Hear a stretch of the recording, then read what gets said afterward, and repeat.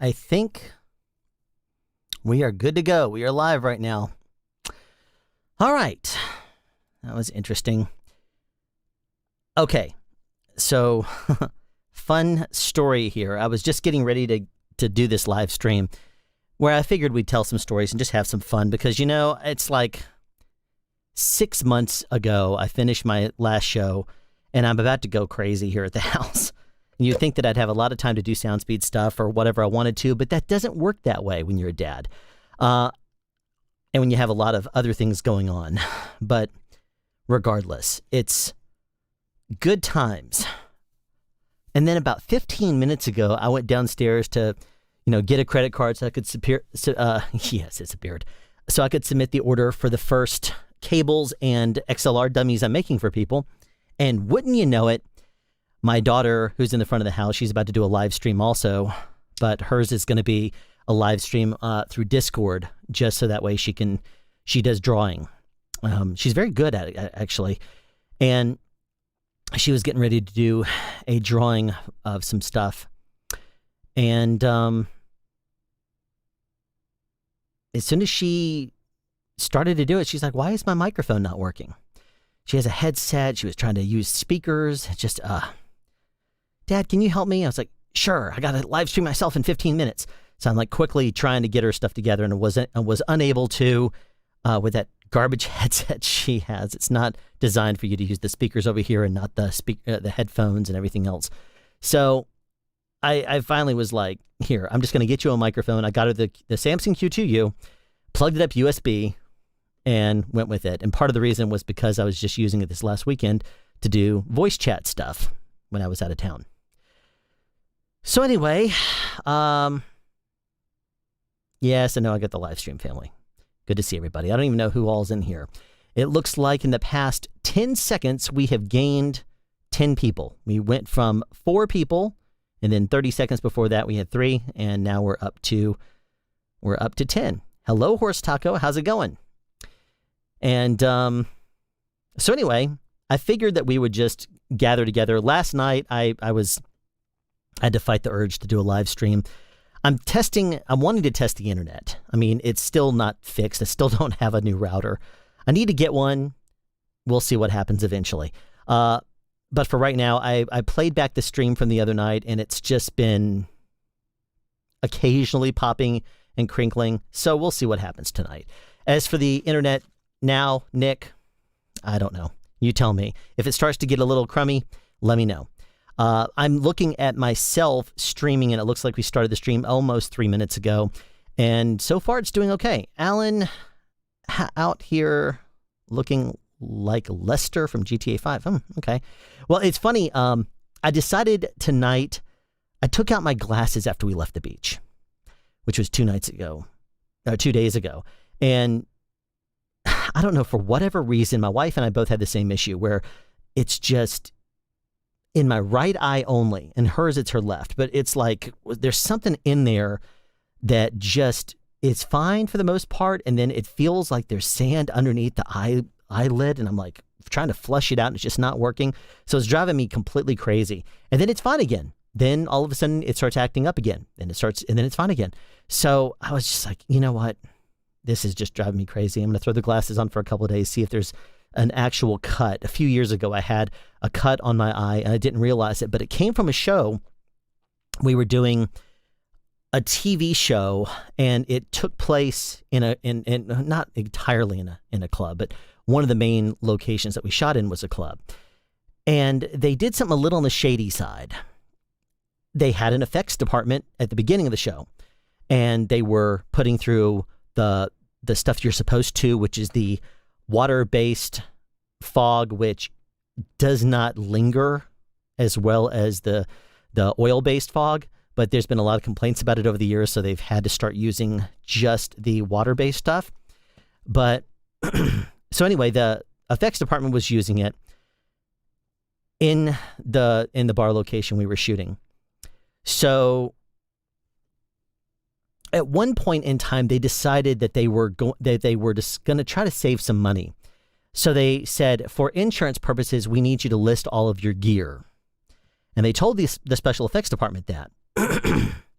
So the 2 or 3 members of the special effects department listed out their gear for insurance purposes. And then production said, I don't think that we require your services anymore. Fired them, bought all the gear, and hired someone dirt cheap, one person to do it. And the one thing that was not on the list was the specific fog juice that they used. So production, being in their infinite wisdom, decided to buy what they felt like buying, which was the cheapest stuff, an oil-based, very horrible thing, and they ended up gagging us all on set. And now, granted, the oil-based stuff lingers in the air better, so they don't have to, they don't halfway through the scene run out of it and say, hey, give us a quick, blast of smoke. It wasn't anything like that. So they were like kind of shady about that, I guess you could say, because they reduced the entire department. They got rid of him and replaced him with a guy who was dirt cheap. He was like a glorified PA is really what he was. And it was really, really bad because he put so much of that stuff in the air. Sometimes it was gagging. I had pictures of people 10 feet away that I couldn't see with my camera on my phone because it was gagging. And at one point, they did something it was a big scene for New Year's, and we shot streamers in the air or something. I forgot what it was, and I think there was some glitter that somehow got into the mix or something, and one of those pieces went into my eye, and I did this number, and I scratched my eye, and I was wearing contacts, so I was forced to wear glasses on set for about a month and a half because I went to the eye doctor, and they said, you have a scratch on your eye. Well, funny thing is, I cannot boom very well in glasses. I went years ago and joined a show. Well, let me back up a little bit.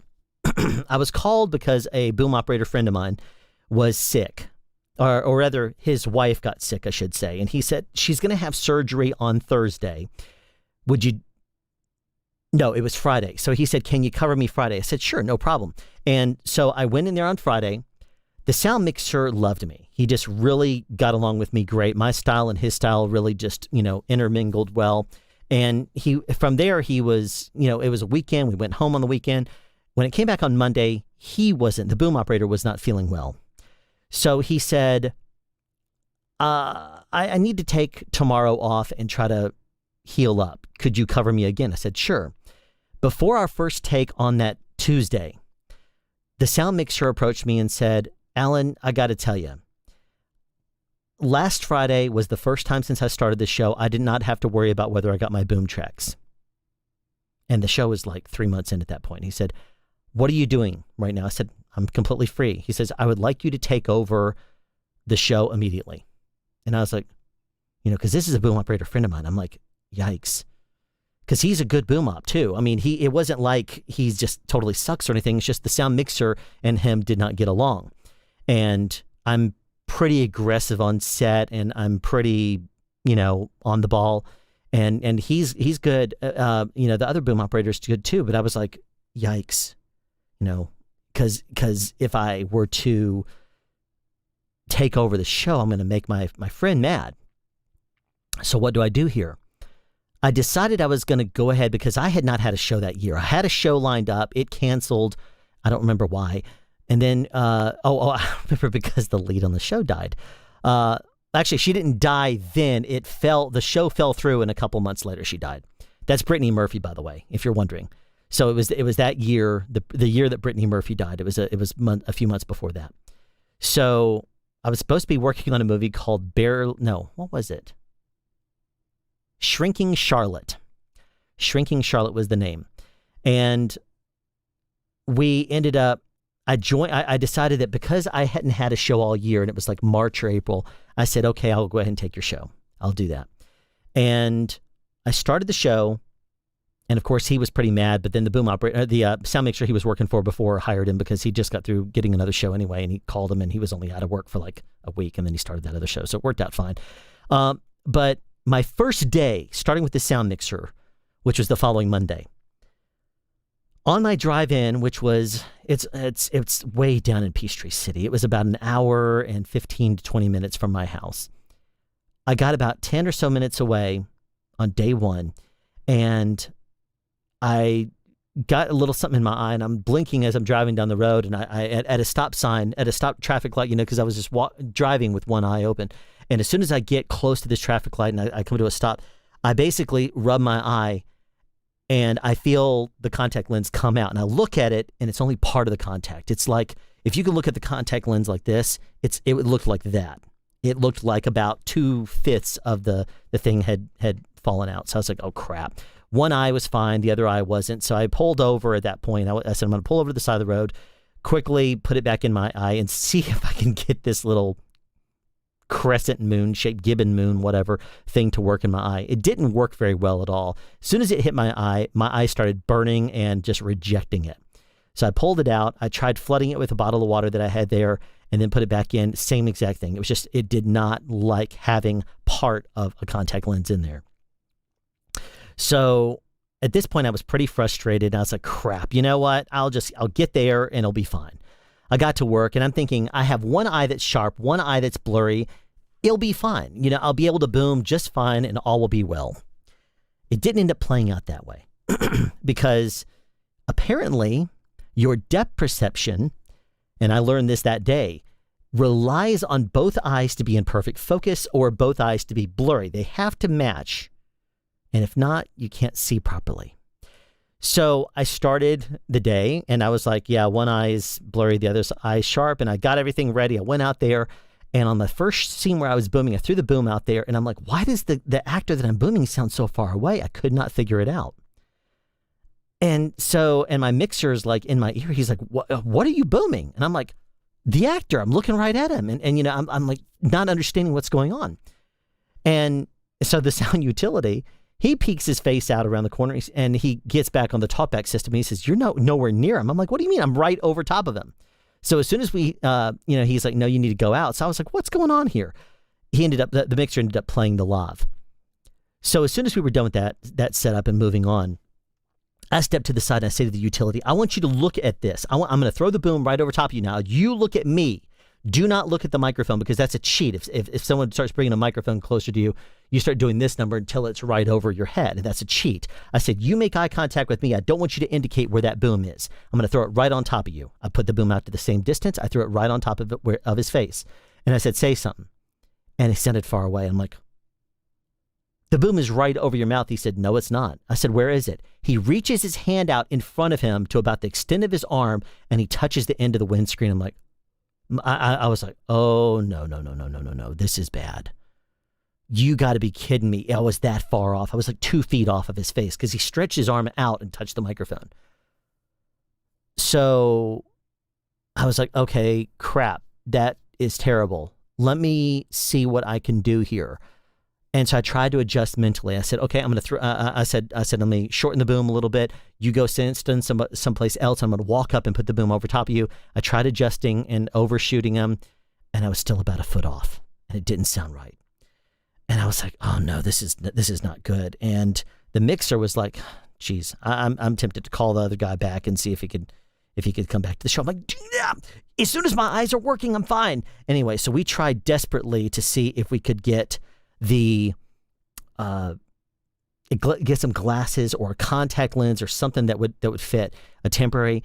And we asked everybody. We asked the props department. We asked every single person. I need whatever the prescription was. I said, does anybody have a contact or glasses that are negative, whatever it was? And we asked everybody. And finally, I said to the sound mixer, I said, I don't even know where I can find glasses at this point.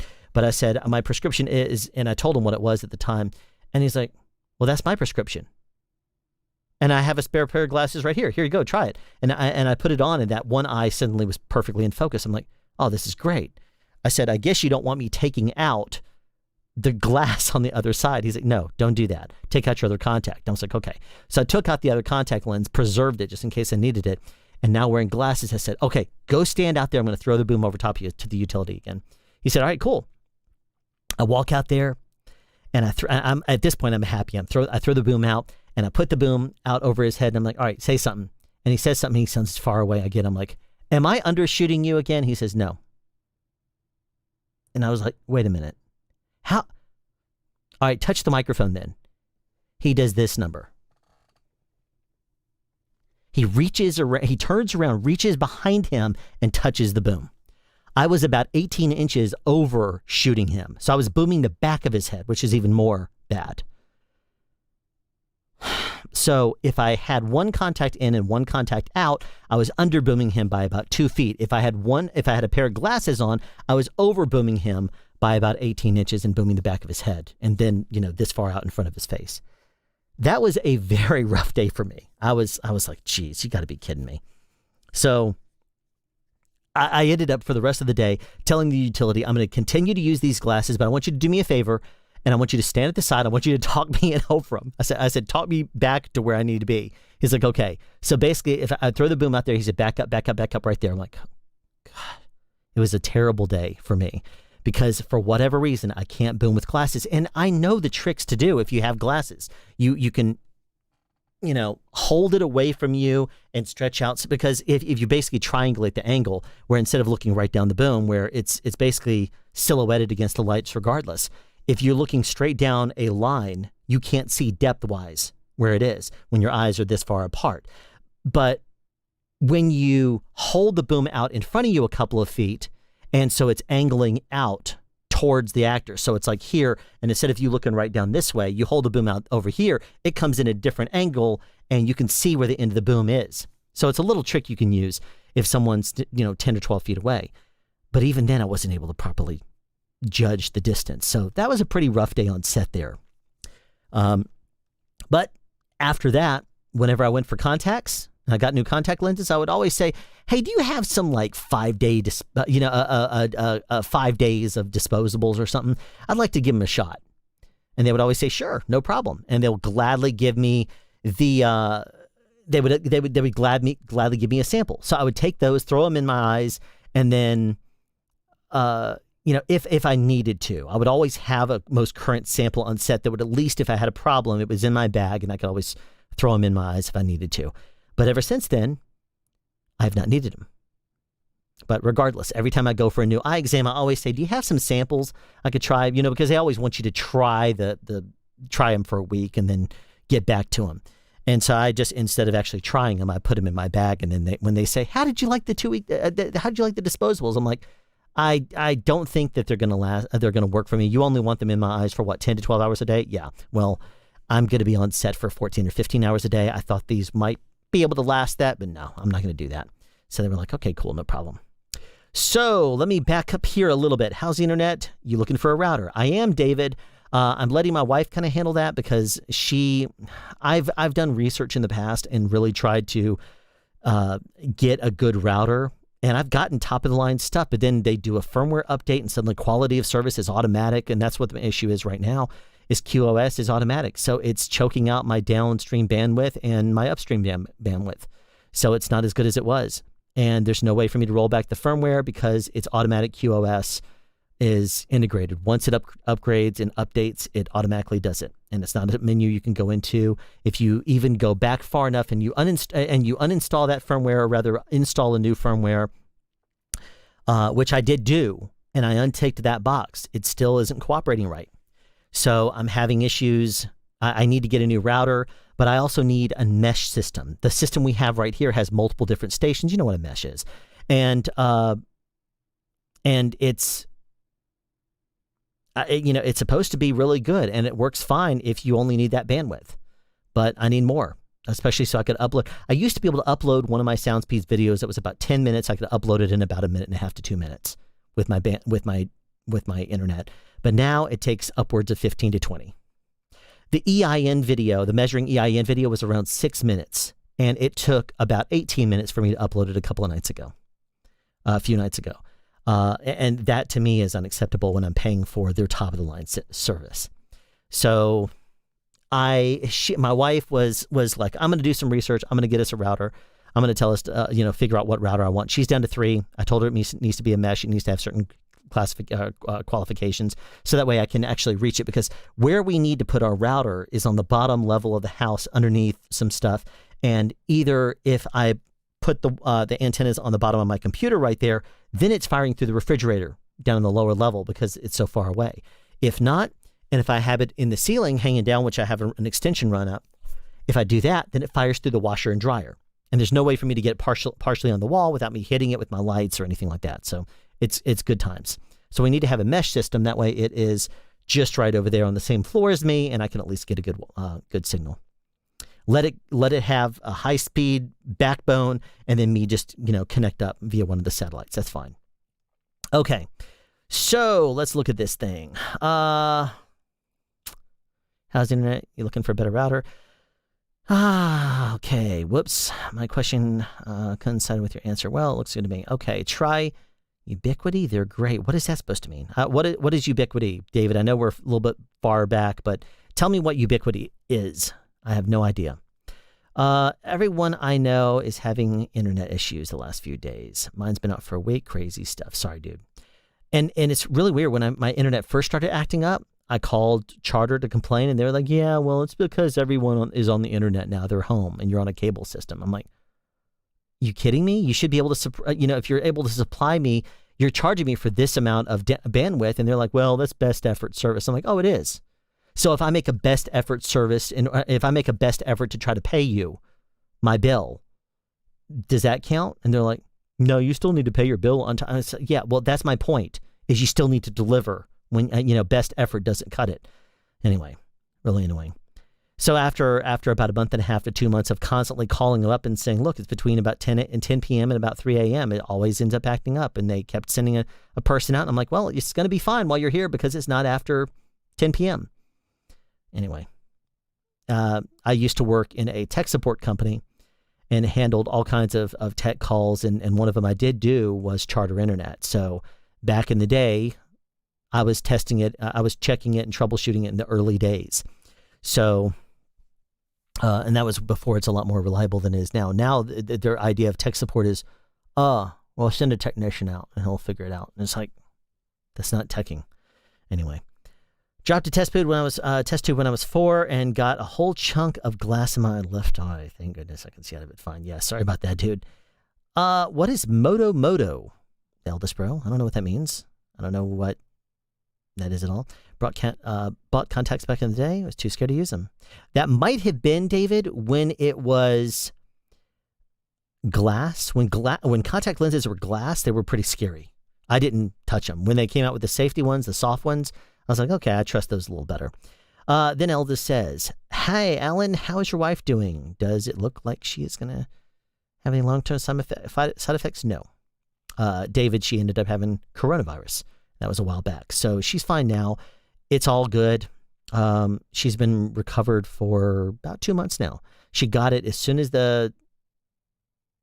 so she got it mid-March, and it took her about 7 weeks to recover, 6 to 7 weeks.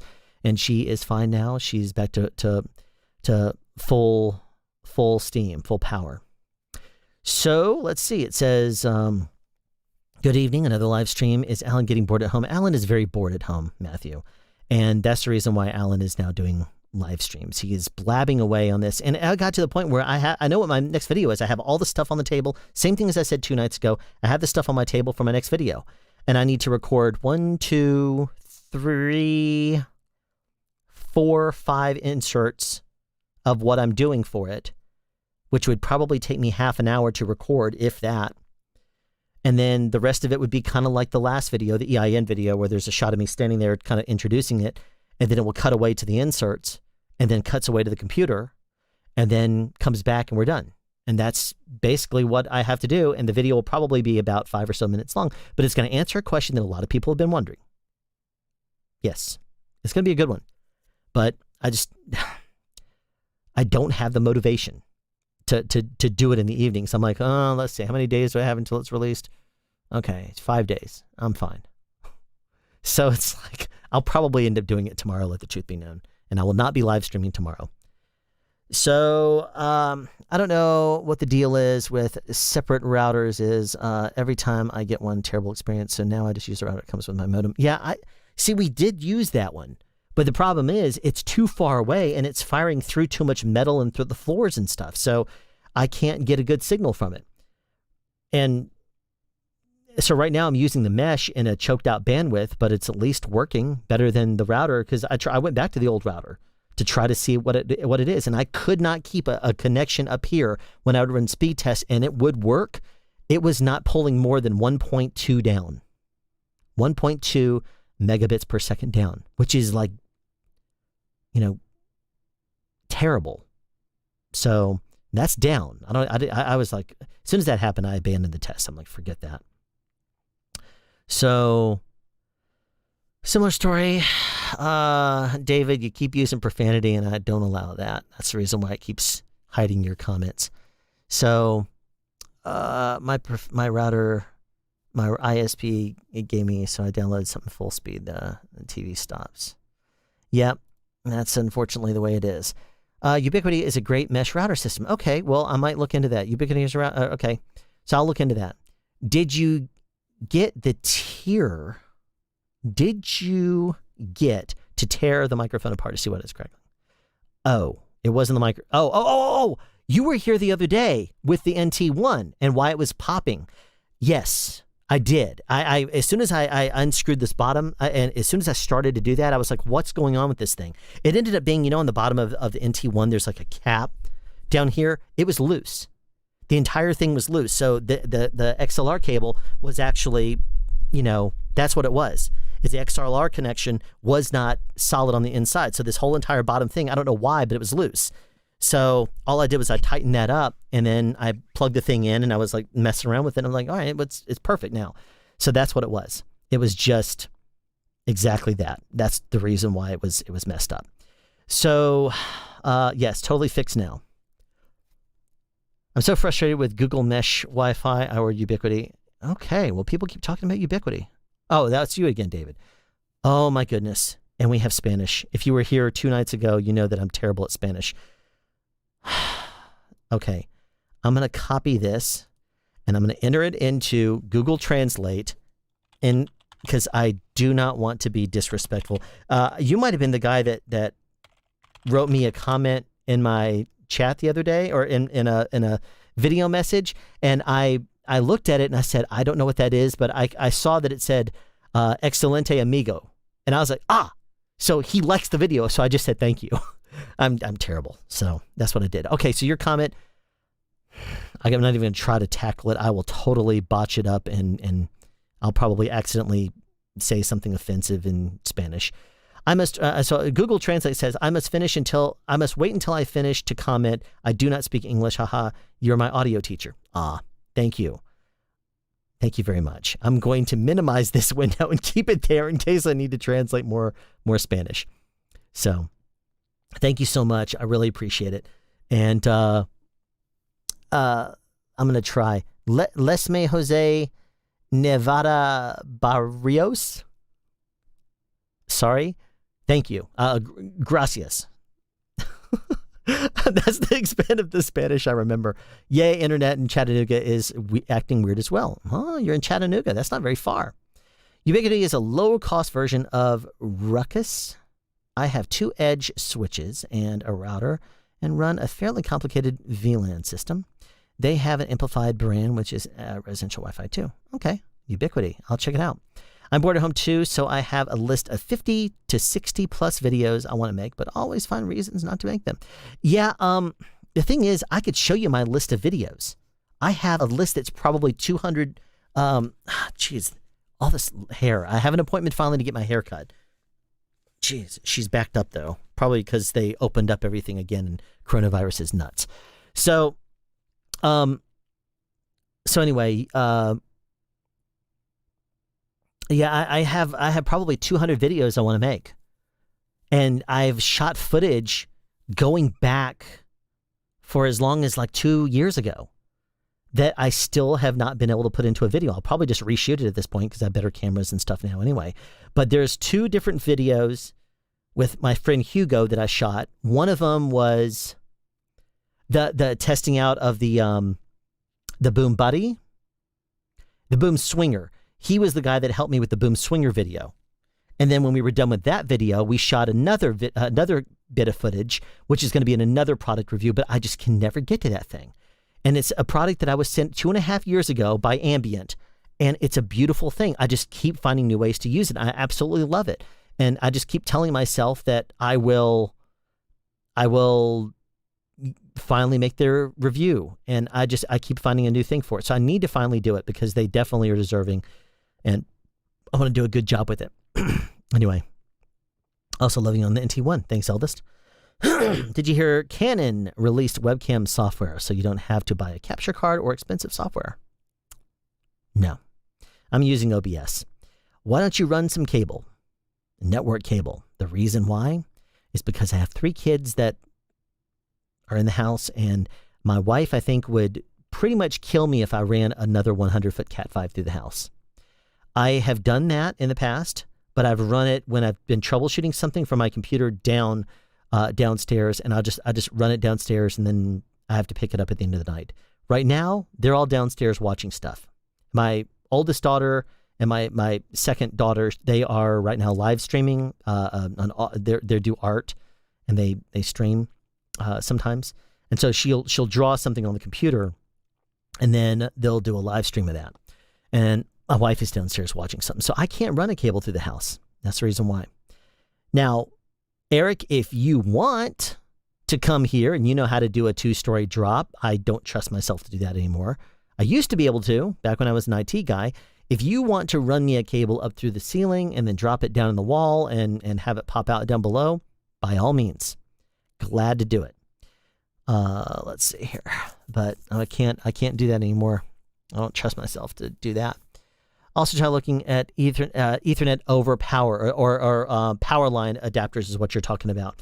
I have done that, Eldest. As a matter of fact, I have a backup of a power line adapter right now that if my Wi-Fi does go out, I go down here and I click this button right there, and we're currently on Wi-Fi, but if it drops or something like that, I go over here. You can't see it, of course, but I right-click my network thing, open up network and internet settings. I disable the Wi-Fi, and then instantly it will connect up over the hard line, which is indeed exactly that. It is power line. But the power line adapter I have it's an old one. I think it only goes up to about 300 megabit or 30 megabits up and down. I should get a better one than that, but we'll see what happens. Let's see here. Wow. I'm going to butcher your name. Dracomes? Dracomes? Dracomes? I'm butchering your name. Right after you're so nice and do a donation. Thank you so much. Wouldn't you know it, butcher your name, and I'm sure I did. If you can phonetically spell it for me, I will gladly do that. And since someone mentioned ZipFizz, I definitely have a ZipFizz here, and that will be when the time is right. And I also have a little bit of water in that, so I'll probably do that too. Thank you very much for that donation. Highly appreciate it, man. Very much, especially considering that, no work in 6 months. It's like, starting to eye the cats as a source of food and say, ooh, meat walking through the house. I think that would get me killed by my wife. Probably my daughters too, but at least I could fight them off. Let's see. So sorry about the profanity. Didn't know what it sounded like. Hey, David, you know my channel. I'm a little kid, just a big kid. I'm just older. And so that's the reason why I try to keep things G or at least PG on this channel. That's why. So yes, I am live right now. Dracomes, Drake. Let's see. Have you phonetically spelled it out?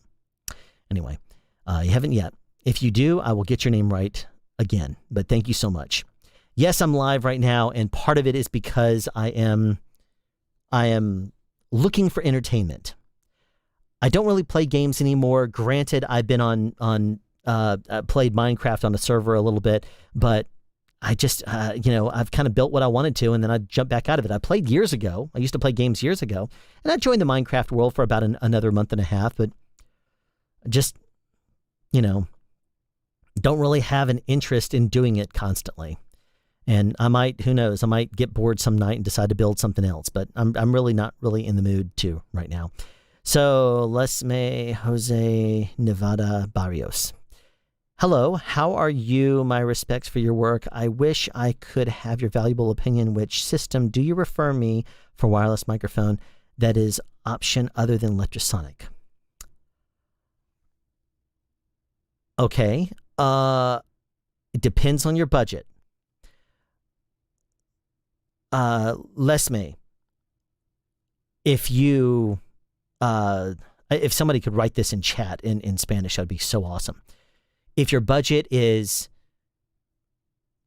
relatively low, I would say a Deity Connect. If you want multiple channels of wireless for under $1,000, Deity Connect. If you want UHF and not for Wi-Fi or 2.4 gigahertz. If you want UHF, go Sennheiser G3 or G4. That's still under $1,000 per channel. For Deity Connect, it's 2 channels for about less than $700. But I would recommend getting the better lavs, the WLav Pro or the WLav Micro. Definitely the WLav Pro, and it'll probably be that they'll have the black version available in probably September, I think. And that would be a big recommendation right there. There's also the next step up from that. If you don't want to go Lectrosonics, you can maybe find some used Lectrosonics or WizEcom. You're probably not going to be able to afford, if you can't afford the Lectrosonics. Audio Limited makes great stuff. I love their A10. Zaxcom is solid as a rock. It's pure digital. It's great stuff. But that's basically it. Under $1,000, 1 channel of audio, Sennheiser G3 or G4. If you want 2 channels of audio for less than $700, Deity Connect. And those are the big recommendations that I would have right there. So there you go. I live in Washington State, otherwise I would do it. Well, thank you very much for the interest there, or at least being willing there, Eric. Okay. I know, man. Let's see. So that's a ton of ZipFizz. You know, Eric, that would be about, ZipFizz is about $30 for 30. You get about 1 ZipFizz for $1. So right now I think I'm down to 3 ZipFizzes. That's sad. I need to get some more ZipFizz soon. So that will certainly help. Love your videos. They're super educational. Thank you so much. Really appreciate that. I try, man. One of the things I've always tried to do on this channel is, and my purpose of really doing the YouTube thing is because I teach a lot of classes in the real world, not so much since COVID-19, but one of the things I got really annoyed with is having the same questions over and over again. So I told myself I'm going to do a YouTube channel. I'm going to do 100 videos where I answer the questions I repeat over and over again. And then I was like, you know what? Sometimes in my real world classes, it would be nice to have a video to explain some of the things and concepts that I'm talking about. That's where I came up with the video for, that was The Wider the Better, I think, was one of the videos I did. Another one was Close but No Shadow. Those are some of the early videos that are easy to teach in about 3 minutes on video, but explaining in person and trying to demonstrate can be difficult in a classroom type environment with only fluorescent lights. So it's one of those things that it was oh, thank you so much, Horse Taco. I'll go ahead and it flagged it, I guess, because it was Spanish. But for all I know, Horse Taco, you could be saying anything. You could be insulting him in Spanish and I would have no idea. But I'm going to go ahead and approve that because I don't see anything that looks like any of this bad word Spanish that I know. So anyway, which I won't say here. All right, now you got some. Now you do got network drop. Okay, I think it's like Dragons for Homies. What is that? I don't know what that is. Can you share your mic path connection right now? Pretty please. My signal flow? I guess you're asking, Joe. I guess it's not really all that interesting. Rode NT1 through one of my cables, which I'm currently selling for $50. And you know what? I'll go ahead and put that graphic up there in case anyone wants it. I put it up there on the stream a couple of nights ago. But if anybody wants to get a cable made by me, my way, there you go. Anyway, through one of these cables into my DBX286S. From there, it goes out through a short cable, a 2-foot cable, into my Sound Devices MixPre 6, which is being used as an interface, and it goes straight into my computer. So there you go. There's my signal flow right now. DBX286S is what we're listening to right now. If I bypass the processing, suddenly I'm going to sound a little bit lower because I compress my audio quite a bit when I do this. So I'm going to bring it back up right now. That way it's back to compression. I basically use the noise gate functionality and drop out the noise floor. You can't tell it right now, even if I go quiet, because the noise gate's pretty effective. And normally the gate doesn't even really kick in gear a whole lot because I'm nonstop talking. But if it does, it's not going to be overly bad in live streaming. But I will tell you this, right now, right outside of that room right there, to the left is a washer and dryer, and the dryer is currently on.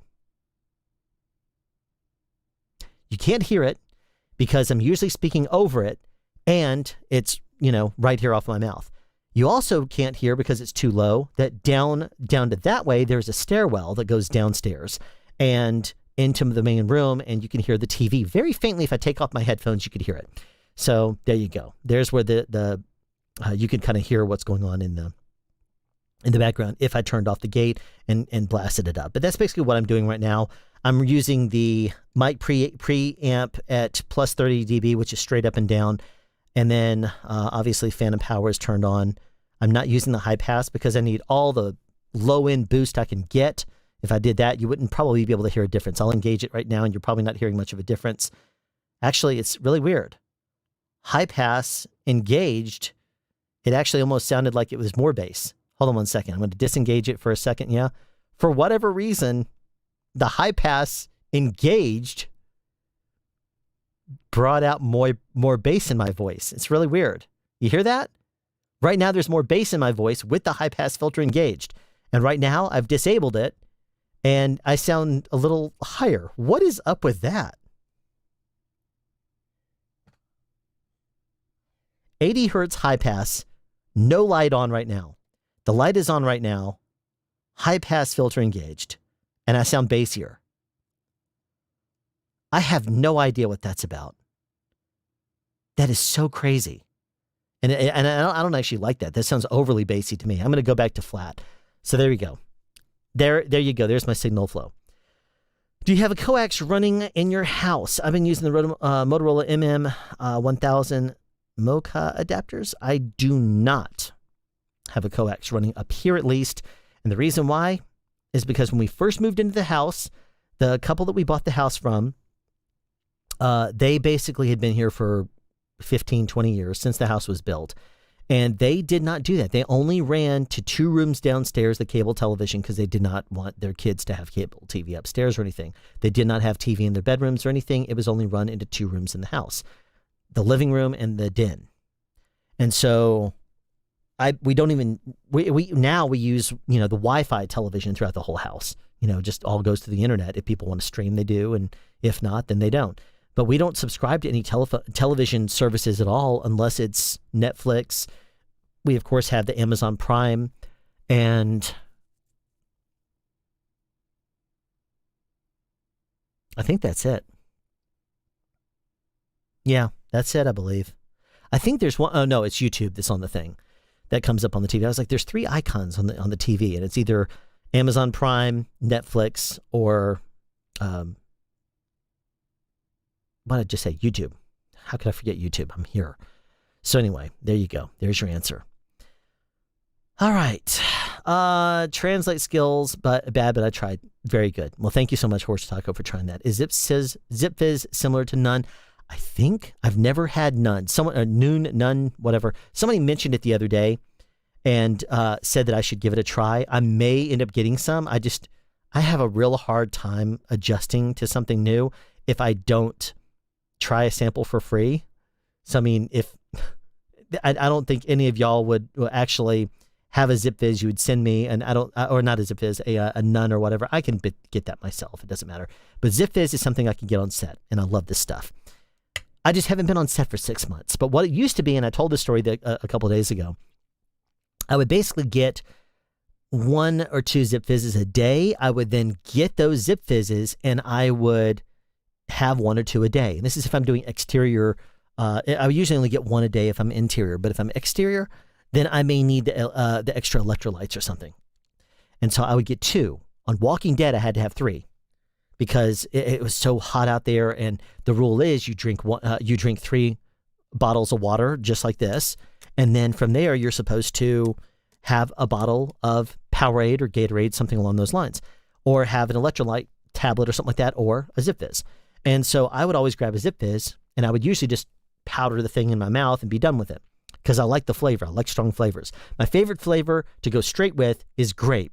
In water, I think I like the fruit punch better than the orange, but they have the 3-pack of 30.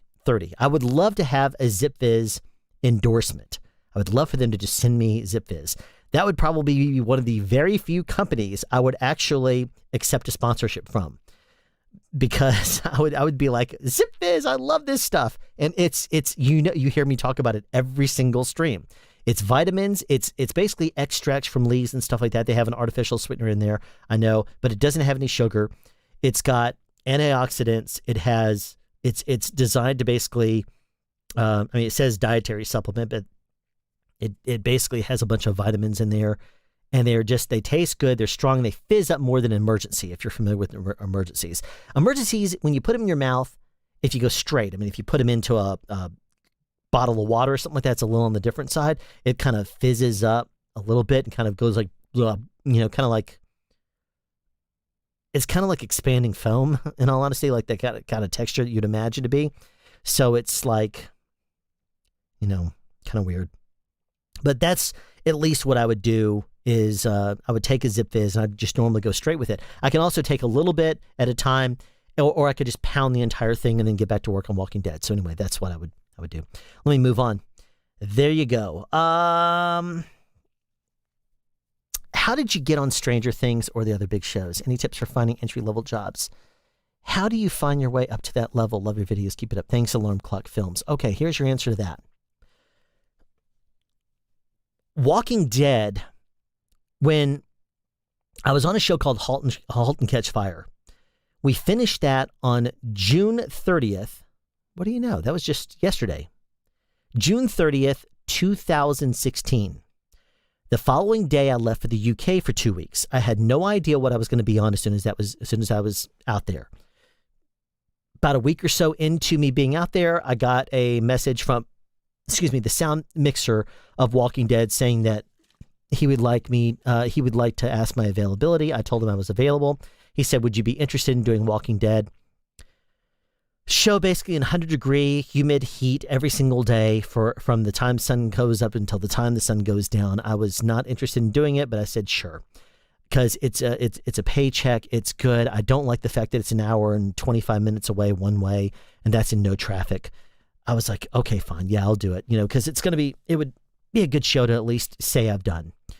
And so, so I said, sure, I'll join you. But what I ended up doing was I said I would start the show on Monday. What was that? Monday the 17th, I think it was, July 17th. We got back on the 14th. I said, give me and I'll be back a couple of days. I'll start the following Monday. He's like, cool, that sounds great. So I went ahead and worked out the deal and everything and the details while I was out there. I got called to do 2 overnights on Spider-Man Homecoming right before that, though. And so I went ahead and worked out the deals for that. So basically, I got off the plane and had to acclimate myself to night work. And so I did Spider-Man Homecoming for a couple of for the bookings that I had there, and then I went straight from night work. I went into Walking Dead. Now, the way that I got up to this level is I've been doing shows, and you can watch my video, the history of sound, my history in starting sound speeds, and I have that video. If somebody wants to link it, it's you know what? I'll just do it. Let's see here. History, sound speeds, oops. And here we go. And this will talk a little bit about my past and how I ended up starting sound speeds. I'll at least post it down there. If you want to watch it, it's over an hour long. It may not be the most entertaining thing in the world, but at least it is something that you could watch. So I have been working on movies and television since the 90s. Since my grandmother had a video camera as a little bitty kid, when she had a film camera, I was always wanting to be a ham. I was always wanting to be on camera. The long and the short of it is, I wanted to be on camera as a kid. I wanted to be a movie star. As I got older, I went to a performing arts school. And when I was doing projects that were on video and I was one of the actors in there, we started videotaping things. And it ended up being that I was the person that was most tech savvy and could at least make it look and sound the best. So I ended up becoming more valuable behind the camera than in front of it. And as soon as you start being more of a tech person, they start writing you out of more and more skits and you become kind of the camera guy, the sound guy. So I ended up doing more and more projects. And when I was 17 years old, I ended up joining public access television. And I did that for a while. And then they offered me a job, a full-time position there. It was actually not full-time. It was weekend work. And I accepted it. And after I had been volunteering there, I took their certification program to become a certified producer at the station. Doesn't say a whole lot being that it's public access, but still it was an accomplishment for a 17-year-old. And I was producing my own TV show. At the time, I was also saving up money for a couple of frame-accurate editing VCRs that were SVHS. My grandmother had her video camera stolen, which is a camera I used to make a whole bunch of terrible videos with. And then she said, well, you're the one that was basically using it all the time. What should I get to replace it? And I told her a really awesome prosumer SVHS camera. She bought the one I was interested in. And so suddenly I had a frame-accurate SVHS system and a camera. And then when I graduated high school, I bought a Videonics MX1. So I was really I was able to do green screen. I was able to do all kinds of really cool things. At the time, it was more blue screen than green screen. But I went and bought a bunch of those 4x8 panels that you can get at Home Depot or Lowe's or Ace Hardware. And those are blue. They're light blue, but the Videonics MX1 could chroma key to any shade that you wanted to. And so I would do green screen. I put myself into Forrest Gump, as a matter of fact, just at one point. Just to be funny. And I said, see if you can spot me. Well, as soon as I tell somebody that, they're going to be looking for me, and I'm pretty front and center. And basically it was the scene where he goes to shake hands with Kennedy, and it's all black and white, and he's had too many Dr. Peppers, and he's kind of rocking back and forth in the background. I put myself as one of the people that's standing next to him, and he was behind me rocking. And so I did that. I wore a suit and everything for this, and I put myself in black and white, and anyway, it was fun. It was interesting. And if I didn't tell you I was there, which I stopped telling people after a while, they stopped seeing me because I just kind of blended in with everybody. But basically, I would stand there and I'd see him kind of rocking around, and I kind of looked at him and I looked down and I was like, and then went back to looking over at Kennedy and the thing. And so it was kind of cool. I did a whole bunch of little things like that. I made a bunch of videos, and over the course of time, I got better and better at what I was doing.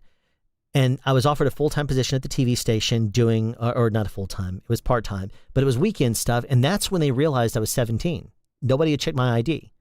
They were like, well, we expected you to look at the thing and realize it was 18. I'm like, I didn't look at your contract. I didn't look at that thing. I just went ahead and took it.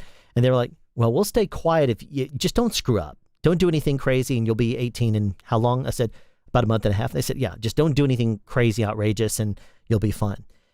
After I graduated high school, and I bought that MX1, I was hired as a video production, the right-hand man of a guy that owns a video production facility.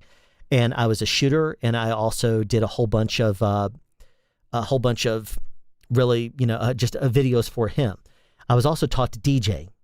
So I did sound in the videos, and I DJ'd and did all kinds of things with him. And at the same time, while I was working with him, I was still working on the weekends on my own projects and stuff. I left that company and I went to work in IT because I wanted to build myself a nonlinear editing system.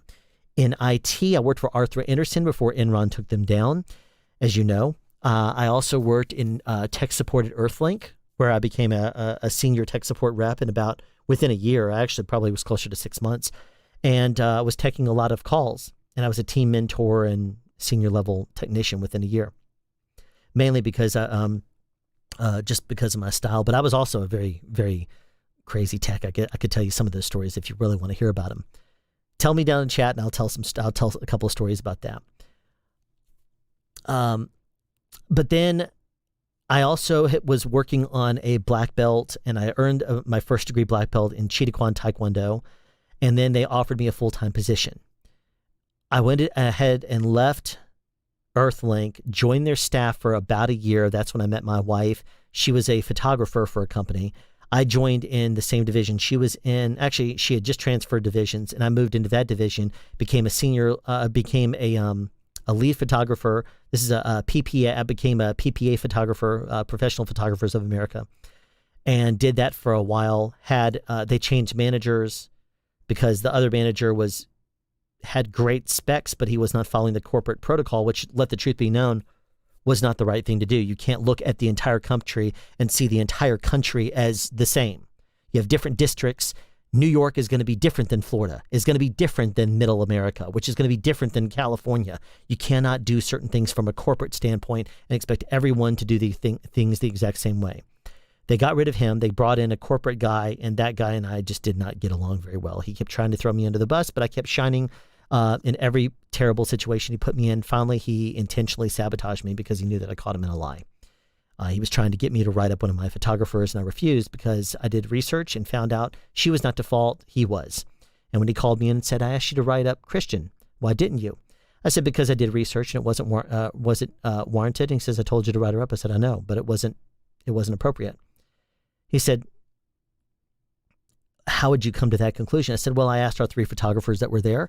I called the employees. I called and spoke to the director. I spoke to the staff members that were assisting that day. I talked to our own customer service department, and they're both national and local, and everybody's stories was the exact same except one. He said, who's that? And I said, yours.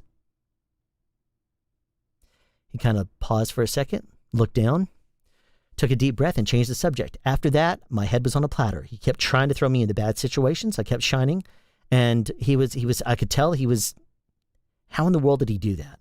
How in the world did he do that? Customer service skills. I'd go out there, I'd have an irate customer. I'm like, yeah, it's okay. It's okay. I'm going to take good care of you. Don't you worry about that. And he's like, that's what the last person said. I said, yes, I understand. But I'm also, I said, the reason why I got to be a lead is because I know how to take care of customers. I've been training customer service. Don't worry about that. I know how to take care of you. I know how to do the job. And the reason why, and believe me, we understand as a company that you might not have been happy in the past, but we're going to make you happy today. Don't worry about that. That's why they sent me here, is because I'm going to make you happy before I leave. Okay, I'll give you a shot. Then they'd be happy with me. Next time they would want me back, but I was a supervisor in a supervisory role, and they weren't able to have me. So they were, that's when people would get irate again, and then they would end up sending me back in. So anyway, it was one of those things. After that, I've been on the weekend working for different movies. Sometimes people would say, hey, I need somebody to come in to fill in. I need somebody to mix this show. I need somebody to boom up. I need somebody to do this. And I was doing those, but it wasn't at a major level. What I ended up doing, though, is we ended up getting the tax incentives in the state of Georgia. And we had them, I think, in 2007 and 8. No, 2006 and 7, I think. And then they said, oh, we have films starting to come to Georgia. I think the incentives have worked. We're going to discontinue it. And then instantly production dries up. And they were like, oh, let's bring it back because we want the movies to be here. So they went ahead and decided to reinstill the industry and the incentives. Production started coming back, and we ended up having a shortage of boom operators here in Atlanta. So in order to get those shoes filled, it was either bring in people from out of town, which people did not want to do, producers didn't want to do, or it was see who they could find locally. Luckily, I had a background in a different type of sound. I had a background in a lot smaller production and things like that. But I had a mixer who I'd worked with back in the public access television days, and he had grown to the point where he was really happy with me. And, he and I had a great relationship working together on these different shows and projects and everything. And he said, I need a boom operator. Would you be willing to become my full-time boom operator? I boomed a show with him in 2001. I'm not going to name it here, but it's on my IMDb. If you really are that interested. And we ended up, he said, I need somebody full-time. Would you be willing to, because after I boomed a few projects with him, he got another guy full-time. And that guy decided he was going to go into the production department. So he says, I need another full-time boom operator. Would you be willing to join my team? I said, sure. So I joined full-time because it was a good time to get in. It was basically ground floor here in Atlanta when the tax incentives came in. So I did butcher a lot of things. I did make a lot of people mad because I did not have the skills to technically make it up to the next level. What I should have done is started at the ground floor and work on indies. I should have done that more. I should have also probably, taking jobs from Craigslist or some of the forums. If we had the forums like we have today, where you have like local filmmaker groups and stuff for your areas, I am looking for somebody to do sound, willing to pay this amount and that kind of thing. I would say definitely do those kinds of things. I ended up kind of looking into it, and luckily having someone that even when I would screw up, he would have my back. And some people were like, you cannot continue to use this guy. But I caught on quick. I learned from my mistakes. And then once I became kind of an intermediate level, I started teaching beginner stuff to people that needed it. When I became more of an advanced level, I started teaching the intermediate stuff. So, and then when I was told at one point that you have now mastered your craft, I started teaching the advanced stuff. So I started to work myself up, luckily by a sound mixer who believed in me and trusted that I was going to get better, and he knew how I worked and got to that point. It doesn't happen that way anymore, especially in the markets that have the incentives. You really do have to start by accepting Craigslist jobs. You'll probably get jobs that they don't pay you properly. And in that case, if you're the person that's doing the recording, don't give them their memory card that day when they say, well, you'll get it when I get paid. I've been savaged. I've been shafted in the past, not paid. So you'll get the audio files when I get paid. And then they will suddenly find the money to pay you if they weren't planning on doing it. And but that's one of those things that you should definitely do is pay your dues, work your way up, and then you're going to be working with other people that are going to learn how you work. They're going to learn your style. They're going to start to say, that's really cool how you work together, and you'll start working on the next level show. Oh, cool. You're here too. This is a big show for us. And it's still like a C level show, if that. And then you'll start to work up, and then that person will say, hey, what are you doing? Cool. I know somebody looking for an audio guy on this feature that I just got through booking. That's a B show. And then finally you'll work up to the A-list shows too. But it also has to do with where you are in your certain areas. If you're in an area that just doesn't have much television or film work, it's not going to happen. You got to work in one of those bigger markets that has television and film work. Right now, there's really nothing going on except a few days on reality TV, maybe commercials. But then that's COVID-19 for you. So that hopefully answered your question there regarding how do you get into those. Look online in forums, join forums, do Google searches for film work in your area. Don't be afraid to take some of these low budget jobs. If you look at some of my earliest videos, I talk about how about points of negotiation, things you need to make sure you stay firm on, do not get taken advantage of.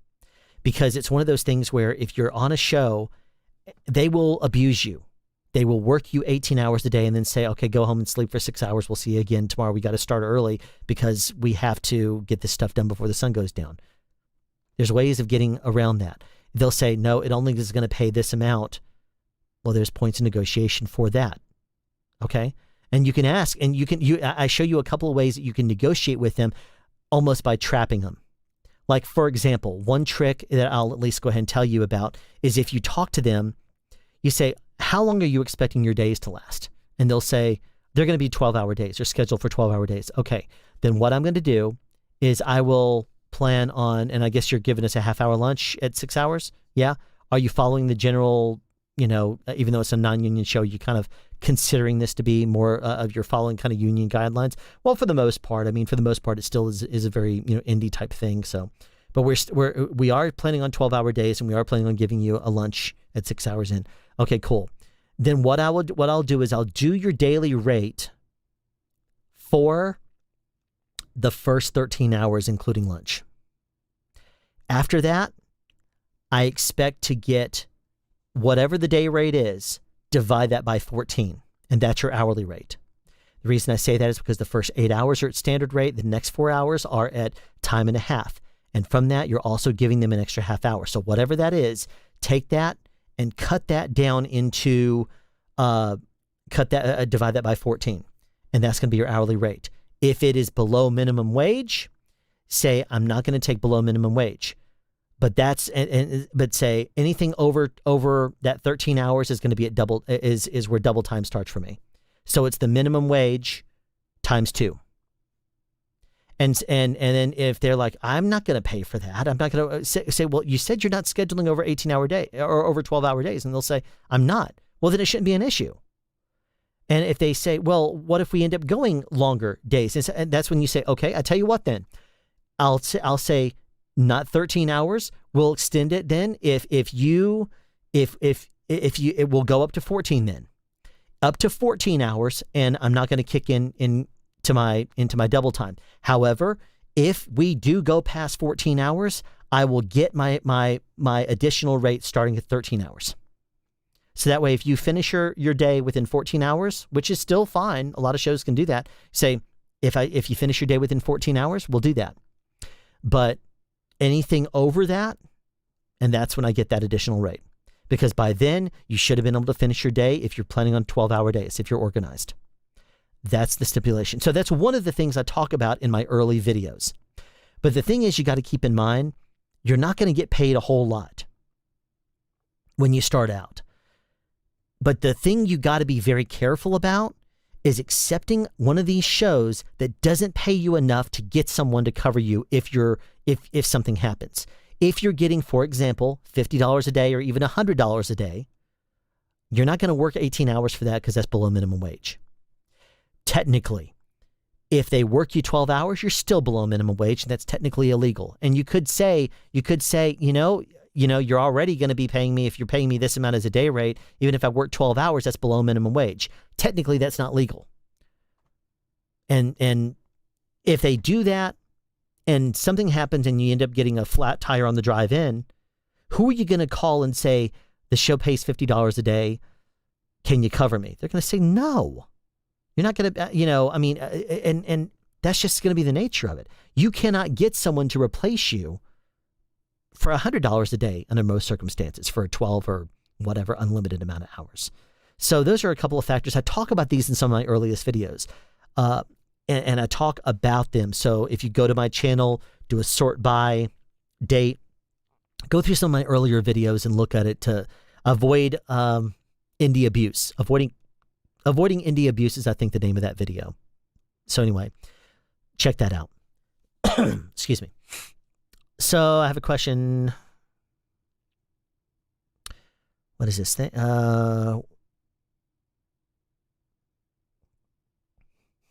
I totally lost where I was in the chat. Geez, I need a moderator. Okay, there it is. Maybe I was. I want that cable, by the way. Thanks, you guys. Rock. Joe, if you still want this cable, shoot me an email, and the price is on the screen. And I use very premium parts. I have really decided on how I like my cables to be and how they are going to work best over the years. I put them through a lot of abuse over the years, and I've dialed in on my technique. That's the reason why I'm doing it. Because I've helped out 2 other YouTubers with cables, and if you have that desire, you want to get a cable that I hand make for you, then that's what I'm offering right now. And I'm also offering the 150 dummy load XLR, the same kind of thing that I used in the EIN video recently. I'm offering that too for 20. So there you go. Okay. I have a question. Are there any controllers with very few faders that link with OBS to give you manual control over your audio? Well, probably anything that has a USB out is what I would assume. Obviously, the Rodecaster Pro does. I have a Behringer mixer. I think I bought it for like $80. It's not very clean, but it does have the Midas preamps and stuff in it. It's not great by any means, but it does work. If you go and you press the USB button, it does go into my computer and it does work. And as long as it goes in via USB, it should interface fine as long as you set up your OBS properly. So that would give you manual control. It is a mixer and not an interface, but that would at least be something sub $100 that you could get. I'll post, let me look it up real quick on Amazon.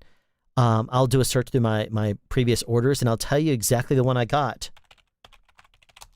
If they even make it. I'll post a link. Oh, I forgot. I need to do a review of that thing. Or not a review, but I have a video for that. I'm not going to say it out loud. Though this is a product that I got a while back. Like I said, it's by no means wonderful. They don't even really sell it. What are seeing all buying options? What is the price going for it? I don't think I paid $250 for it. I'll at least post it. You can look at it. If you want to click the link, you can. It's at least going to be there so that way you can get an idea of what to look for. So there you go. That's the one that I got. That is an affiliate link, by the way. It's so easy for me to just bring the thing up and click the affiliate link button or click they have this thing called a site stripe. So you just click it and it's so easy. So sorry, that was an affiliate link. I don't know why I'm apologizing. This is my stream. So I should be able to do that. Okay. Where in the world did that question go? There you go, PJ. Hopefully that answered your question. Yeah, buddy, rocking your I'm smart look. Yes, I don't really have a smart look unless you consider it to be, don't you get smart with me.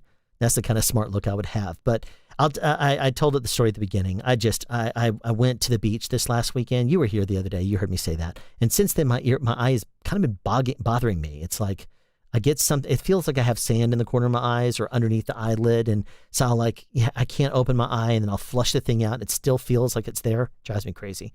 So anyway, oh no. Oh, okay. That's Horse Taco translating something for and Lesme. Okay. I don't know what you just said. I'm going to skip over that. Going to Disney Plus for a month, see the live Hamilton presentation on the 3rd. You know, we do have a Disney Plus subscription. I forgot about that. I put it on my phone and then I stream it to the TV. So that's something we can do also. It's like Barocca or Harry Lemon. I have no idea what that is. Oh, it must be like the Nun flavor that you were talking about. Nun, whatever it is. What are your favorite closed-back headphones? And what are your favorite open-back headphones? Well, that's a good question, Dracomies. I will tell you this. I really like the Sony MDR7506s. I know that they are bright. I know they pick up a lot of stuff, but you can hear through them fairly well. So I like them when I'm on set because they're fairly open back. They allow you to hear the outside world around you quite well. And for that reason, I really like them. I was talking about this on another stream. I can demonstrate it now. But if I'm booming and I have my arms over my head, and I need to be able to hear something because I'm like, what is that sound I'm hearing? I'll do this number. Shoulder and knock the side of my headphones off. That way I can hear directionally where it is. And they still hang on my head pretty well. This hair is driving me crazy. I got to get my head shaved or cut back. I'll do a live stream next week, perhaps after Tuesday, because I have my appointment with Brittany on Tuesday. And so my hair will be back to shave very short. But that's what the technique is. I don't do it from this side because of the cable, but I will use my Sony MDR7506s, which I really like, and and also the ATH M50X headphones are probably my favorite closed-back. And so I will use, when I'm booming, the MDR7506s, but when I'm not booming and I'm editing here at my desk or something, I will use these ATH M50X headphones. Technically, I'd probably like the 70s better because they're flatter, but I actually like, and my brain adjusts just fine to the M50X. I think the 40s are technically flatter than the 50s, but I like the fact that I can simply unplug the headphones here, and now I can't hear anything. Oh no, where did it go? There it goes. So I should be able to plug this back in, and now I'm hearing myself again. So it's not going to unplug. But I can technically do that and change out the cable. So right now I'm using the 4-foot straight cable because it fits perfectly into the Mix Pre 6, which is right there. And I don't need to connect up the big, huge, long cable or the coiled cable. So I can do that. I actually have the coiled cable as part of my of a system that I can grab if I'm going to go DJ a party or something, which I don't do really a whole lot anymore. So anyway, that's it. MDR7506s if I like more open back, and ATH M50X headphone Audio Technicas closed back. That is the only product, the only headphones, these right here, that I've ever reviewed. Because, and I fully intended to do more headphones reviews when I first started this channel.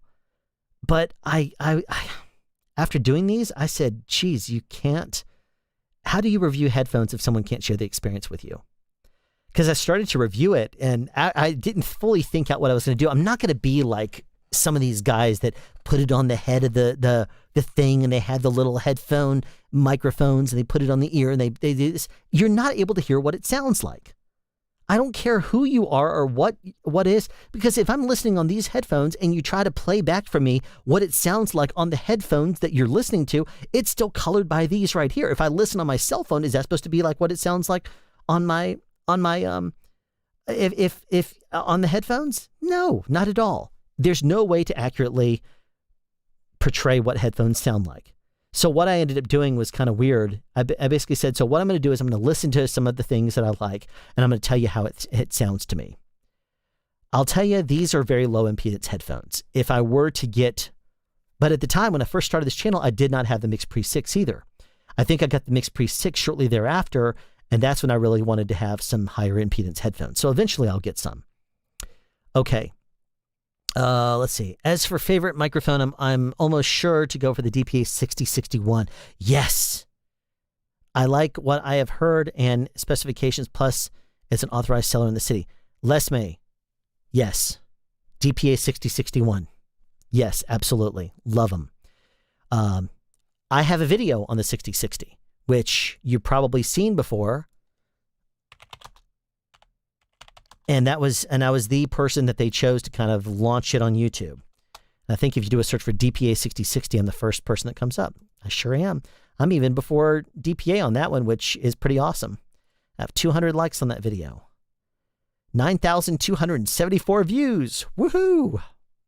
That's awesome. Okay, so there you go. I'm going to put, oops, stop playing. Oh no. I chose the wrong thing. I don't know if you heard any of that, but that was wrestling. I don't watch wrestling, but I like some of the big crazy falls that Mick Foley did and stuff, and I'll watch compilations with that kind of stuff on it. So anyway, now here I am. I'm going to put this thing back in there. I went to the wrong thing. Anyway, there you go. DPA 6060 if you have not seen it, Les May. Les May, DPA 6060, yes. All right. I'd love to see that. No, David, you don't want to see that, me putting myself in Forrest Gump. I remembered what that was because that thing popped up. Definitely want to hear some Earthlink stories. Okay, I tell you what, I will put down here Earthlink, and when I play catch up here on chat, hopefully I'll get to it fairly quickly. I will hopefully be able to see my note down there, and I'll remember that. If you could go back and the boom opportunities were removed, would you have gone with a different focus? If so, what would that have been, knowing what you know now? Well, I'll tell you, I could have gone into either camera or into sound because that's my background. I could have gone into either one, but I got a call to go into sound first. And I was looking for an opportunity to get into the film world, but not taking it seriously. My friends, my close friends, like Aaron, who's the guy that called me to be his boom operator, he knew that I wanted to be in film. And so he said, you just got through leaving your former company. And he had been trying to get me to do like a 3 or 4 week show, but it was in the middle of our peak time. I couldn't take time off, and I was a supervisory role. I couldn't do that when your season's 3 months long, and I was, at the beginning of that season. So I basically said, there's no way I can do that. He's like, come on, this is the industry you want to be in. I'm like, yes, I know, but I can't take time off in the middle of a busy season for that. And anyway, as soon as I was no longer working for that company, he says, now is your opportunity. I said, you're right, it is. So I joined his team. But I could have gone into either camera or into sound, and I really like sound. But if I were to do something else, it probably would be camera, simply because it's something that I can do. I understand it. I understand the lighting aspects of it and that kind of thing.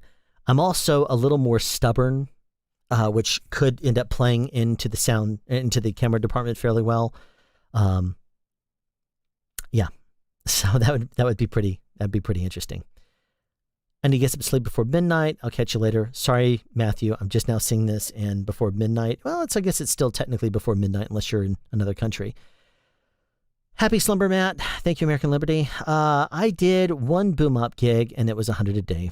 $100 a day for 4 days. Yeah, Reaper Blog. Don't regret doing it. It's tough as hell. Can't imagine doing it every day. Yeah, there are ways of making it easier. There are ways of making it so it doesn't kill you. There's a lot of technique to it, and you do toughen up to it over the course of time. I say that right now, and as soon as I get on another set again, since it's been 6 months, watch, I'm going to be coming home and saying, this is terrible. I shouldn't do this anymore. I'm going to be a mixer. I want to be a sound mixer, but no, I'm kidding. It's gonna be fun. Alrighty, Andres, hello. I'm still waiting to get your order finalized. I went ahead and ordered the parts, just so you know. It still says it's going to be between 3 and 10 days before they come in, but I've at least put the order in, so that way I'm sure that you'll have everything squared away by the time that they come through. And if not, if by the time they get ready to ship, then I guess I've just bought some parts. Anyway, LOL, by law, you have to say it's an affiliate link. You're right, I do, and it is an affiliate link. PJ, just one question above. I use MixPre 10.2, and it doubles as my interface. I just want faders for, I guess, virtual inputs. I'm not sure if that's a thing for system audio. Yes.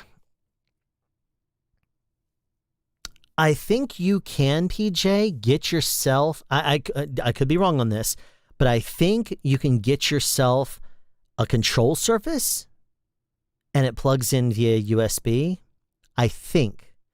If you're on Facebook, go into the MixPre Sound Devices MixPre users forum. I'm actually there. I was in there earlier. A guy pops in and he starts asking a question about a PAL, a $75 PAL mixer and a newer NW700. I'm like, dude, this is totally the wrong forum for this. He's like, really? What is this forum for? I'm like, Sound Devices MixPre users. Anyway, I can be a bit of a jerk. But anyway, so I think you can set up an interface, a control surface rather, that allows you to have real faders. I could be mistaken about that. Matthew for McKever. All right. I think I asked this the other day, but I had to leave, so sorry, repeat question. Do you like any metal music? I do, but here's the thing. Here's what's really interesting. I like what I consider to be good songs. There's very few actual bands that I follow. I like Motley Crue up until Dr. Feelgood. I like Kiss, most of the stuff that they did that's older, up until probably the 90s. Then, I mean, geez, I listened to it a lot in the 90s. I like, Slaughter Up All Night. If you're talking metal, geez, occasionally I'll hear stuff that I just really like. But I tell you, some of my fondest memories would be to listen to an old Motley Crue or Kiss record.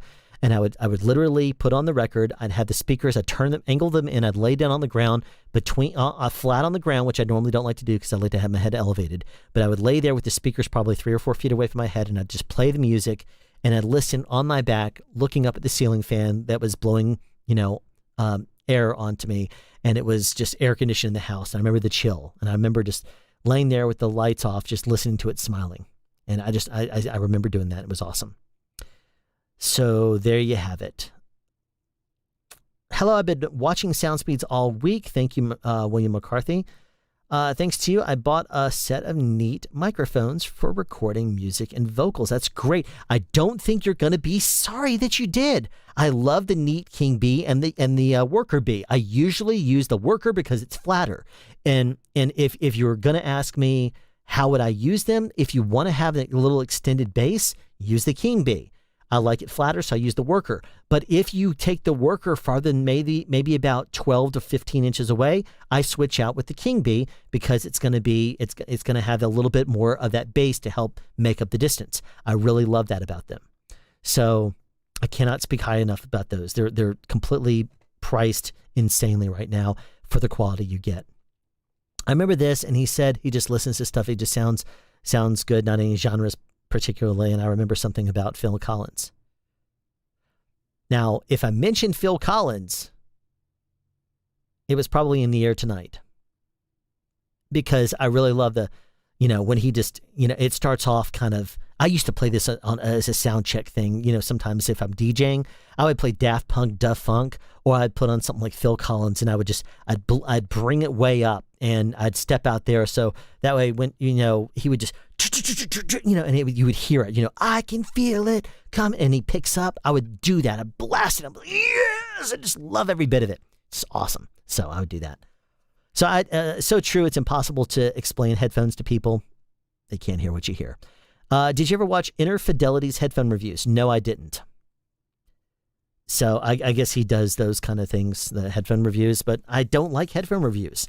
If someone wants to tell me what their experience is and what they like, that's fine. But get this.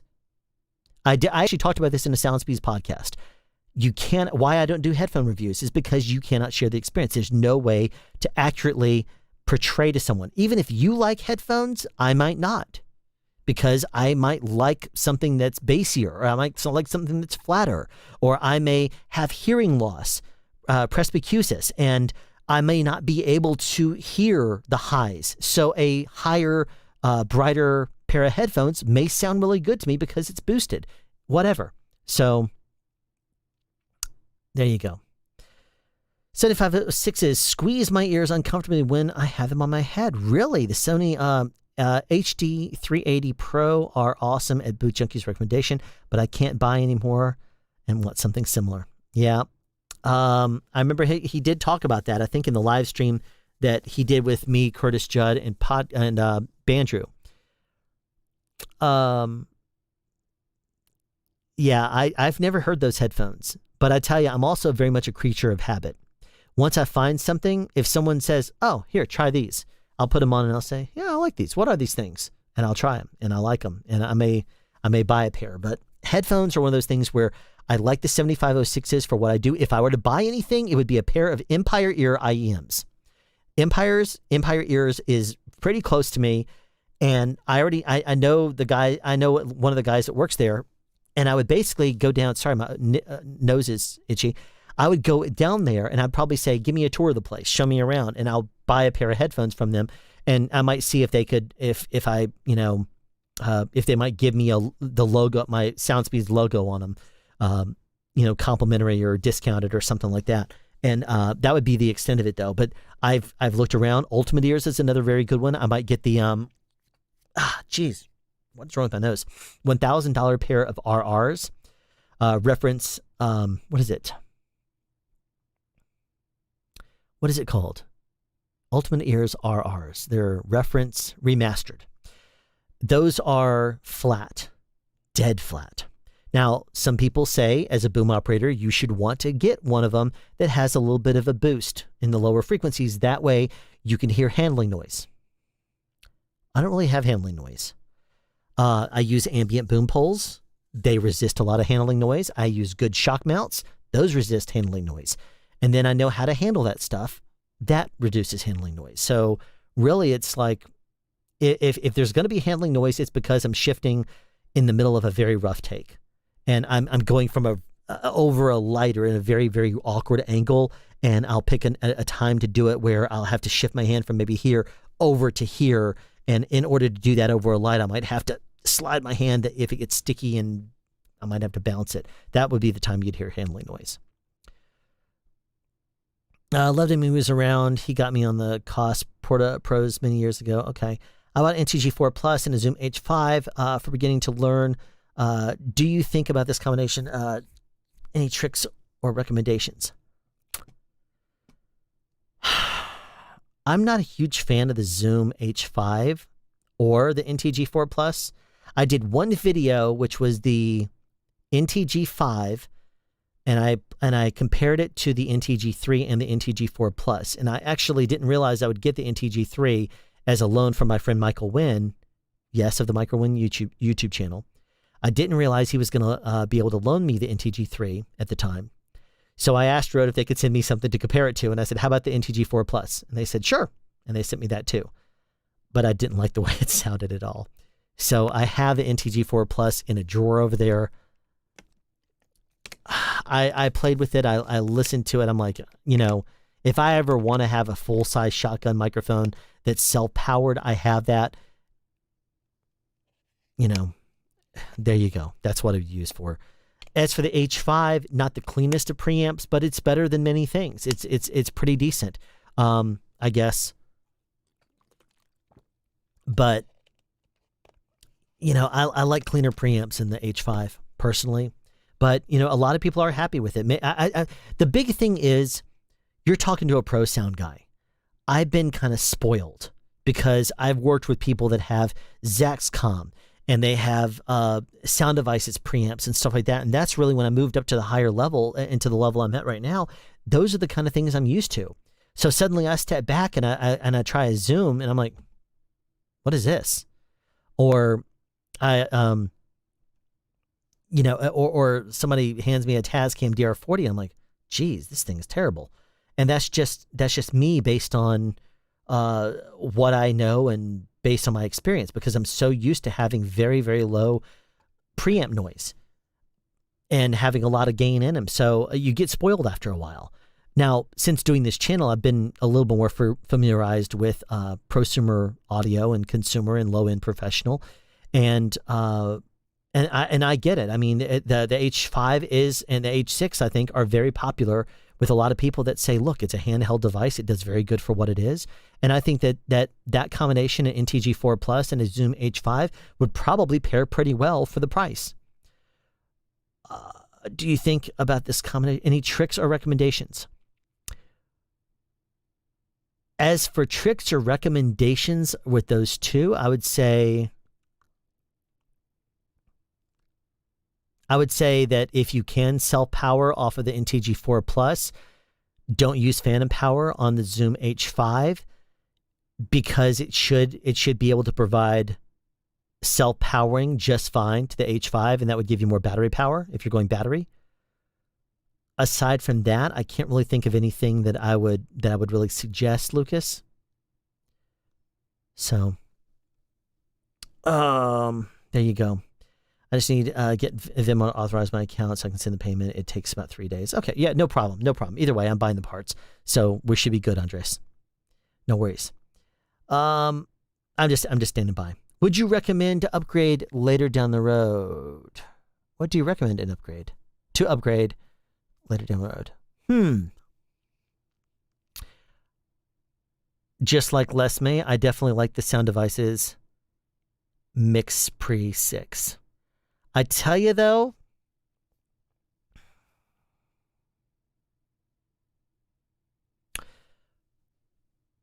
if you don't want to spend the money on the MixPre 6, the F6 or F4 is probably going to be solid for you.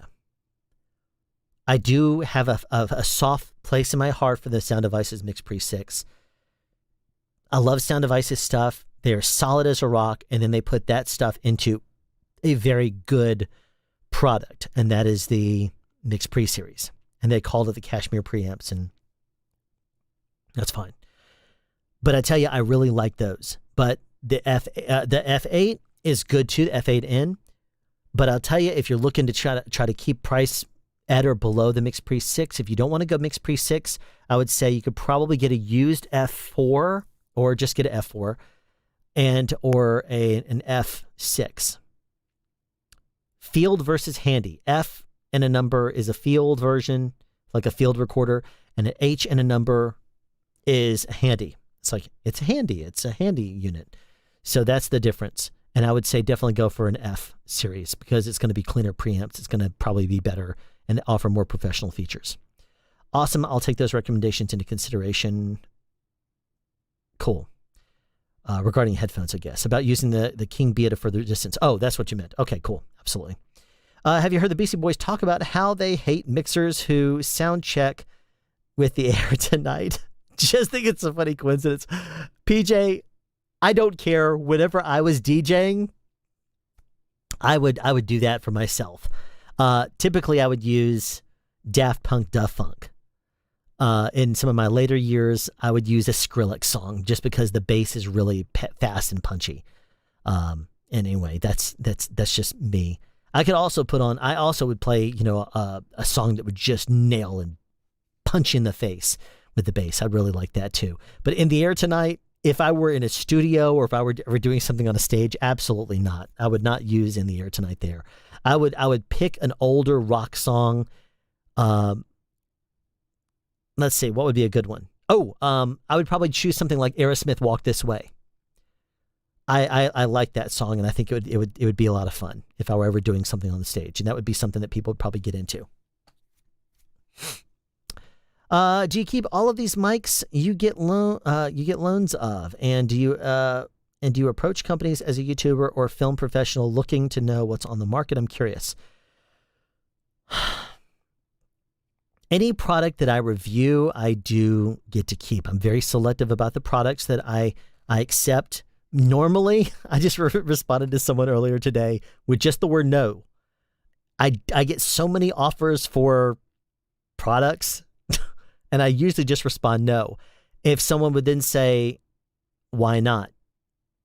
And I would say, I don't do USB microphones, or I would say I'm concentrating more on more professional gear, at this day and age. If there was one company that reached out to me a few months ago that said we'd love for you to look at a new product that we have, because they sent me a product years ago. I told them, you don't want me to review this. And this is when I was being a little more accepting. I was like, well, I guess I should, as a rite of passage, start accepting more review things, to do some reviews. And I agreed to do 2 reviews for a company. One of them was a one of them was a handheld wireless mic. I mean, it was decent enough for the price. It was good enough for the price, but it was by no means great. Second, and they promised. They said the second thing we'll send you would be more of a standard microphone. It would be either be a shotgun, or it'd be a small diaphragm or a large diaphragm. I said, okay, cool. But then they said, we would like you to do this instead. I said, you don't want me to do a headset? And they said, yes, we would like you. I think you'll be impressed if we send it to you. I said, okay, fine, send it to me. And then as soon as I got it, I said, you don't want me to review this? And they said, but we do. I said, no, you don't. But we do. No, you don't. And I told them 3 times in an email, you do not want me to review this. I'm not fond of these. And then after they told me 3 times, I said, okay, fine. Fine, I'll go ahead and do it. And I ripped it something fierce. I was not happy with the product. I tested it a few different ways. I was fair to it, but I did not like it, and I ripped it pretty hard. I was sarcastic, actually, by the end of it. I should almost put it on this stream just because it's funny. What is it? I'll find it. I'll link it there in case you want to see it. It still has 1.7K views, which is hilarious. And I've received some hateful comments about it, and people emailing me, telling me I'm not fair to this product. I'm like, look, what can I say? I don't like it. You telling me that you like it is not going. Whoa. Okay. But I basically say, what do you want me to say? I didn't like it, so I'm not going to say something about something that I don't like. So anyway, there you go. But regarding, do I reach out to companies? I don't. I did when I was interested in maybe doing some reviews. When I first started this channel, I reached out to Audio Technica because I had been loaned a pair to use of the ATX M50X headphones. And I figured that I wanted to at least, do a couple of reviews at the beginning of the channel, because that might help searchability. And so I liked these headphones. I reached out to them and I said, hey, I'd like to review these headphones. I've heard them a little bit, but a new pair would be awesome. And I've already liked my experience with them, but I'd love to actually try a stock pair and fully review it and, bring that to my audience. And they said, okay.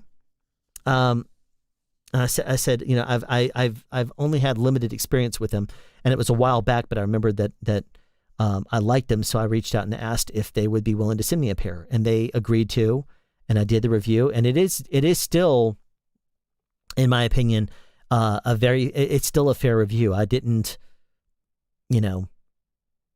load it up with whatever because I had, I had used them before and liked them. It had been a while. And I remember thinking about it, if I'm going to be doing more editing and stuff here, I need to have a pair of headphones, and I knew those were going to work well because a mixer friend had been using them, and he said, here, try these. And I was like, wow, these are actually pretty cool. So anyway, let's see. Do I have any insider information? There are some companies that they know that I'm trustworthy. They know that some of them have signed me to NDAs. Some of them do not sign me to NDAs because they just trust me and know I will not reveal their secrets. DPA is a company that will send me insider information or ask my opinion. I've met with their R&D engineers sometimes and met up with people and talked to people and given my opinions of things. There is Deity. I talked to them. I talked to Andrew at Deity because I've done a lot of reviews of their products, and I have not just given them stellar reviews. I do point out things that I can probably tell that he's not overly pleased about that I've said. But I basically shrug and I say, dude, I've got to be honest. And he's like, no, you did a great review. I appreciate it. It's like, cool. I mean, that's all he can ask for, right? And I'm sure that he wasn't happy with some of the things I've said, but then what are you going to do? I mean, it's overall they're very good products, and I do like them. I like the fact that they're flat. I love that they're priced well, like the Deity Connect, and they do a great job. I mean, that you get 2 wireless systems. I'm not the least bit happy with the Connect Lav that it comes with, but now that they have the W Lav Pro and Micro, geez, those things are great. If you watch my video where I test every Deity Lav on the market, that video is like 45 minutes long or something. And I put them through the works. I test every single thing I could think of with those mics. And I thought that they sounded that the Connect and VLav and the WLav were so. I point out where they're good. I point out where they're bad. And then I really like the Micro and Pro, especially for the price, which are half the price of like a Synco, not Synco, a Sanken costs $11. I won't talk to Synco anymore. They actually sent me an email earlier today about something, and I responded no, which is my typical response. I'll reply no. And I told Bandrew that over at Podcastage, and he told me that I told him that if they write me back and ask me to tell them why, he jokingly said, well, you should just tell them no again. I said, you know what, I should. I said if it's a certain company like them, because they basically, when they released the Synco D2, Synco Mic D2, Bandrew came to discover that there was a company that did promotions for them, was trying to basically buy 5-star reviews on Amazon from customers. After that, I had zero respect for the company.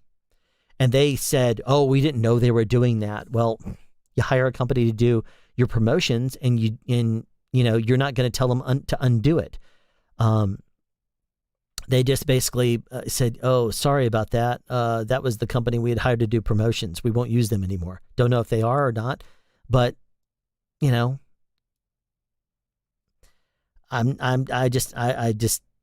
not going to play that game. I'm not going to take another product. Plus, I'm not doing a whole lot of product reviews anymore. I just don't like going nuts. I feel like I need to test them to death, but if I don't do a test that I'm thinking of, then I'm thinking, okay, well, I won't do this test. But then I'm like, no, I need to do the test. So I end up doing it, and then it takes forever to do. The last 2 reviews I did, I think the HDTX and the Every Deity Lav video. And each one of those took me 2 weeks to do. I only did 2 videos that entire month, because it took me so long to do those. And each one of those is like 45 minutes and 50 minutes long. Not overly watched. The watch time of those videos is actually pretty low. So people didn't even really, I guess, appreciate all the testing that I did, but who knows? Okay, so let me move on here. I saw a review, but my budget didn't allow me to buy anything more expensive in my country. Now NTG 4 Plus goes for $500 and $600, and the H5 is $450. Well, you know what? It's a fine combination. Do you prefer the F6 or the MixPre 3.2?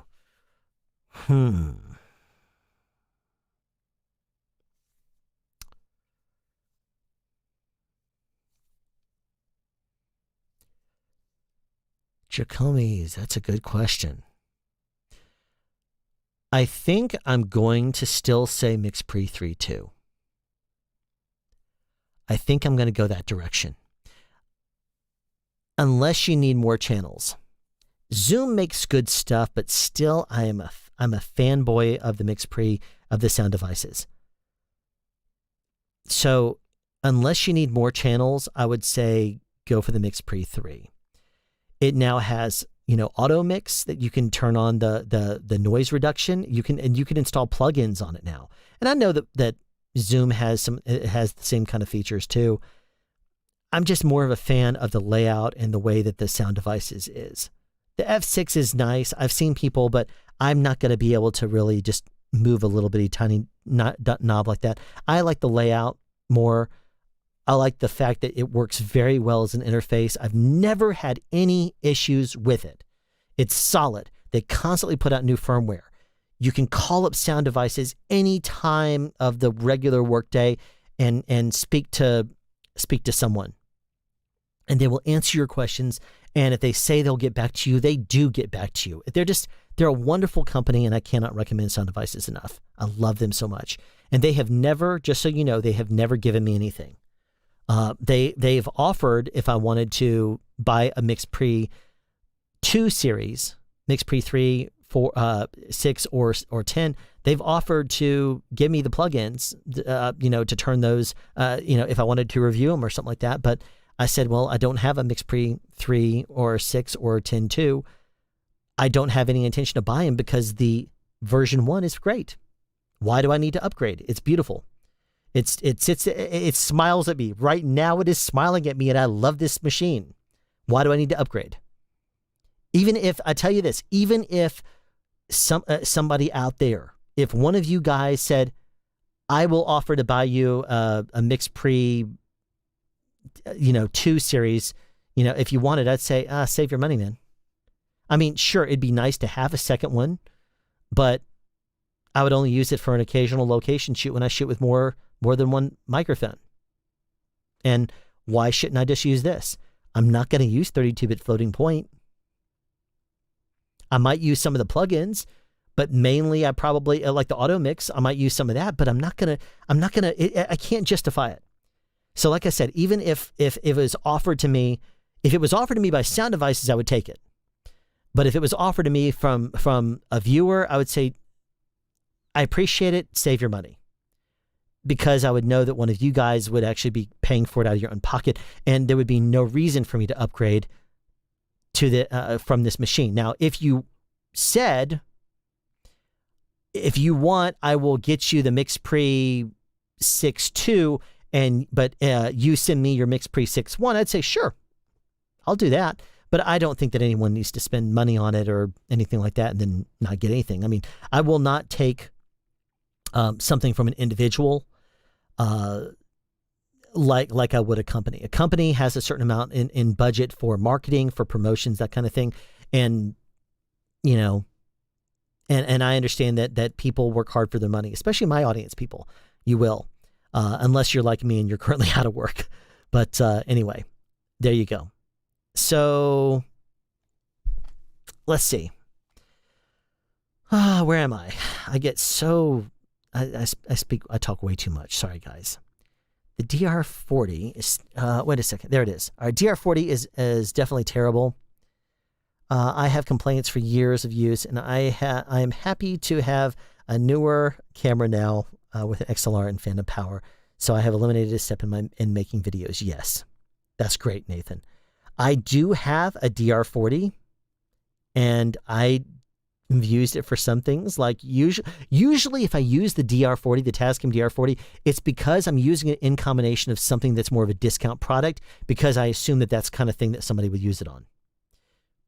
When I did my Deity VLA video, I used the DR40 because I wanted to give people an accurate representation of what it would sound like if you used it on something small like that. I have not bought an H1. I have not bought any of the other things that you could use it with, and I really have no intention to. I'm not a huge fan of the DR40, and I'm not going to review it.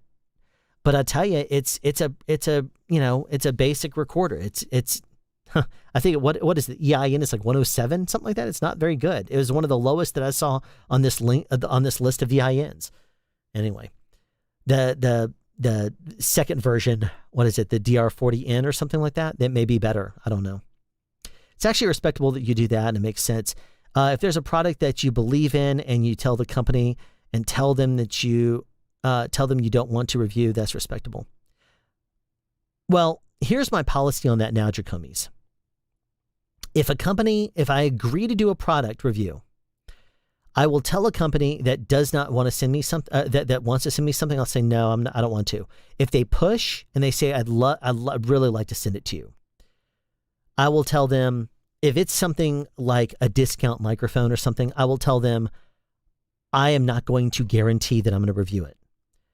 If I like it, I will review it, because I will actually appreciate telling my people, my people and my viewers about that. If I don't like it, then what I will do instead is I will do a video just for you that will be unlisted on the channel, where I open it up, I listen, or I look through the contents and I listen to it, and I tell you what my opinion is and what I don't like it and why you should do something differently, or why you shouldn't release this product or something like that. And there has been one company that's taken me up on that. Most of the time, a company that sends you something, they want to get a review out of you, and I will not guarantee that anymore. I do, and I basically will tell somebody that if I don't like it, I reserve the right to say I'm not going to do that, because I'm not going to waste my time or my viewers' time watching me trash something. I know that there's a lot of people out there that are like that, love to watch me trash stuff. After that video that I posted above there, people said Alan trashes audio gear. I'd love to see that as a series. I'm like, I'm not going to do that. That takes too much time. And it may be fun and funny, but why do I need to just trash audio gear?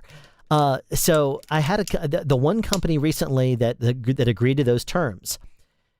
They sent it to me, and I did this video for them, and I said, look, I'm just not happy with this. I don't want to review this thing, and here's the reasons why.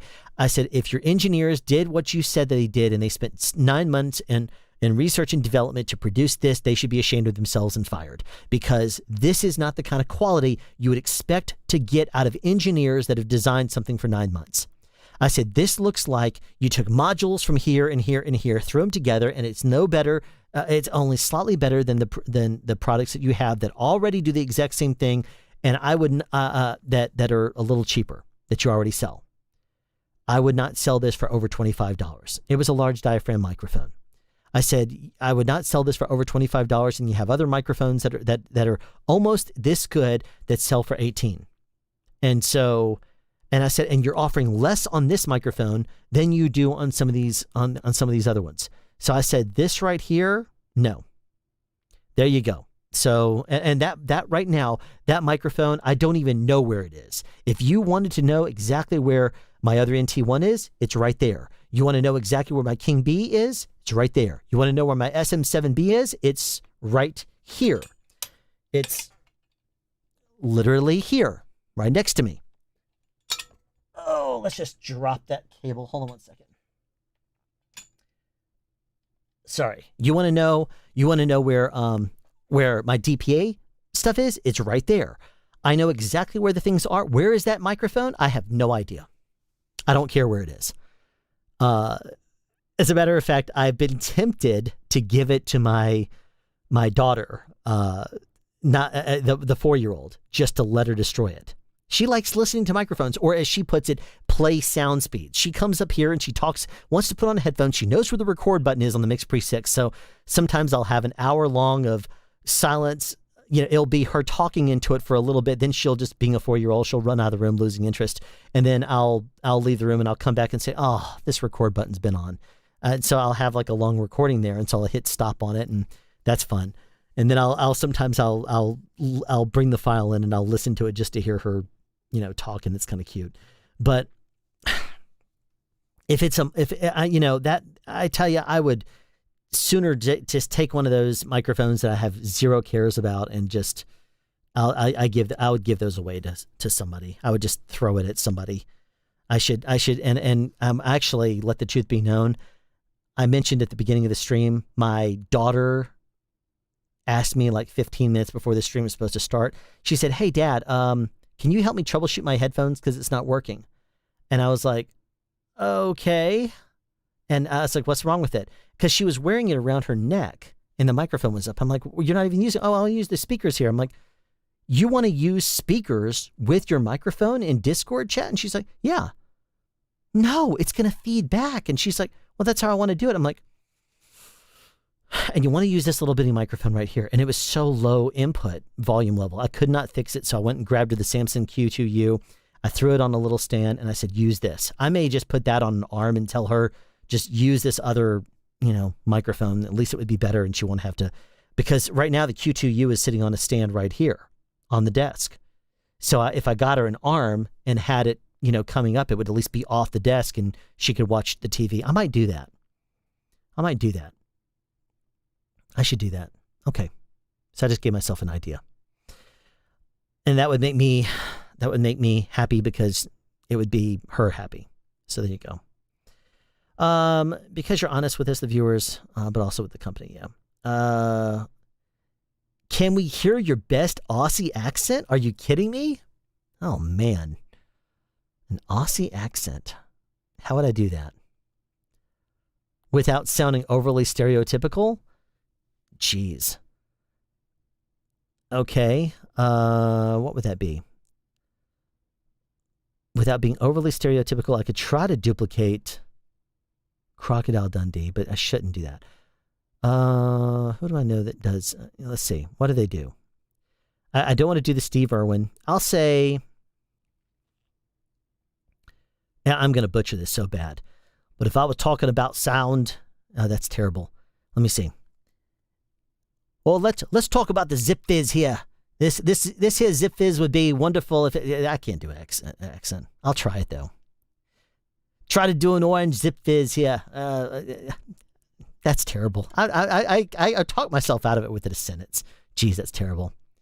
PJ, you're a bad influence. You're terrible. If you're even still here. Okay. Greg, I really like your mic reviews and some of the most thorough I've seen. Thank you. Agree. Thank you, Dracomies.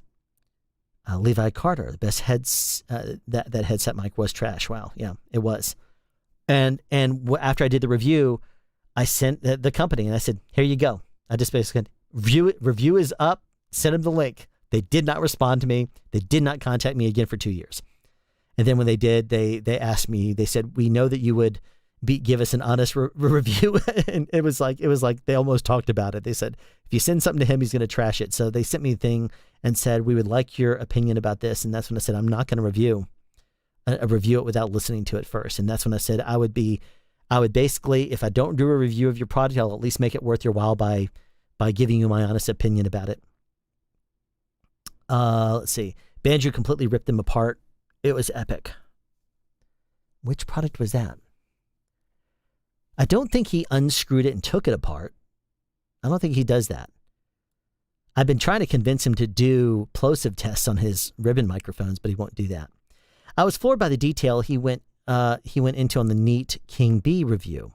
From front to end, that provided tons of information about the mic. I mean, he's screaming into it for crying out loud. Yeah. So... yeah, I've started to scream into microphones. What can I say? Synco is strange. They're not transparent, and them being in China makes me worry about their customer service. Yeah, they on Facebook they didn't ask me to join their group, their fan group or whatever.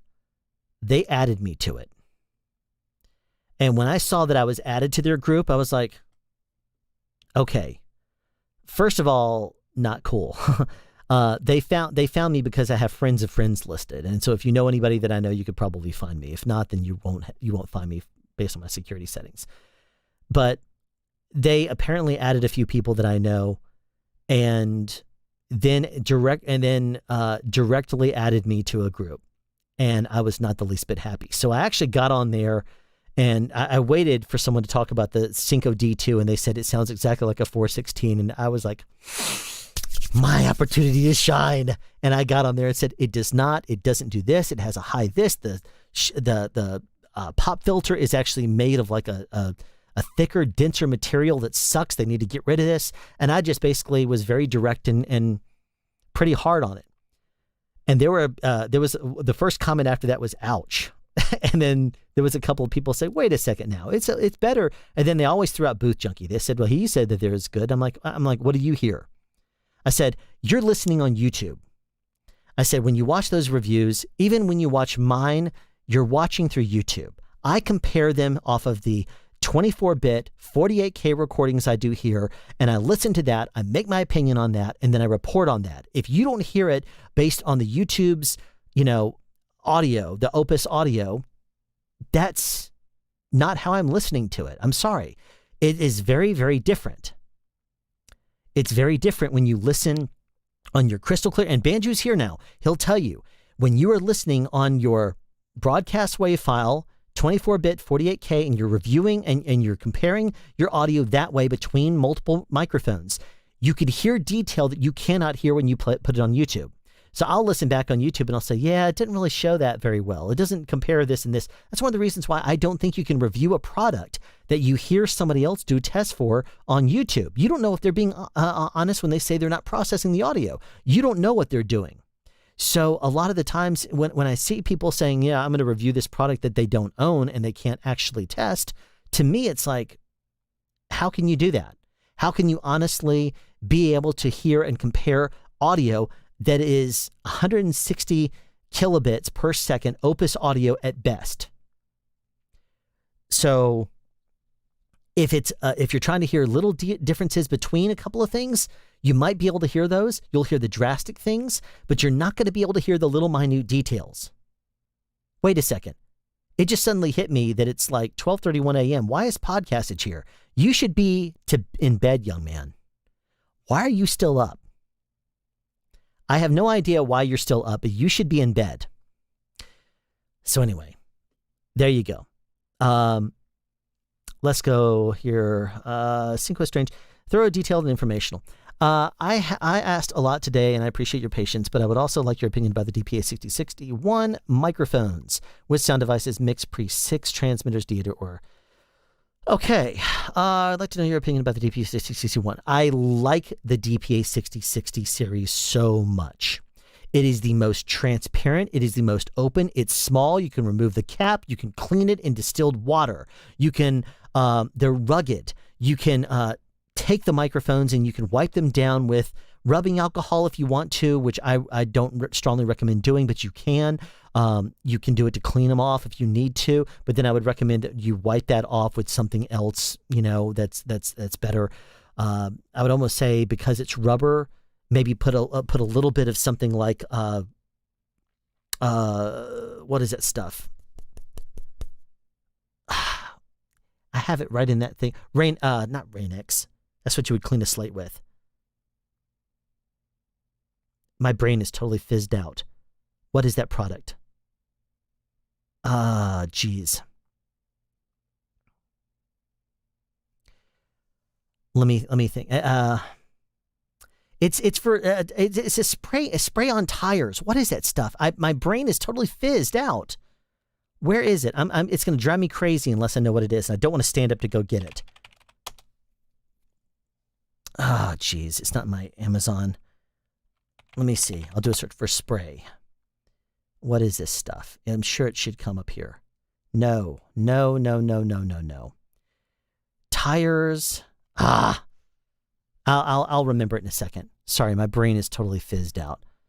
But anyway, it's a product you use on your tires to clean them. Armor All. That's it.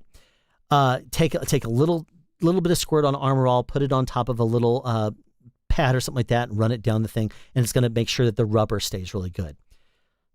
Sorry, guys, brain totally fizzed out here. So there you go. That's something that you can do if you want to preserve a lav mic also. Once you clean it with an alcohol swab, you can take hot water and put it on a little pad and wipe it off there too. But I would say that if you run over it with Armor All, it should be great. That keeps cables with a rubber that are rubber out. They keep the casing very good. So DPA 6060, I give a full review about it in the thing before, with the sound devices, mix pre 6 transmitters. Mix pre 6 transmitters? Sound devices mix pre 6. They sound great. They're very, very clean. You'll hear the noise floor on them because, lavs are typically noisier. The smaller the capsule is, the more noise you're going to hear out of a microphone. So that's the reason why large diaphragm condensers can have a very low noise floor. The smaller the condenser, the more an actual particle of air that touches it is going to affect the overall capsule. So there you go. That's the reason why. So, but they're still the lowest noise of any lav that I've ever heard. They're great. And if you put a 6060 on a Deity or a Sennheiser, they're going to sound as good as possible. Yeah, absolutely. They will sound as good as possible. Thanks for the input about sound devices. I did not know this. I got seriously consider them from now on. Yeah, sound devices is absolutely wonderful. I love the company. They are domestic if you're in the United States, so you can quite literally call them up anytime. You just go to Google and you get sound devices number and you call them up, and the lady that answers the phone, just say, "Can I speak to tech support about a MixPre 3 or about a MixPre 6?" And Keith will answer and he'll say, "How can I help you?" And he will talk to you and answer your questions. And the man is knowledgeable. He's not like if you call up a company and they're like, let me put you on hold for a second, look it up. The only times he's not been able to answer my questions is when, like before I did my measuring EIN video, have you noticed at the end of it, I did credit sound devices. And the reason why is because I did some research, had an idea of what I wanted to do, but I was not 100% sure that the technique I was going to be following would be used by a big company. So I reached out to Sound Devices and I asked, what is the technique that you do when you record when you measure EIN for your recorders? And he says, I don't know, but I can reach out to my engineers. I said, please do. He got my information and he called me back. And I was away from my phone at the time, but he left me a voicemail message and said he's going to be emailing me the information that came from his engineer. I had also, as you know, I credited Julian Krause at the end too. I had written to him also and said, I would be interested in hearing your thoughts on this matter, because I know he loves EIN and playing with noise and he's, loves that kind of thing. So I said, if you want to confirm my technique, I've talked to Sound Devices and I would love to have your input too. And he gave me his information. And I said, all right, cool. Well, that goes in line with what I have here. And he gave me some additional information that I don't think I put into it, because I think he's going to put it in a video. I asked him if he's going to be doing a video on measuring EIN. He said at some point it's a video that he does have planned in the future. It'll probably be a while, but he has a different way, because he doesn't have a signal generator like I do. So he has a different technique for how you can create the signal, and it's going to be a good one. So he'll have a good video too. I mean, anything Julian does is going to be fun. So definitely check it out. QTU is surprisingly good. Completely agree. Thank you for that. That was golden. Awesome. One headset I'm surprised about is the Sennheiser Game Zero. Great on board, which is that takes well to EQ. Oh, okay, cool. Glasses, Alan. Yes. I mentioned it a couple of times. I'll go ahead and tell you real quick. When I came back from the beach, I've had a little bit of irritation in this eye. It's like something is, my wife has the exact same thing. She suspects that it's probably like a particle of sand or something that is getting in a tear duct or something, and it's irritating. So she is having the exact same thing. Agreed, Alan. That's why I started uploading 320 kilobits 4A. Not as good as lossless 24-bit 48K, but it gives better audio than YouTube. You're talking about to your website. I'm guessing, Banjo, that when you talk about uploading, if you're still there, it looks like you are. When you're talking about 320 kilobits per second for M4A, you can't put that on your YouTube video and upload that, because it will change it into Opus, right? You're talking about uploading that to your website. Am I wrong on that? So, hey, Banjo, chime in on the Cinco chat. I'm taking tomorrow off and I will stay out of the Cinco chat. Yes. Banjo, go to bed. Podcasters, I was going to buy one and then I heard about the issues and now I'm staying away. Yes. Shine X, no, it was Armor All. Yes. Greg, thank you. McGuire's. OMG, how about the guy that reviews microphones and he doesn't have any? Oh, we're not going to talk about him. By going over the company frequency response chart, yes. So if those are 100% accurate, yes. I will steer clear of him. I know he has a monetized channel, He does a lot of videos, and that's fine. I've had my disagreements with him in the past. He has his opinions. I have mine. We would butt heads. And I think there's a mutual agreement to stay away. There you go. You know, occasionally I do watch his videos, though, because I like to see what all he's got going on. Let's see. I don't know if there are any issues with this product, with the product itself. I just know that there is incredibly shady marketing practices, and I'm not going to give them the promotion if they do that. Correct podcastage. Correct Bandrew. And I'll tell you, that's one of the things that I put in my comments. If you watch my Cinco Mic D2 video, I do in there right after I did my review, like I think a week later, Bandrew ended up finding out what he found out about Cinco, and he reported it in his Bandrew Says podcast, which is something I always listen to. So if you have not yet subscribed or listened to his podcast, it comes out every Sunday. Definitely check it out because he talks about all kinds of audio stuff. It's a very good podcast. And he did some research and he found out some details about it. And in my Cinco Mic D2 review, I do mention that, and I post the video that he talks about his research, and definitely check that out if you're interested in Cinco Mic D2. So yeah, that's what I was talking about. If you had to choose preamps for dialogue on the basis of the coloration, what would you choose? Preamps for dialogue on basis of coloration, what would you choose? Well, preamps, they attempt to do them fairly clean, but it depends on the product, or the difference depends on how they're making them. I don't think any manufacturer really tries to color preamps, or at least that I know of. None of the professional stuff I do. They always try to be as clean as possible and as detailed as possible. But PJ, I don't really know how to answer that one. I'm not aware of anybody that does coloration of preamps. Sorry. Greg, I've been sad the last few days. I'm packing for a move. My audio gear has been packed for almost a week. I'm having withdrawals. I totally agree. When I went to Myrtle Beach, I took with me the Q2U, and for the first time ever, I set it up in USB mode because I didn't want to bring anything else. And I tell you, I'm not a fan of USB at all. No. The Q2U is wonderful. I do not like USB mode. I will use it in a heartbeat in XLR mode. And I've even done videos with it in XLR mode. I've done stuff. Anyway, after a video, I ordered the cable tester with the tone generator. Awesome. Did you use my link, podcastage? I'm wondering if you did. Are we talking about the CT100? Yes, PJ, we are. Yes, Alan, I uploaded my audio to my website, and I linked in the YouTube description. Cool. Excellent. Dracomes at American Liberty. I know who you're talking about. His video summarized in one sentence, NT1 is the best and everything else is fatiguing. Yes. All right. The guys literally learned about pop filters last week. Oh, jeez. Oh, man. Speaking of that, I missed the longer episodes. I'm packing too. Yeah.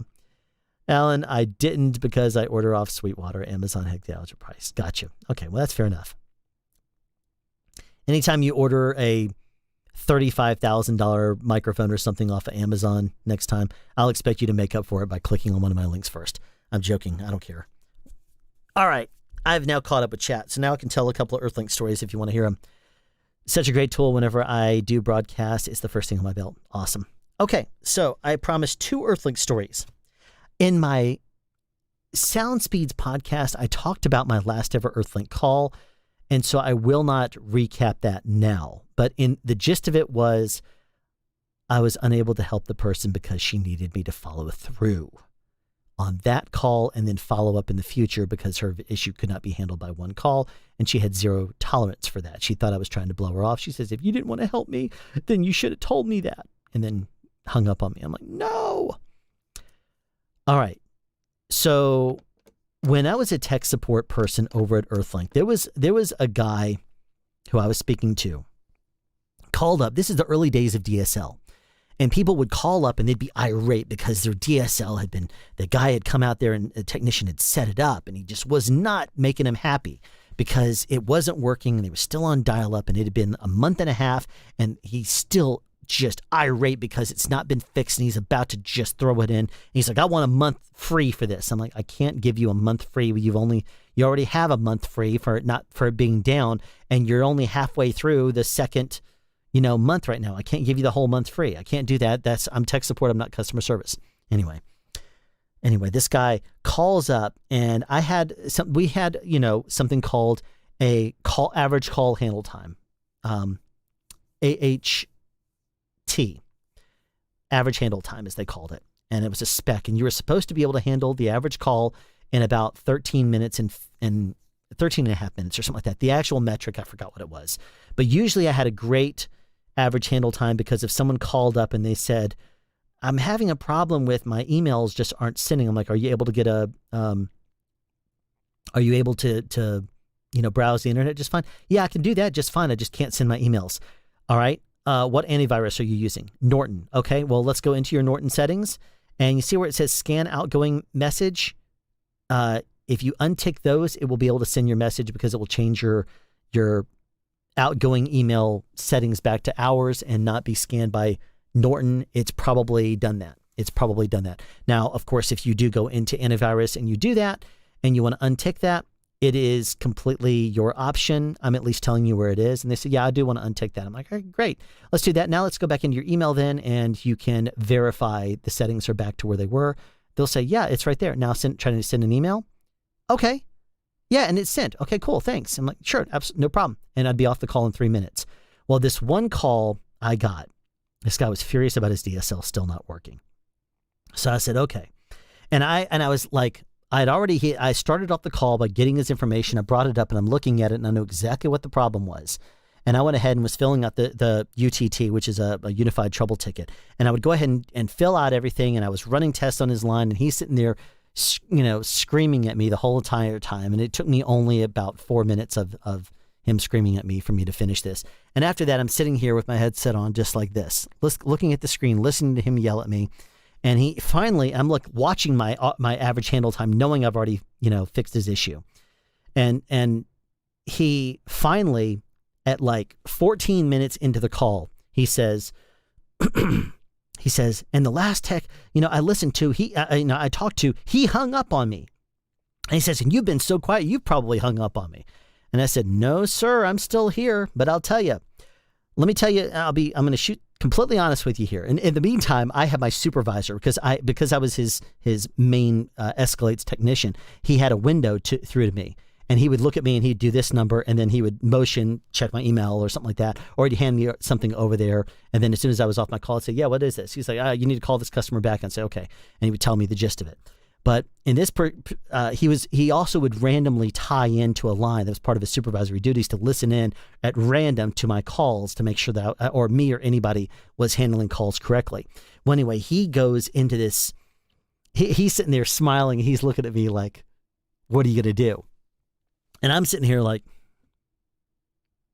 watching the screen, just totally bored with this guy. So as soon as he says, and you've probably hung up on me, I said, no, sir, I haven't hung up on you. I'm still here. But let me tell you this. As of right now, there are 2 people on the face of this planet that care about your problem. And the more you scream at me, the more you lose one of them.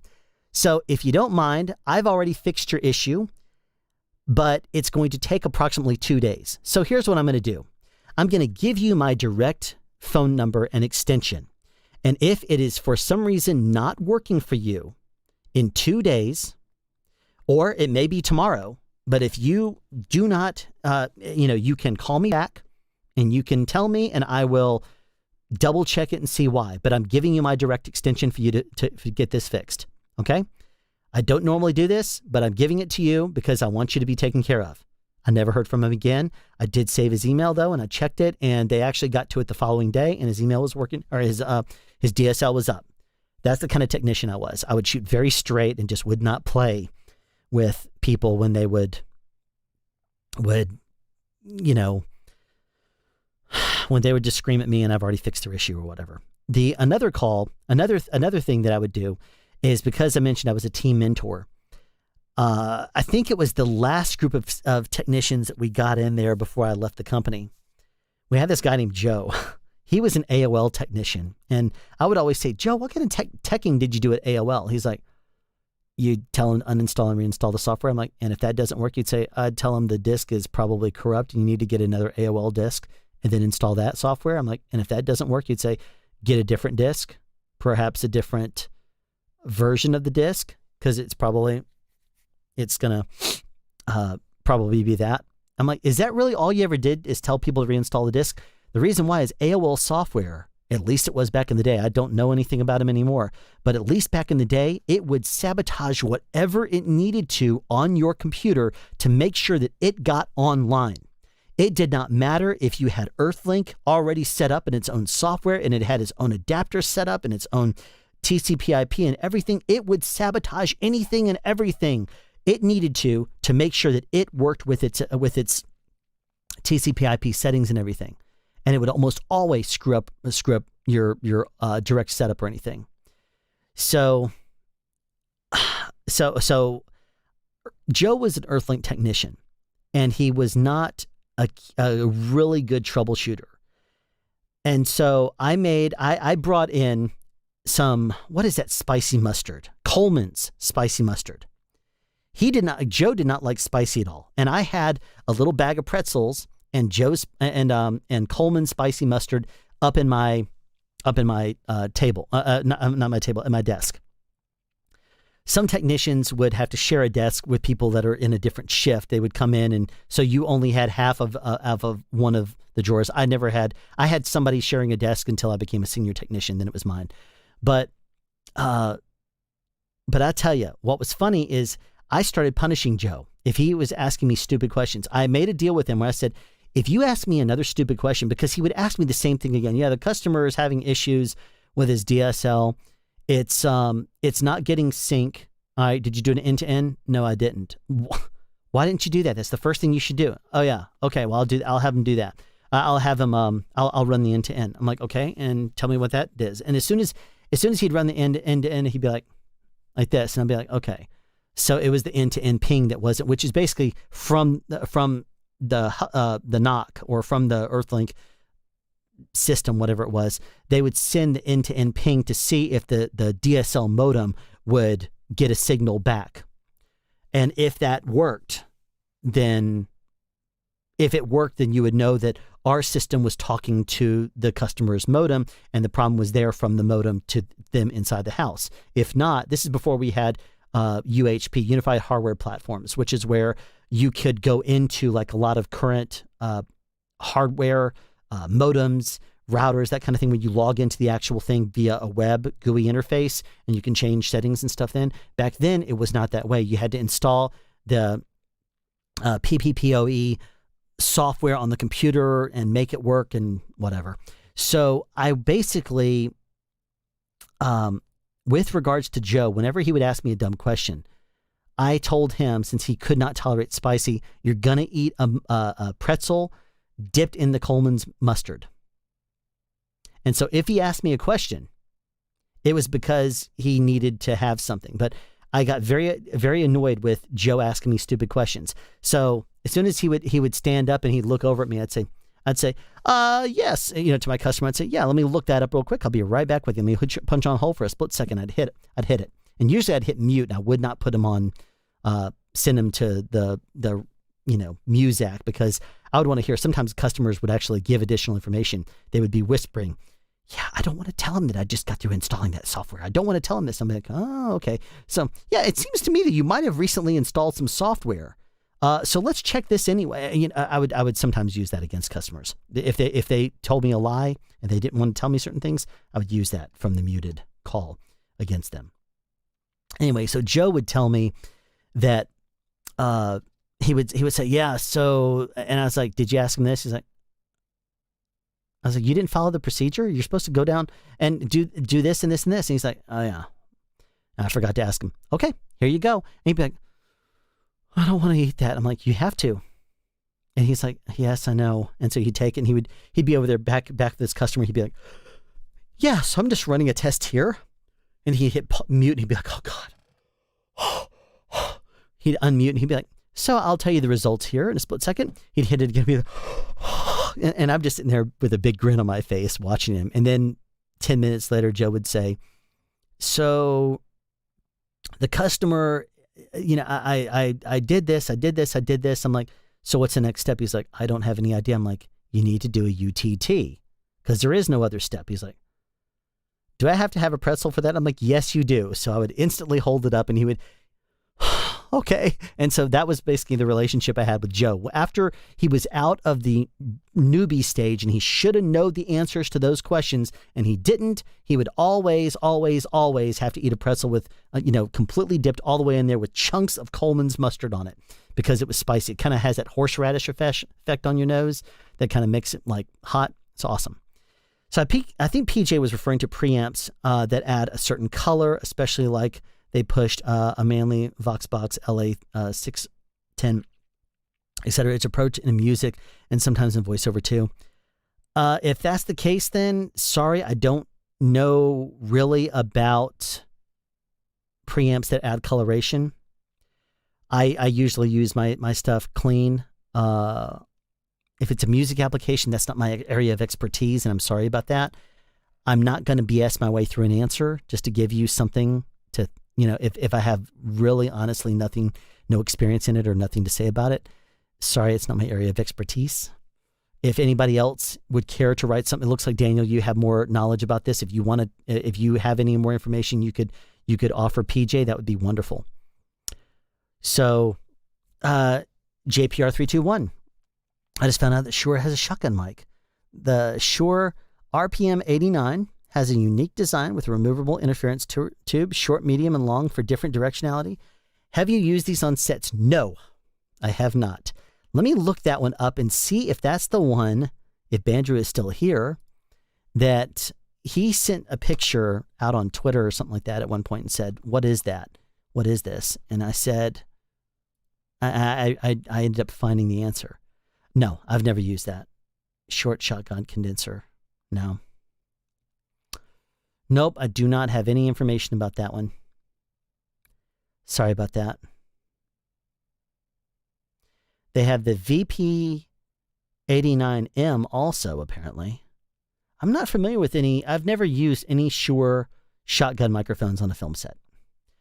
They don't seem to be marketed for that, I don't think. Greg says, I worked for Dish. I had a guy demand punitive damages. I told him we can do a time without service, which was $3 for 2 days of service, and we don't do punitive damages. Yeah. With regards to customers that would demand reimbursement for service outages, I would tell them we have to get the thing fixed before we can offer something. If he had his internet out for an entire month, by all means, we'll comp that month. And if we're in the middle, halfway through a month, I'm not going to give him the entire month for free, especially if I have a pretty good feeling that I'm going to have him fixed in a couple of days. I would tell him, though, that when we get you up and going, call up customer service and they will give you a refund for what they can. They will make sure that you are taken care of. Don't worry about that. Now, another fun, since you were talking about Dish, I'll tell you a fun Dish story. We also supported DirectPC, DirectWay, which is HughesNet, but we offered our own Earthlink service, and it had two different ways of working. There was the older method that you use dial-up internet to tell the Hughes system what web page you wanted, and then it would download from a satellite. The second type was two boxes that would talk back and forth. You had to have this really cantankerous software that would talk to both of them, and those two boxes, one of them was transmit, one of them was receive. And we used to always joke and say, DirectPC, because you think putting 66,000 miles between you and your internet is going to make it better. That was the joke we had in tech support. But regardless, I had someone call me up irate at me because he said I bought the self-install direct way kit and I cannot get it to work. And I'm like, okay. So the self-install kit, and I'm thinking, self-install kit for direct way. And this is an Earthlink thing that you got? He said, yeah. It had the Earthlink disc with it, and it says sign up. And I'm like, I've not heard of this before. And I'm like, okay, so what is it doing or not doing? He says, well, I have a boat. I live on a boat. And he said, I've installed the satellite dish on the side and it's not working. I said, wait a minute, on the side of the boat? He said, yeah, on the side of the boat. Because if I'm out in the middle of the ocean or if I'm out in the middle of someplace, I want to be able to see my TV. I'm like, you're not going to be able to see your TV. If you mount a satellite dish to the side of the boat, you're never going to be able to. He's like, that's why I bought it. I'm like, sir, you're not going to be able to. He's like, well, you tell me why, because they told me at the store I'd be able to. I'm like, well, I can't speak for the store you bought it from, but what I can tell you is that you have a little tiny satellite dish up in outer space someplace, and your satellite dish has to be able to point at that little bitty satellite in outer space. And it has to point directly at it, and if it doesn't, it is not going to ever be able to get a signal from it. Your satellite dish has to point directly at that satellite, and it has to be pointed directly back at you to beam what it is. If you're pointing over that direction and then rocking on a wave, there's no way in the world they will ever be able to talk to each other. And he got mad at me. And I'm like, I'm sorry, sir, you can get mad at me all the time, but getting mad at me is not going to help me be able to fix the physics behind this. I said, it's directional. It's like shooting a laser. I said, sure, sir, it's like shooting a laser pointer at something. Are you going to be able to point a laser pointer at the side of a building that's a quarter of a mile away? Would you be able to point it and light up the exact same place with that laser pointer in your hand from a quarter mile away? He's like, no, but this is different. I'm like, this is no different except that you would be able to adjust on the fly and potentially maybe hit it occasionally. Satellite dish is never going to be able to do that. Anyway, this customer got furious at me. I'm like, and finally I said, sir, I would say take the thing back. You're never going to get it to work. And he's like, I just don't think that you have the ability to be able to do that. And I said, you're exactly right. I do not have the ability to overcome physics. So you are exactly right there. If you would like to hang up and call back and speak to someone else, I welcome you to do so. Or if you'd like me to escalate you to my supervisor, then I will gladly do so. He said, yeah, let me talk to your boss. I said, okay, absolutely. And I at the time I say, hey, Fitz, you want to take this? And he says, what's going on? I said, customer thinks that he can install a satellite dish, a direct way satellite dish on the side of his boat. And he says, on the side of his boat? And I said, yep. And so he answers the call, and I hear him saying, sir, you can't do that. And I'm sitting there with a big grin on my face, taking the next call. Anyway, so there you go. I told him I'm going to actually make a note here about, this is a cable modem story. That was fun. I'm going to tell you that one next. Let me get caught up on chat. All right, so having a channel analysis frequency chart could be cool, but making buy don't based on that one, it's nuts. Many factors besides frequency response are actually reasons I buy or not. Yes, absolutely. And here's the thing.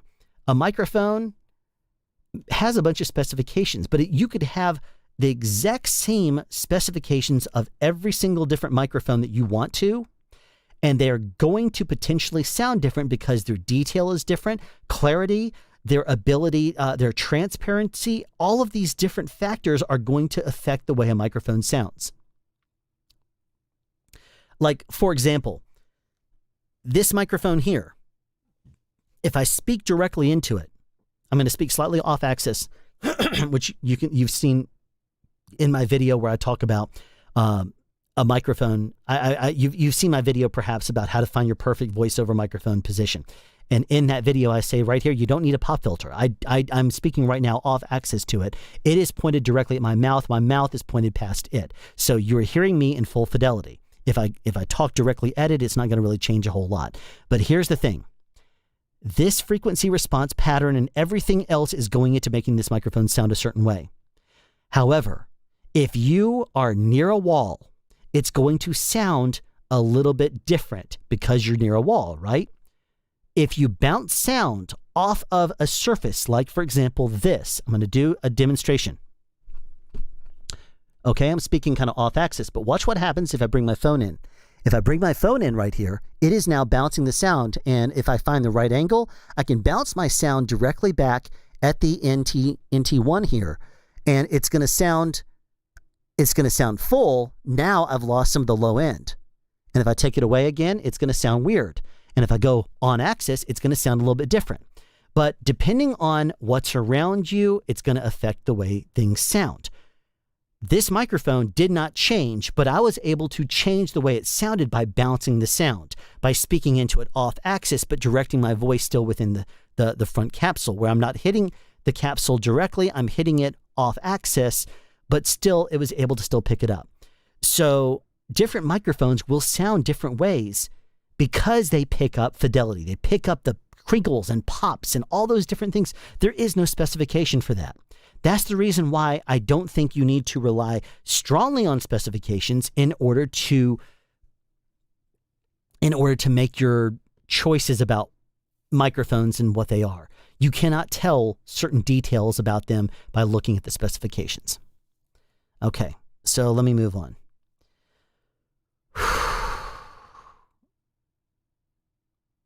Okay. Oh, yeah, I got in trouble when I shot straight like that. Yeah. But you know what? My supervisor was not pleased with me for shooting straight, but he also knew that I could wrangle a customer back in because, you know, even if they were irate, I would make my point and then I would tell them I'm on their side. It's the same thing as if you're talking politics with somebody on Facebook, and no, I'm not going to get political, but if you tell someone that you disagree with, if you say, I agree with you, but we'll add this, and you say something that you disagree with, I agree with you for the most part, but I'm going to add this. You could still, at that point, it's almost like if you're from the South and you say, bless his heart, and then say your thing. If you say bless his heart or bless her heart or something like that here in the South, it basically means that whatever you've blessed them first. So after that, you can say whatever you want to and probably get away with it because you've at least blessed them first. That's kind of the thing about being the South. In the South, you can bless his heart, but he is a total idiot that does not understand anything. You've at least blessed him first. It's acceptable for you to say that. And it's kind of the same way as what I'm talking about. You can, online, if you tell someone you agree with them, or you say, I agree with you for the most part, but I'm going to add a little something else. You could then say something totally off from what their opinion is, and they'll probably like it, or unless you're totally like, you know, the opposite. But they're not going to most likely attack you because you told them, I agree with you. If you said you're an idiot and then said your comment, they're going to come at you with both barrels aimed. But if you tell them, I agree with you for the most part, but I'm going to add this, chances are they'll listen to you and probably have a civil conversation. Or at least that's my experience. It may also be the approach I take with them. Who knows? Okay. So from the central office, that's it. You know, I haven't been a technician for Earthlink in 20 years. So you're right. The CO sends out an end-to-end ping. You're right. Vintage tube preamp simulator. Okay. Simulator. I don't get into those. So I don't have any information about that. Sorry. Is it worth connecting D-boxing in your home studio or an inexpensive audio card? DJ box, DI box. Sorry, I have no idea. Not my area of expertise. Is there an issue that you're trying to solve? All right, so hopefully Greg is helping with that. Okay. I ask if it makes sense to buy this unit. Okay, so you're answering the same question again, Greg.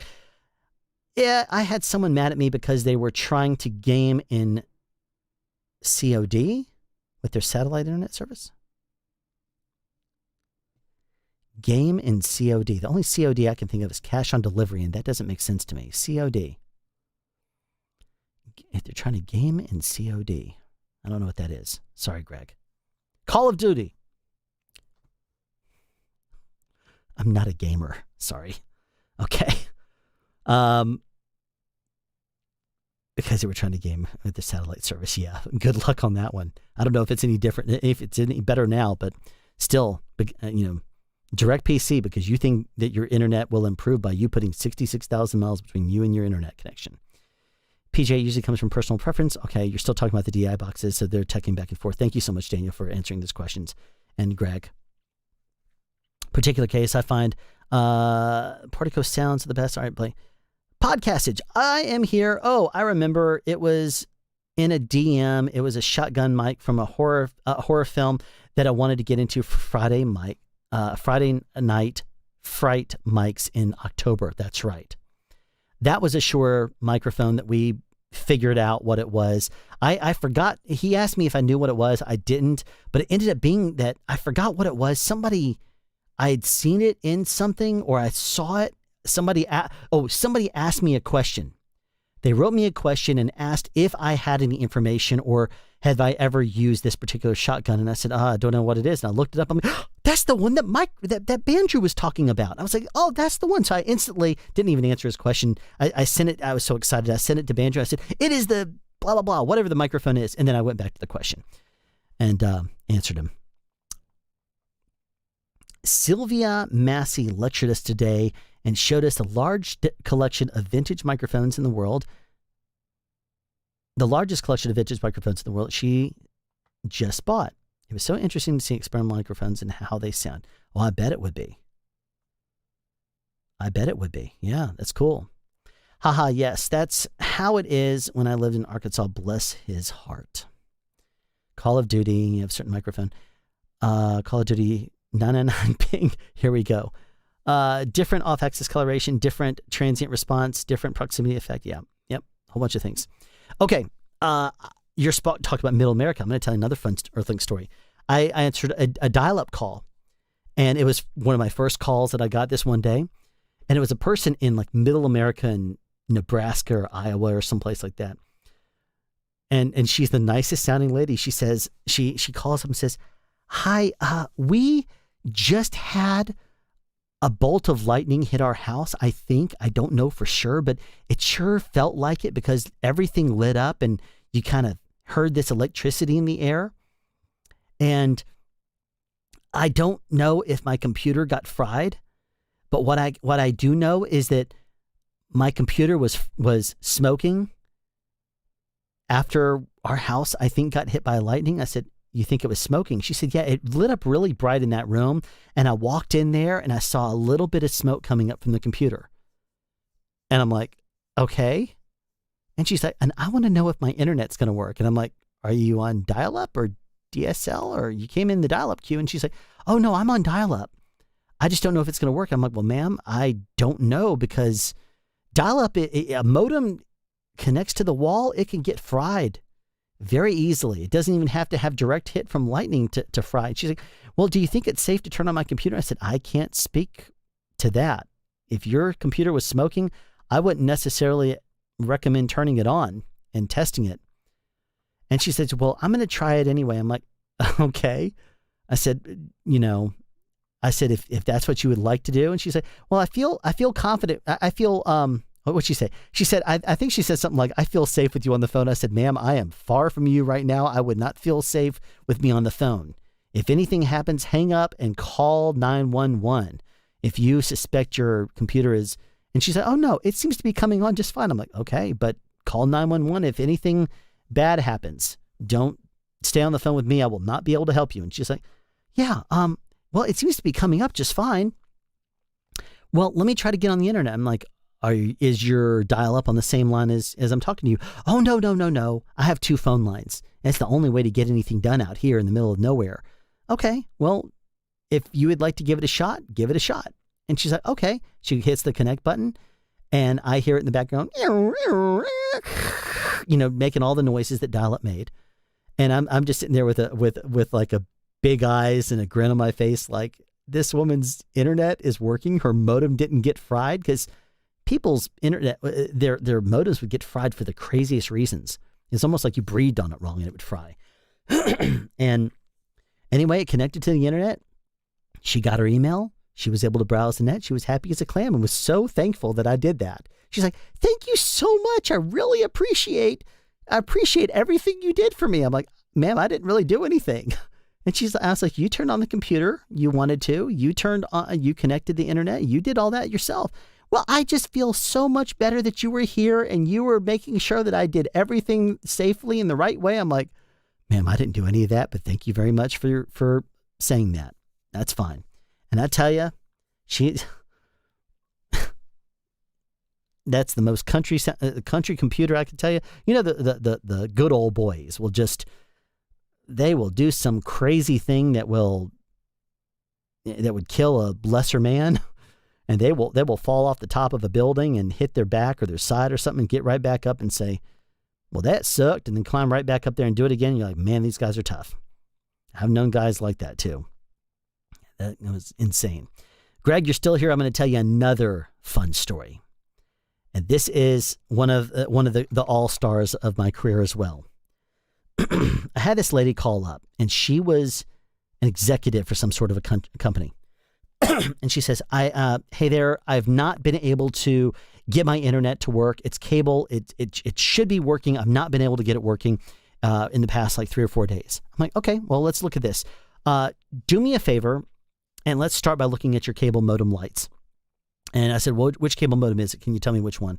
And she told me off of what was on the front. I said, cool. Tell me what the lights are on that. And she said, well, this one's solid. This one's flashing. And you know, I said, what color is it? Green. Okay, good. And then she goes through and she said, and basically it indicated to me that that all the lights were correct. And I said, great. Then let's go ahead and if you could, I said, laptop or desktop? She says laptop. I said, wonderful. All right, let's go ahead and make sure that your Ethernet cable is connected from your laptop to the cable modem. And she says, yes, it is. I'm like, okay, cool. So I'm speaking to her about this. She verifies that, and we're troubleshooting her computer, and it seems like everything is going great. And I'm like, wait a second, we should reinstall this software. So we reinstall it, and we get it to a point where I'm like, okay, good. Everything should be checking out. I'm seeing it fine from my end, and you should, and hit the button. And she says, okay. And this was software based back in the day. And she was like, okay. And it says it's connected. I'm like, great. It should be functioning then. Do me a favor and pull a website. And she says, sure. Just can you hold on a split second? I said, sure. And so she puts me on hold for, 30 seconds or so. And then when she comes back, she says, okay, where were we? And I said, just, try to pull a web page. And she says, okay. And she says, it says, it just came up as a white screen. Google.com. So she types in it. She says, it didn't come up. Okay. I'm like, it should be working. I don't know why. And I'm like, okay, so let's go into your software. And in the meantime, I run another test. And I'm like, her cable modem is lighting up. I can see it. Okay, so it should be fine. She says it's connected on her end. I'm like, okay, so let's look at some settings on your computer. So we start going through all the settings. And I am just at this point, by a while, I'm like, I've exhausted everything I could think of. And I'm like, looking in their knowledge base saying, is there anything I'm missing? Is there anything I'm missing? And I'm so puzzled. Finally, I'm like, okay. And I think I was on the call for like 35 minutes at this point. And at this point I said, ma'am, I am like, my brain is hurting at this point. I can't think of what your issue is. Do me a favor. Look back at the modem and tell me if you still have the same lights that were on before. Could you tell me the lights again? And she says, I can't see it. I'm like, you can't see, did they go off? And she's like, no, I'm too far away. I can't see them. Well, if you would just, step in there again and see, what the issue is, if the lights are the same. She said, I can't. I'm like, why not? And she says, I'm in my car. I'm like, you're in your car? When did you get in your car? And she says, well, right after we were able to connect it and you said, okay, everything should be working now, I jumped in my car. I have a business meeting I have to get to. My husband's driving and I'm in the car and I'm just trying to get this, get the internet working because it's been down for the past few days. I'm like, I was like, ma'am, there is no way I'm going to be able to tech your home internet connection when you're nowhere near home. How far away are you right now? She says, oh, we're about 30 miles away right now. I'm like, there's no way, ma'am, I can tech your home internet connection when you're 30 miles away from it. Oh, I'm sorry. I thought we were just checking computer settings and stuff. I'm like, yes, ma'am, because your internet wasn't working on your laptop. Oh, I'm sorry. I guess I should have said that. I'm like, it would have been really helpful. So if your internet's not working when you're back home, give us a call back. And she says, okay, thank you so much. I'm like, there goes my average handle time. So anyway, there you go. There's another phone call for you, Greg. All right. Yes, good old boys are a special breed. I love them. They're a lot of fun. It was a Sennheiser mic, and it had a record sample for someone in Discord. Yes. Oh, yeah, I miss laptops with Ethernet. What web browser do you have, sir? What's a web browser? He said, yeah. That's a conversation I had multiple times with the internet tech. What I always loved is when someone would tell me I'm a network administrator. I'm like, yeah, it doesn't mean that you know how to get on a dial-up internet connection. You could tell me you're a network sysadmin. That means you just type in a random thing in your computer every now and then, and the rest of the time you sit back there and not smoking, but drinking coffee and going to the bathroom. That's all you do all day long if your system is working at a big, huge company.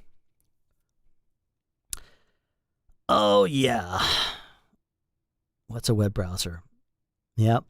One of my friends, actually my supervisor that I mentioned, my first supervisor, Fitz, he left Earthlink and he went to work at Joy, which was a startup company that was offering very discounted internet in Atlanta. I think it was like $6.99 or something like that. And Joy Internet, Get Joy, and all these different things. It was really funny because he went to work in their support and he said that their average handle times, they wanted you off of a customer in like 4 minutes. It was dial up. So basically, it was like put our disk in and basically it automatically didn't uninstall software. It basically ran iNetWiz back in the day, which set up your email and your browser to work with their thing. And it was pretty straightforward. And so if you installed it, it would say as part of that, please, it would basically just set you up as a bare bones basic account. So you could do that. It was pretty cool. The way it was set up, but he said that you should be able to, if someone called up, you could tell them to either run iNetWiz again and run it with them, and it would pretty much fix it. Or you could check the phone number and help them select the next number, and it would pretty much connect every time. Their tech support was pretty easy. And so he was with me hanging out, and I said, we should call up and troll Joy. And he said, how are you going to do that? And I said, by saying everything that I know how to say and what not to say. He's like, oh man. Well, he says, okay. So I call up, and at the time I had a regular home phone line, but I had a separate pickup where you could pick it up and it was still on the same line. So I call up and I say, hey, this is Joy Internet. Yeah, hey, I'm having a hard time connecting. Okay, well, can I get your email address? I'm like, I don't remember what it is. It's on the computer. Can you help me find it? He says, yeah. Let me help you, sir. And this is like right before, like 5 minutes before they stopped taking calls for the day, which was like 10 p.m. or something. So I say, thanks. So when so what button do you want me to click to tell you? And he's like, well, just click on the one that says Joy. I'm like, okay. And he's like, what came up? And I said, I don't recognize this screen. Let me close it. And he said, no, that might be the screen. It's gone now. Sorry. All right. Do you see the Joy Internet button? I do. Can you click it? I can. 1 second. And then I just sit there in silence. Did you click it? Yeah, I believe so. Well, what came up? Nothing that time. Can you try clicking it again? You know what? It may be that I need to restart my computer. Hold on 1 second. So, no, sir. I said, well, it's all right. I'm already doing it. Let's start fresh. You're all right if we start fresh, right? And so I'd restart the computer or pretend to. And my boss was like, my former boss was like, dude, you are evil. And so I was like, I'll tell you when the computer's back up.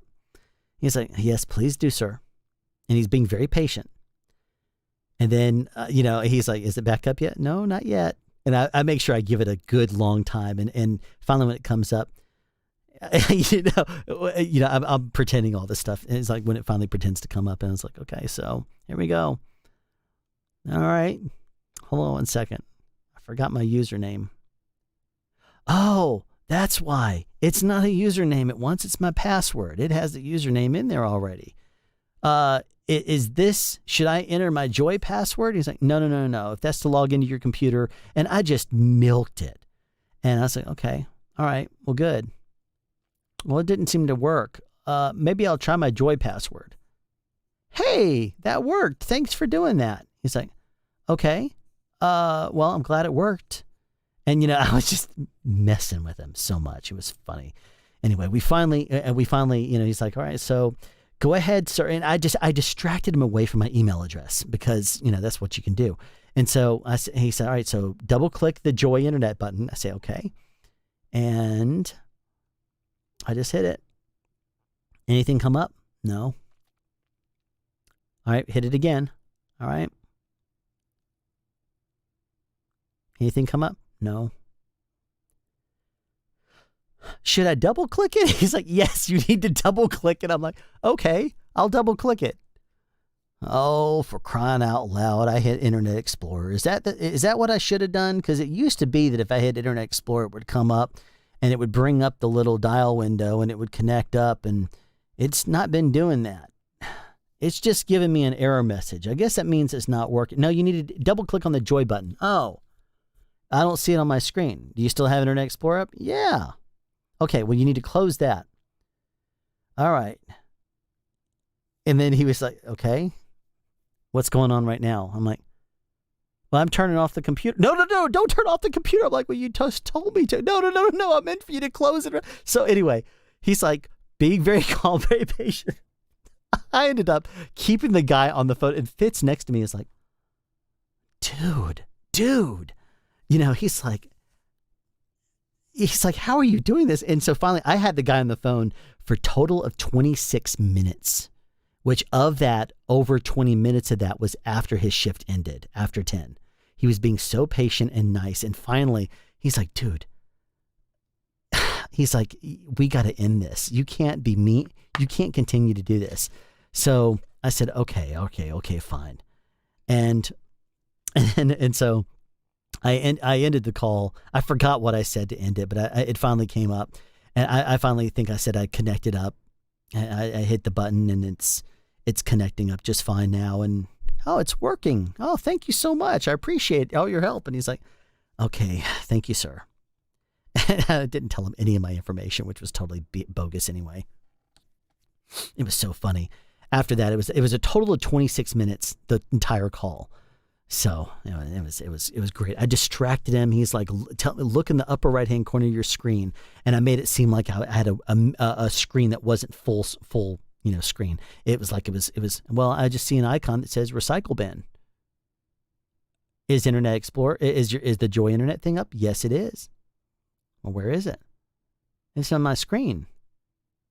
All right, can you put your mouse on the button that says whatever? I'm like, yeah, I think I remember it being there. I think there might be another thing over on top of it. One second, and I was so bad. Anyway, it was awesome. He ended up going to work and telling him it was one of his Earthlink technicians, and the guy was like, it was like, man, he's like, I got overtime that day, but my supervisor wasn't happy. He's like, what happened on that call? Anyway, it was so funny. So, smoking coffee sounds painful. Yeah, I have a PhD. That's cool, sir. Is the modem plugged in? Of course it is. I'm not stupid. Can you check it for me again, sir? It's plugged in now. It's working. Click. Yeah. Mm-hmm. So, in other words, it wasn't. It's really hard to dumb it down more than web browser. Back to restarting computers took 10 minutes. Yeah, that's hilarious. So evil. Yeah, i.e. Was good until antitrust laws forced it to become. Let's see. I was polite and nice. Well, screaming and cursing and pressing the mute button. Yep, good times. Earthlink tech support. Had to love it back then. Got to remember another good story. Oh. Should I tell that one? It was when they decided to close 3 of their 7 call centers. We had heard on Google News, we were pretty annoyed when we would hear on Google News things about our own company that they were not telling us. And we had a meeting once per month. And we had just had our meeting, and somebody raised their hand and said, we just heard on Google News that we're going to be downsizing and combining call centers. And the managers, the supervisors up in front of us were like, your jobs are all secure. There is absolutely nothing to worry about. They're not going to be doing away with anything. And like, I think that was on our Wednesday, because the first time I was working there, it was Monday through Friday, 7 a.m. to 3:30 p.m. I think it was Wednesday. And then we on Friday, since we ended our call and logged out at 3:30, I think it was around 1:30 that day. They walked through and they said, everyone log off your phones, log off your phones, log off your phones. And we're like, what's going on? I said, just get off your call. I'm in the middle of this. How long do you think it'll be? A couple minutes? Yeah. Okay. If it's going to be longer than that, get the customer's information, tell them you'll have to call them back later, or you'll have to escalate, something like that, but get off the call. And we're like, that's serious. Well, we had a place called Earthlink Live. It's now Center Stage in Atlanta on West Peachtree. They said, we're going to go down there to Earthlink Live. We're going to go down there to Earthlink Live. We're like, okay. Walk in there, and there's some of the executives of the entire company down there. And there's also the HR department sitting down there, and there's security all around. We're like, oh, this is not good. And we're like, this is not good. They have HR here, they have security, and they have the executives. Anyway, they told us that the decision has been made to combine 2 of the 7 call centers that were in the same city together, and to get rid of 3 of them. But ours was the world headquarter building in Atlanta, and ours would not be one of them. And someone raises his hands and said, you said that tech support jobs were secure. He says, I said that your jobs are secure. And it's like, and they were instantly like shaking their heads. And it's like, if you would like to relocate to, if you decide that, it says that we are going to be at some point in the future, going towards more outsourced tech support. And if you would like to use this as an opportunity to transition positions, we can help you to find another job, and we can help you build your resume. It's like, you were basically getting rid of us. You were telling us in so many words, we don't want you here anymore.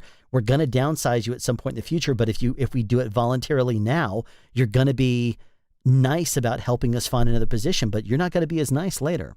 Well, sure as the world. They ended up deciding they were going to redo teams for whatever reason as part of that call center, and they started outsourcing more, and these outsourced technicians were terrible, especially at the beginning. And anyway, it was crazy. But I ended up staying there. They ended up redoing all of our schedules to the point where I was put on what was called a power overnight shift, which was 8 p.m. to 7 a.m. What was it? 8 p.m. to 7 a.m. Monday, Tuesday, Thursday, Friday. That's what it was. No. Sunday, Monday, Tuesday, Wednesday. That's it. At the time, I was part of a Rocky Horror cast, and I would start my week on Saturday. So it was Saturday, Sunday. No, that's not it. I don't remember what it was. It's not important. Whatever it was. I remember that we had an open door policy, and so we could make appointments with executives if we wanted to. And I went in and made an appointment, because it was our policy, with the vice president of tech support for the company. And I told him I wanted to understand how the call centers worked. And I was able to schedule, like a month and a half in advance, a half hour with him. And he kept me there for 3 hours, because after I said I wanted to find out how the call centers worked, because I wanted to see how we could perhaps streamline things. I said at the time I was I'm not a supervisor. I said I was a senior level technician in my team, and I wanted to know how the call center was laid out. And he explained it to me. I said, great.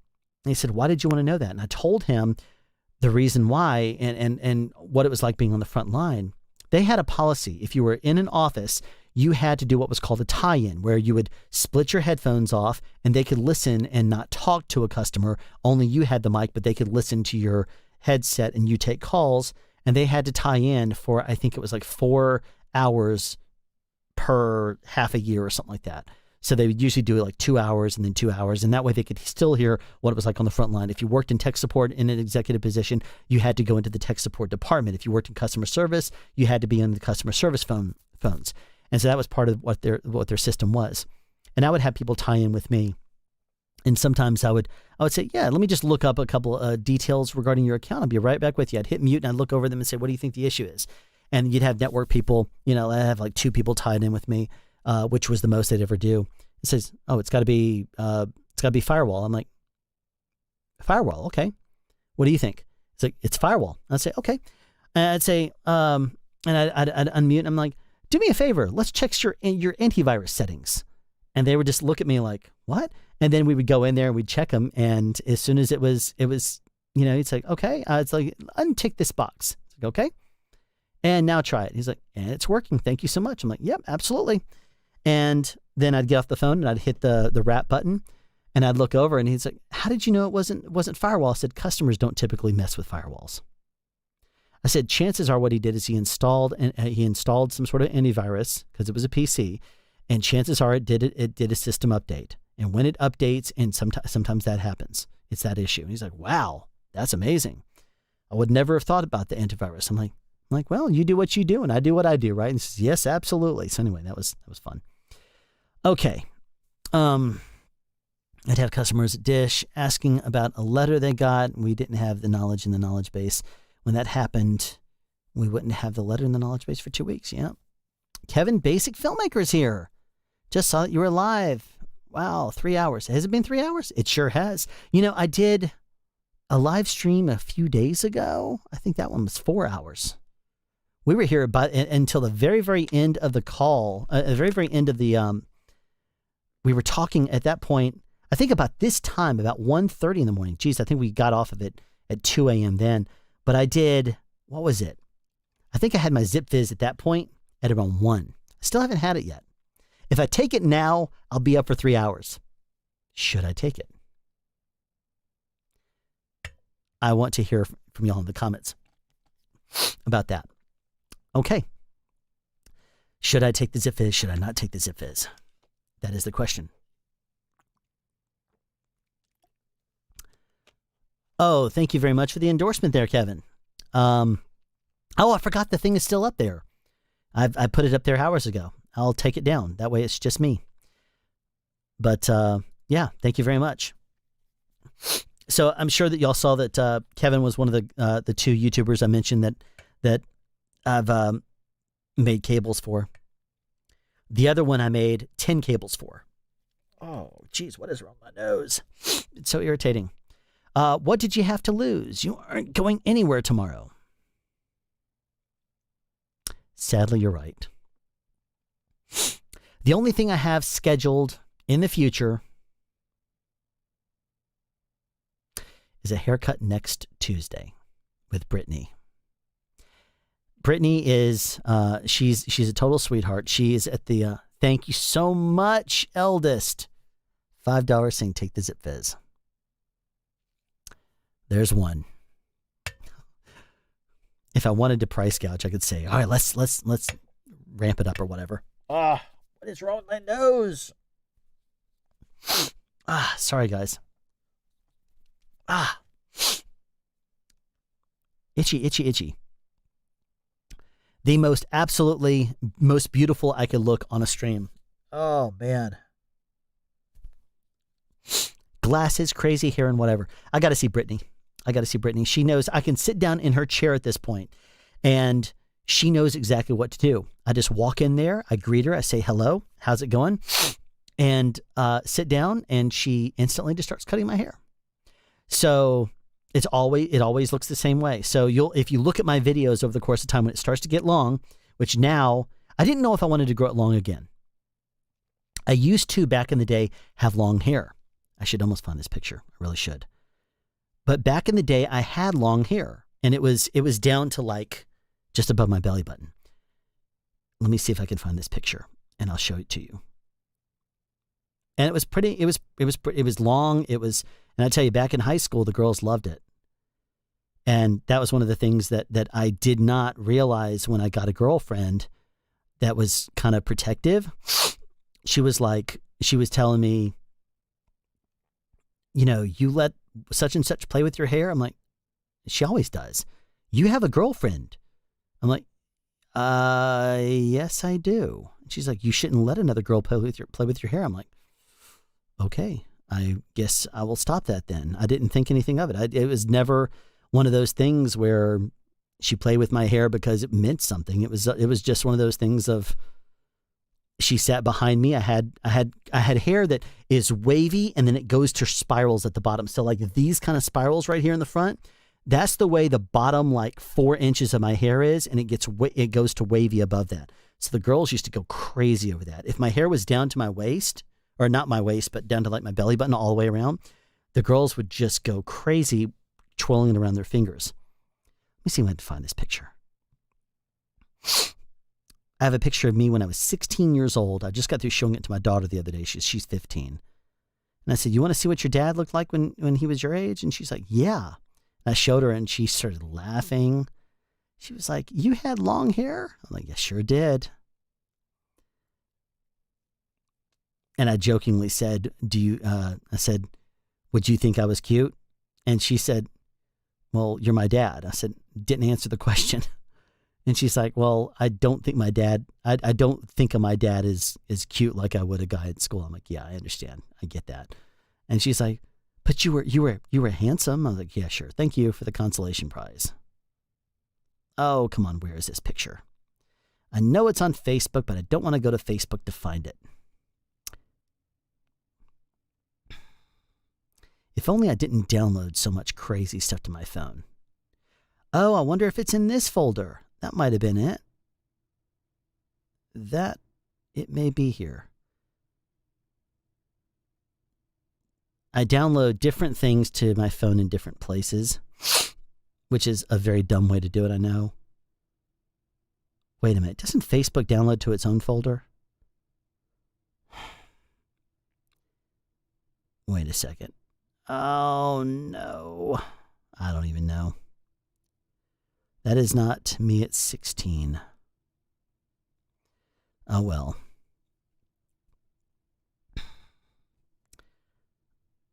Oh, well. Let me, I'll, if you're that interested, I will find it. And what I'll do is I'll tell you what I'll do. I'll post it to my community tab. So if you see, I'll get off the stream and then I'll post it up there. And so you can see it. I don't know where it is right now, but I'd have to pull it down from Facebook and I'll do that from my computer. No, it doesn't need to be my avatar. Okay, take the Zip Fizz. Fine. All right, eldest. All right, X80s. Okay, I have a little bit of water. You're supposed to put a Zip Fizz in a whole bottle. I don't do that.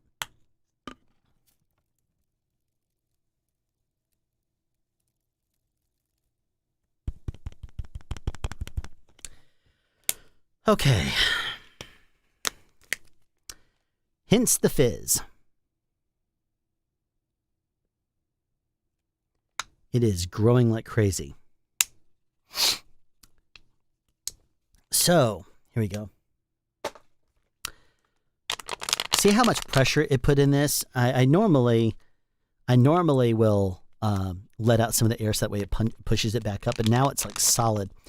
Okay, so while I'll leave this on the screen, let me look over this stuff. Take us and get energy. I need to sleep.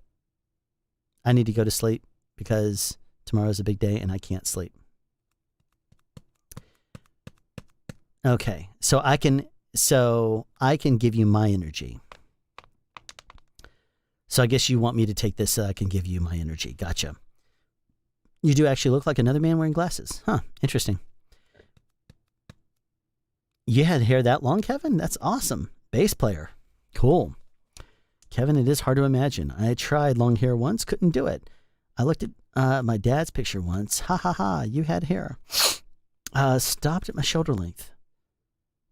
Got a photo, posted it in TW once. I was pretty. Kevin, that needs to be your avatar. Okay.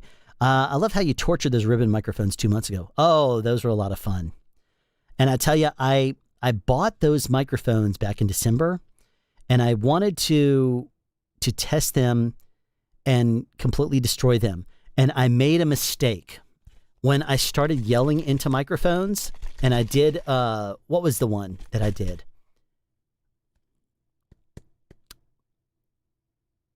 I was yelling into the Deity Lavs in my Every Deity Lav video.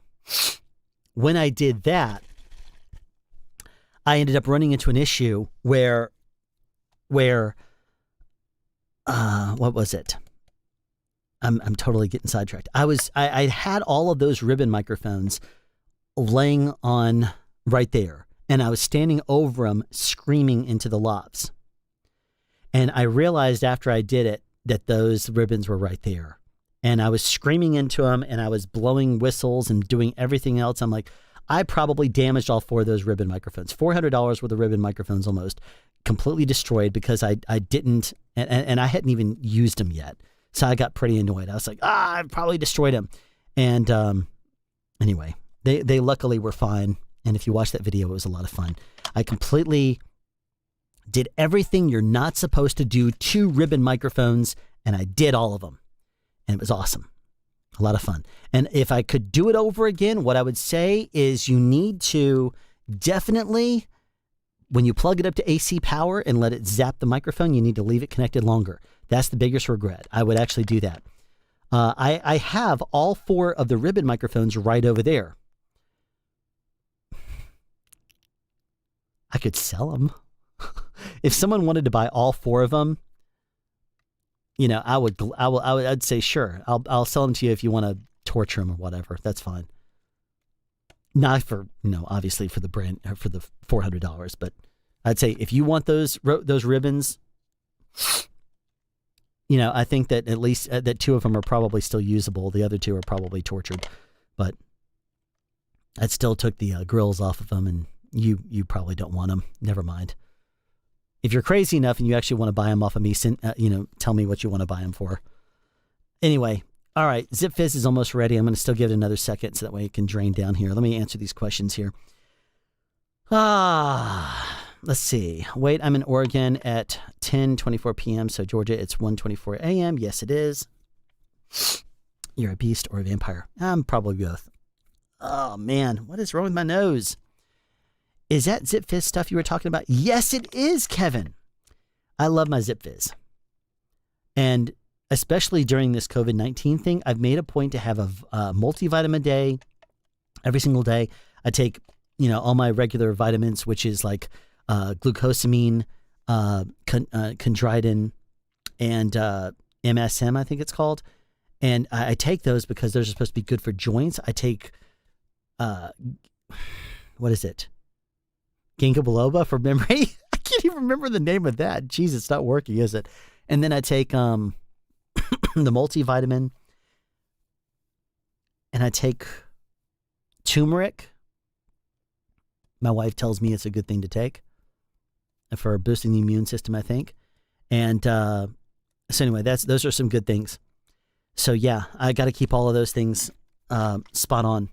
And I usually will also take something with valerian root if I'm working and we're working long hours and I have to sleep for crazy times, because it'll be like, on Monday I'll have a call time at 7 a.m. and then we'll work until 9 p.m. And by Friday I'll be going in at like 8 p.m. and I'll be working until 9 a.m. or something.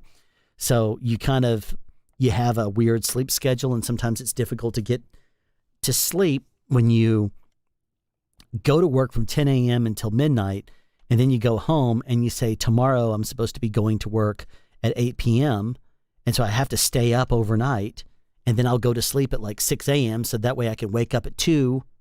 And then I'm like, no, I got to stay up later than that. So then I have to stay up until 9 a.m. and go to sleep at 9 so that way I can wake up at 4 in order to get to work by 8 or something like that. I'm like, no, that's not even late enough. So then I have to stay up even extra time. So I'm a zombie by the time I go to sleep. So anyway, ZipFizz does look like carrot juice. This was an orange flavor. Usually I use a different flavor. Okay. But yes, Kevin, this is the ZipFizz I was talking about. I absolutely love this stuff.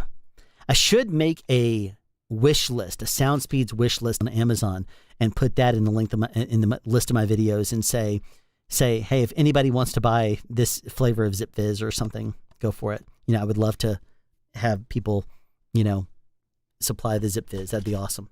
Some people will say, hey, I'll buy you a cup of coffee, and they use that buy me a cup of coffee service or whatever. This person donated 2 cups of coffee.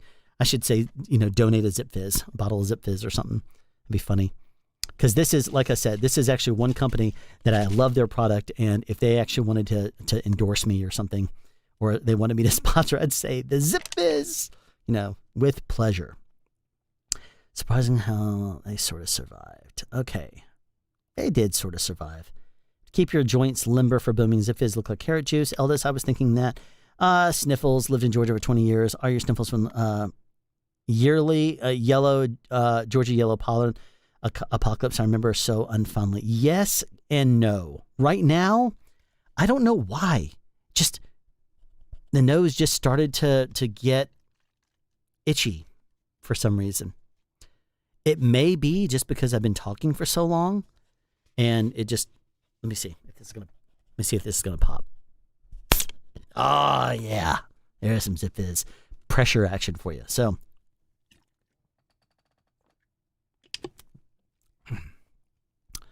oh yeah. So, 205 milligrams of caffeine now downed.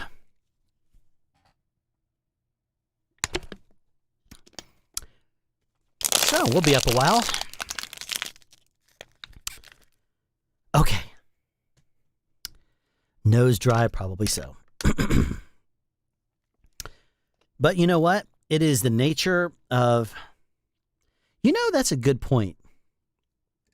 I should probably get a humidifier for this room. As a kid... Aw, look at you, Kevin. $9.99 a Zip Fizz donation. Wow, that's awesome. Okay, I will buy some Zip Fizz. The thing I get is 30 bottles, and it's like, how much is it on Amazon? It's like $27 or something like that. Oh, let me see what Zip Fizz is going for right now. Zip Fizz. There is the it's $27.98. And there is 20 packs for $19.98. But I like better value.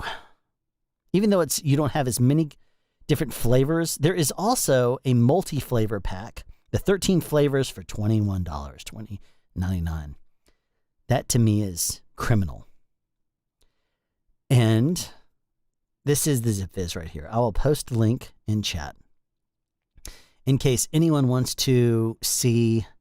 And yes, just to make the FTC pleased, this is going to be an affiliate link, but it is going to be a Zip Fizz link right here. If you want to see what indeed you just paid towards Kevin. Kevin paid $10 toward that. So I will make sure I grab that. Really... What do I have in my cart? Oh, turmeric. That's right. I ran out of turmeric and I need to get some more. How long has that been in my thing?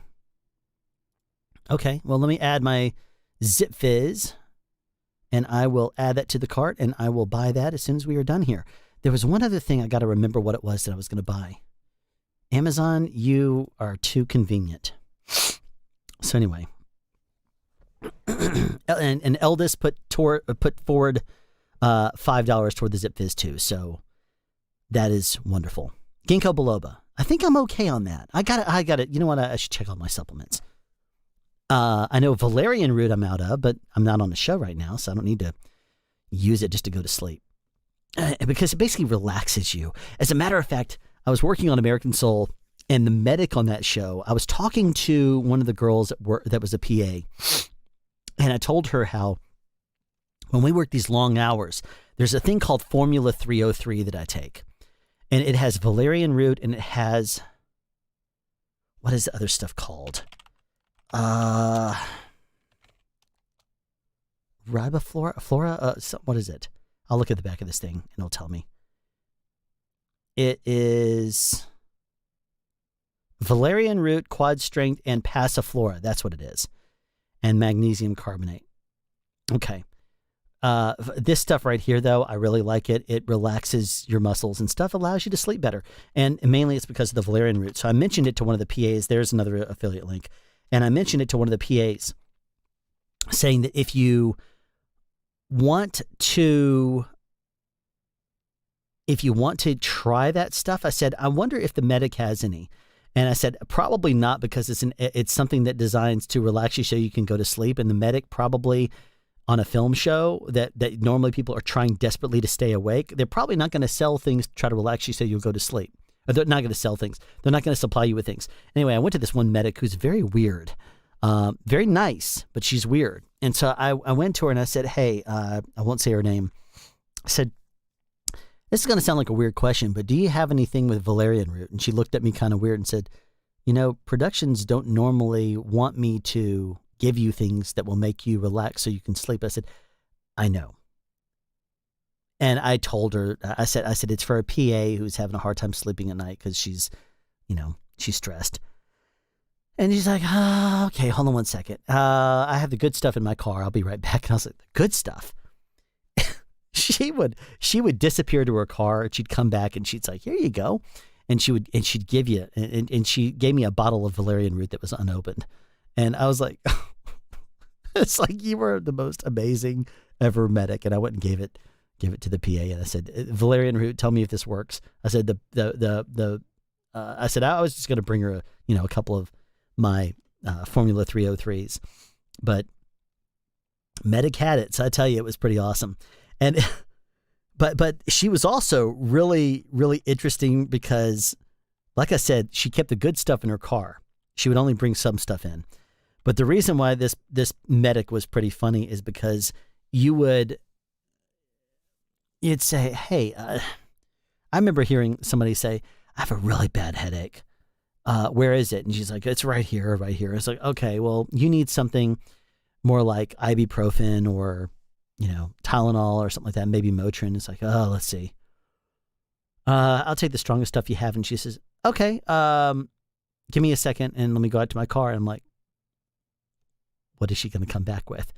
And she comes back and says, what was it? She said, this is Tylenol 3. This is the best I could give you. And I was like, isn't that prescription stuff? She's like, yeah, it's a prescription medicine. Yes, normally. I'm like, how can you give it to someone if it's a prescription? She's like,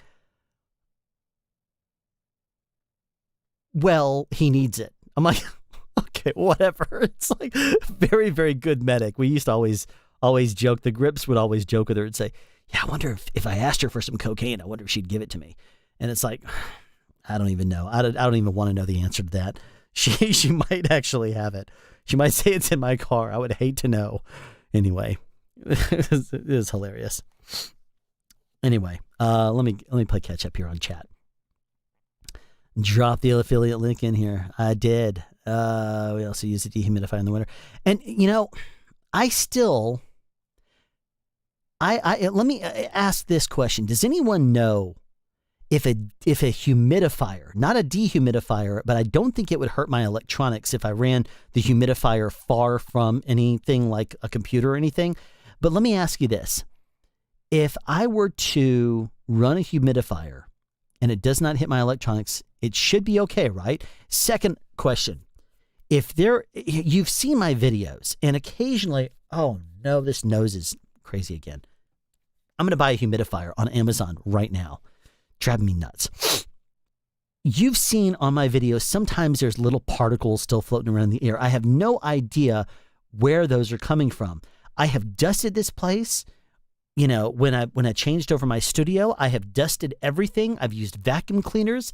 Everything is spotless. I mean, if I go over the top of the webcam, that is spotless. No, there is, I mean, you might have seen me a few moments ago here where I was doing this number here because there's little particles that will sometimes, get on something and I will pick those up and I have a trash can directly below me and I'll throw those things away. So it's like, I'm constantly wanting to, oh no, Dan, no. So anyway, he's trolling. So let me ask you this. A humidifier, in addition to things like the dry and scratchy nose, will it hurt my electronics, second of all? And third is, do you think it would help with some of those little particles that occasionally float around in the air? Because I tell you, the place does not have dust in it. They're not in the ducts in the ceiling. I've dusted. I could dust right now and you would see nothing on it. I have no idea what those little particles in the air are floating, but I see them float between me and the lights because they're backlights, more stronger, more directional lights. They bounce that direction. They're illuminating it because it's the same thing as what we do in the film industry. If you light somebody from the front, especially with it doesn't matter what you light with from the front. If you light somebody from the front, you're not going to see rain. If you want to see rain on film, you backlight it. That way it makes a silhouette around each of the raindrops. That's a little trick that you use in the film industry. So if it starts raining and they're like, just keep it going, try to keep the actors dry, you'll start to see them and they're going to get hit, from the front with light. They're going to stop using as much directional light unless it's more, it's not going to be as directional. They'll start to use more bouncing lights. So that way it's still adding the halo light effect and stuff, but it's not going to be sharp, a sharp, more directional, direct hard light. But I tell you, man, it's driving me crazy. Those little particles, I have no idea what they're coming from. I've turned on the lights and stood there and looked at it and said, where are these things coming from? And I have thought about sticking up sticky strips right through there. I've thought about, like the things that you use to catch flies in like country stores, the little fly sticky tape things that pull down. I've thought about hanging those up, but it would look ridiculous in this studio. I've thought about, running an air unit right over there and to just blow, a big, very low fan and just blow it constantly at me. But I don't want it to look like I'm trying to be in some 80s commercial with my hair going, crazy. I don't want it to look like that. It would be really cool for me and growing my channel like crazy if I had a pretty young lady on camera and it was blowing her in the face. That's different. No one wants to see a middle-aged guy doing this. So anyway, that's actually one of the things that I've said many, many times is if I ever wanted to have a channel that took off like crazy, I could very quickly, I could find some of my really pretty friends that are actresses and background people, and I could take one of them, I could put an inner ear monitor in them, and I could tell them whatever you hear me say, and I could record the voiceover and have them going through with like a Bumblebee, like the Bumblebee IEM that I did, the Sidekick. I could have it go over their ear. You never see it. And I could have one of these really pretty girls stand in front of the camera and say, whatever you hear me say, you say it. And then they speak it to the camera and people would be going through my videos and they'd say, look at this pretty blonde girl. And they'd click it and say, talk sound to me. And my channel would blow up. But I'm not going to do that. Sounds like a mean trick. Okay, let me play catch up on the stuff here. Do you have a favorite group of people that you have worked with? On a show, on a TV show, I guess you're asking? A favorite group of people I've worked with. There are some people that I just absolutely, that are team players. Those are the best people.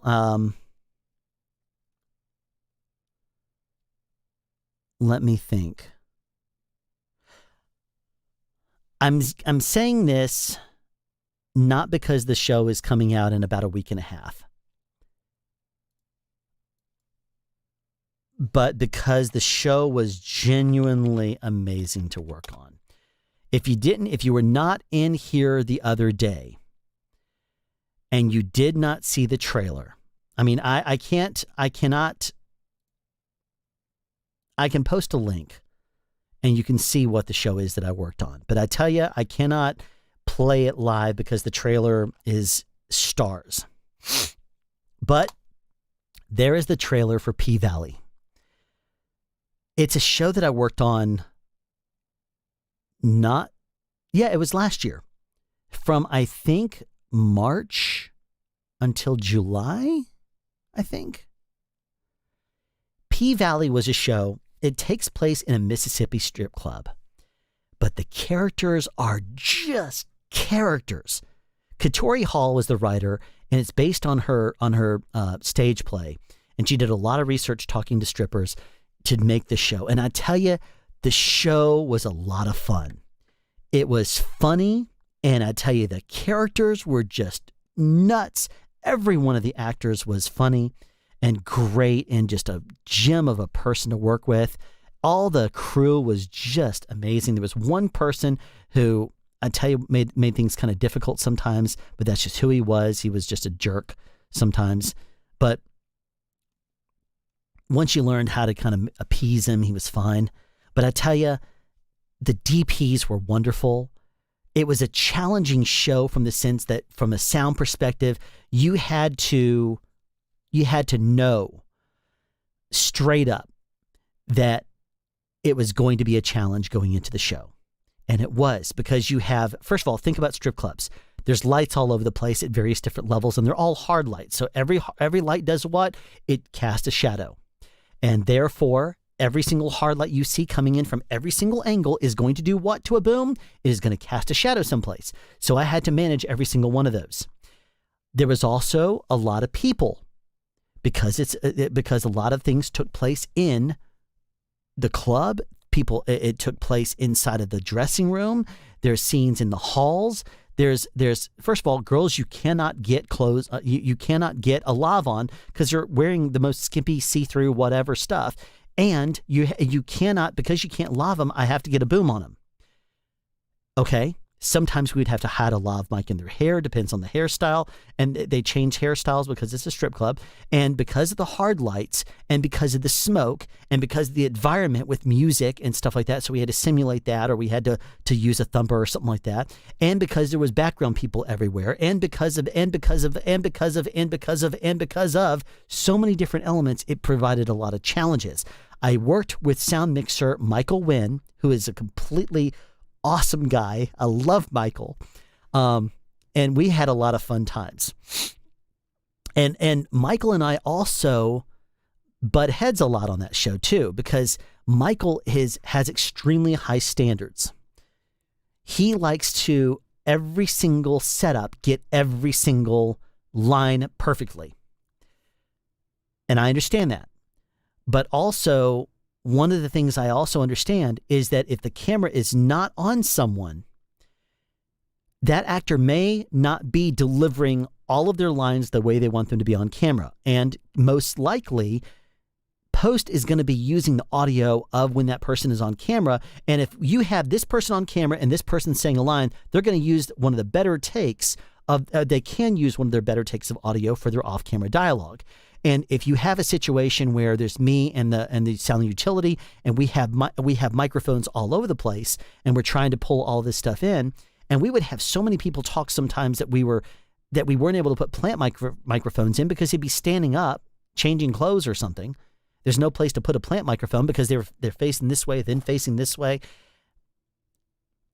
A lot of challenges. And I would go to the directors and I'd say, okay, when are you going to use this shot? And are we, all right, so we got this.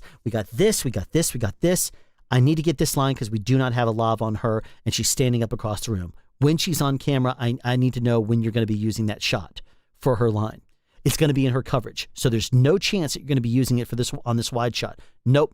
It's going to be in the coverage. Okay. I would relay that to Michael, and Michael's standards are so high, he'd say, I want it all the time. There's no way for me to plant a microphone. Figure it out. Now, he did not speak to me that way, but he would say, figure it out, Alan. I know we'll get it. And sometimes he was really chill about it, but most of the time he was like, no, I'm sure you're smart. You're creative. You can get it. Just figure it out.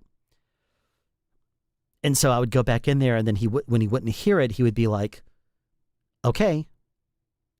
He's gonna, she was on camera for that. I'm like, there was no way for me to get to her. We need to figure out a way to get her on camera for this. And it was like, it was sometimes driving me crazy, but I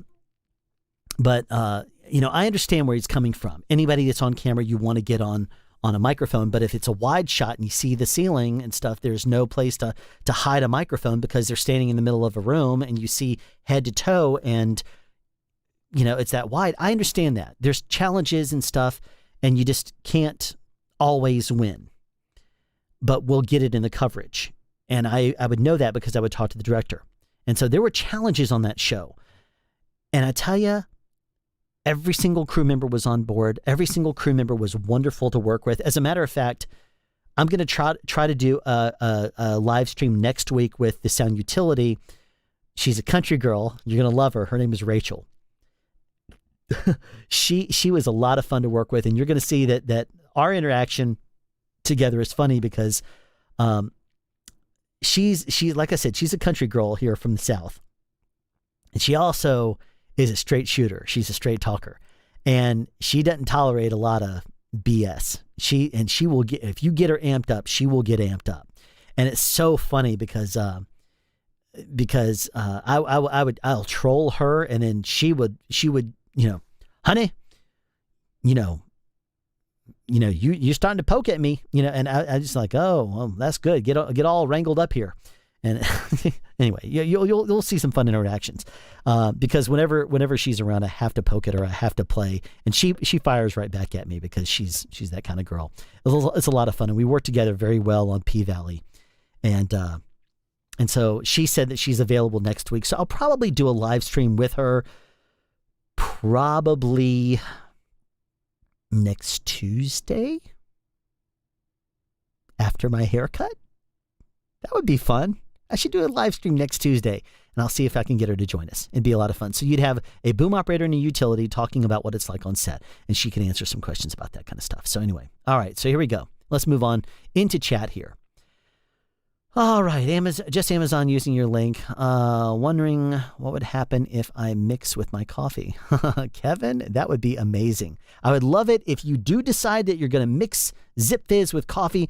Please record yourself and send me that as a video. I would love to see that. That would be a lot of fun. Kevin, time to do a new video. Yeah, great idea. Good stuff. Well, he needs it. Do you have a favorite group of people to work with? I already answered that. That was the one I just answered. You can see I'm now woken up because of the ZipFizz. Now, high pass, more bass. High pass, more bass. Think of what my wife thought. Too funny. I must have been in reference to something I said. Dear Sound Speeds, what do you think about 32-bit recording? Okay.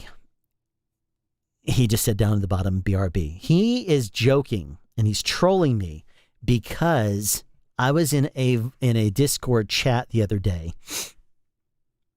and he says to me, "Hey, Alan, I want your thoughts on something." And I said, "Sure." And he says 32-bit recording and starts to talk, and he just and I'm like, and anyone who knows me knows that for the most part, I am not a fan of 32-bit recording. It has very limited actual uses in the real world, and it irritates me so badly when people say, I'm going to record in 32-bit floating point. Why? And so I sat there and listened to him. He talked for like 2 or 3 minutes, and then and doesn't ask me anything, but then he just kind of says something as if he wants me to say something. And I just say, I'm still waiting to see how I can be of service to you. And Bandrew was there. He just laughs and says, in so many words, he says, don't be a jerk. And I'm like, I'm waiting for him to actually, he says he has a question for me though. So anyway, he talked more and then he did not actually ask a question. And so again, I'm like, I'm still waiting to hear how I can be of assistance to you. And so finally he says to me, Greg, thank you for coming in, man. Head on to bed. Absolutely. Anyway, so he then says to me, I always record in 32-bit and, he's like, I want to get your thoughts and whatever. I forgot what he said. But anyway, it was basically like he wanted to find out what my thoughts were about it. And so I said, all right, so let me ask you something here. Are you planning on whispering 6 feet away from your microphone and then going to be standing right next to it and shooting point blank, 45 right into the microphone and then go right back to whispering. And he's like, no. I'm like, then why are you using 32-bit floating point on everything? He's like, I don't know, man. I just want to use it. And so it drove me nuts. I'm like, and so you want to talk about triggering me? Let's talk about 32-bit floating point. And so he's trolling me with that comment of what are your thoughts about 32-bit floating point? Anyway, humidifiers are fine as long as they're not blowing directly on electronics. Good. I'm kidding. I'm leaving now. Oh no, love, don't start. Depends on the level of humidity you put it in. Air. My place are. What about an air purifier? Can maybe do that. 60% humidity may be okay. I converted Banjo now, and I will convince you to get an air scrubber. An air scrubber. What is an air scrubber? Air scrubber. Negative machine airborne cleaner HEPA scrubber water damage restoration. Well, first of all, I don't like these prices. $550. An air scrubber. Oh, I used to have one of those Winx units. I'm scrolling down through it. I used to have a Winx air scrubber. I recently sold it right before the whole COVID-19 thing. I sold it to a guy at the union hall. I was teaching a class, and I posted on Facebook, said, "Does anybody want this?" I bought it because at the time we were going to be getting a dog, and I bought it so that way it would keep the air, very, very clean. And we ended up not.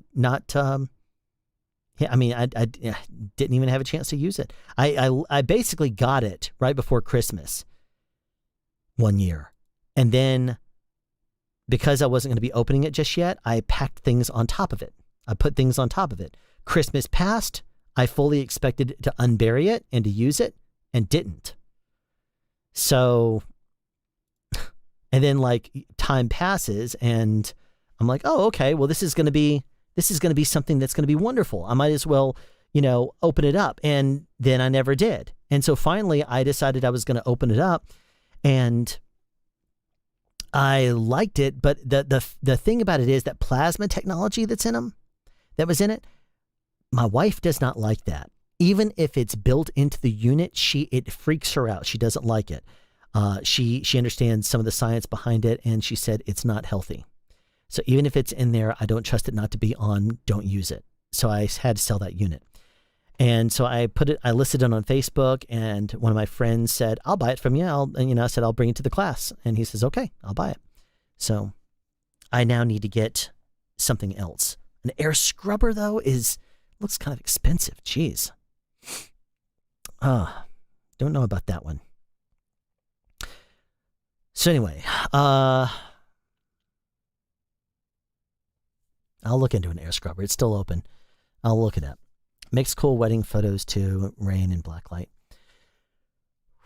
We definitely want an air purifier. Our videos, our previous one got discontinued before we bought it, and we were only able to get the filters for so long. Yeah. Your skin cells are everywhere. Def gets some of those air duct or duct filters plus box. Hair blower thing could be sexy. So we've needed a new one forever. Now I posted the link. We started doing live sound. People who are just friendly make me feel like I was working with them rather than working for them. Anything with Michael seems like it would rock. Yes, he's a great guy. As a matter of fact, if you watch his video recently, the one on the stereo microphone, Michael and I were going to do a collaboration about that. A week ago Monday, we were going to be shooting a video where he reached out to me before that and he says, "Alan, I want to shoot a video with you." And I said, "Okay, what is it?" He said,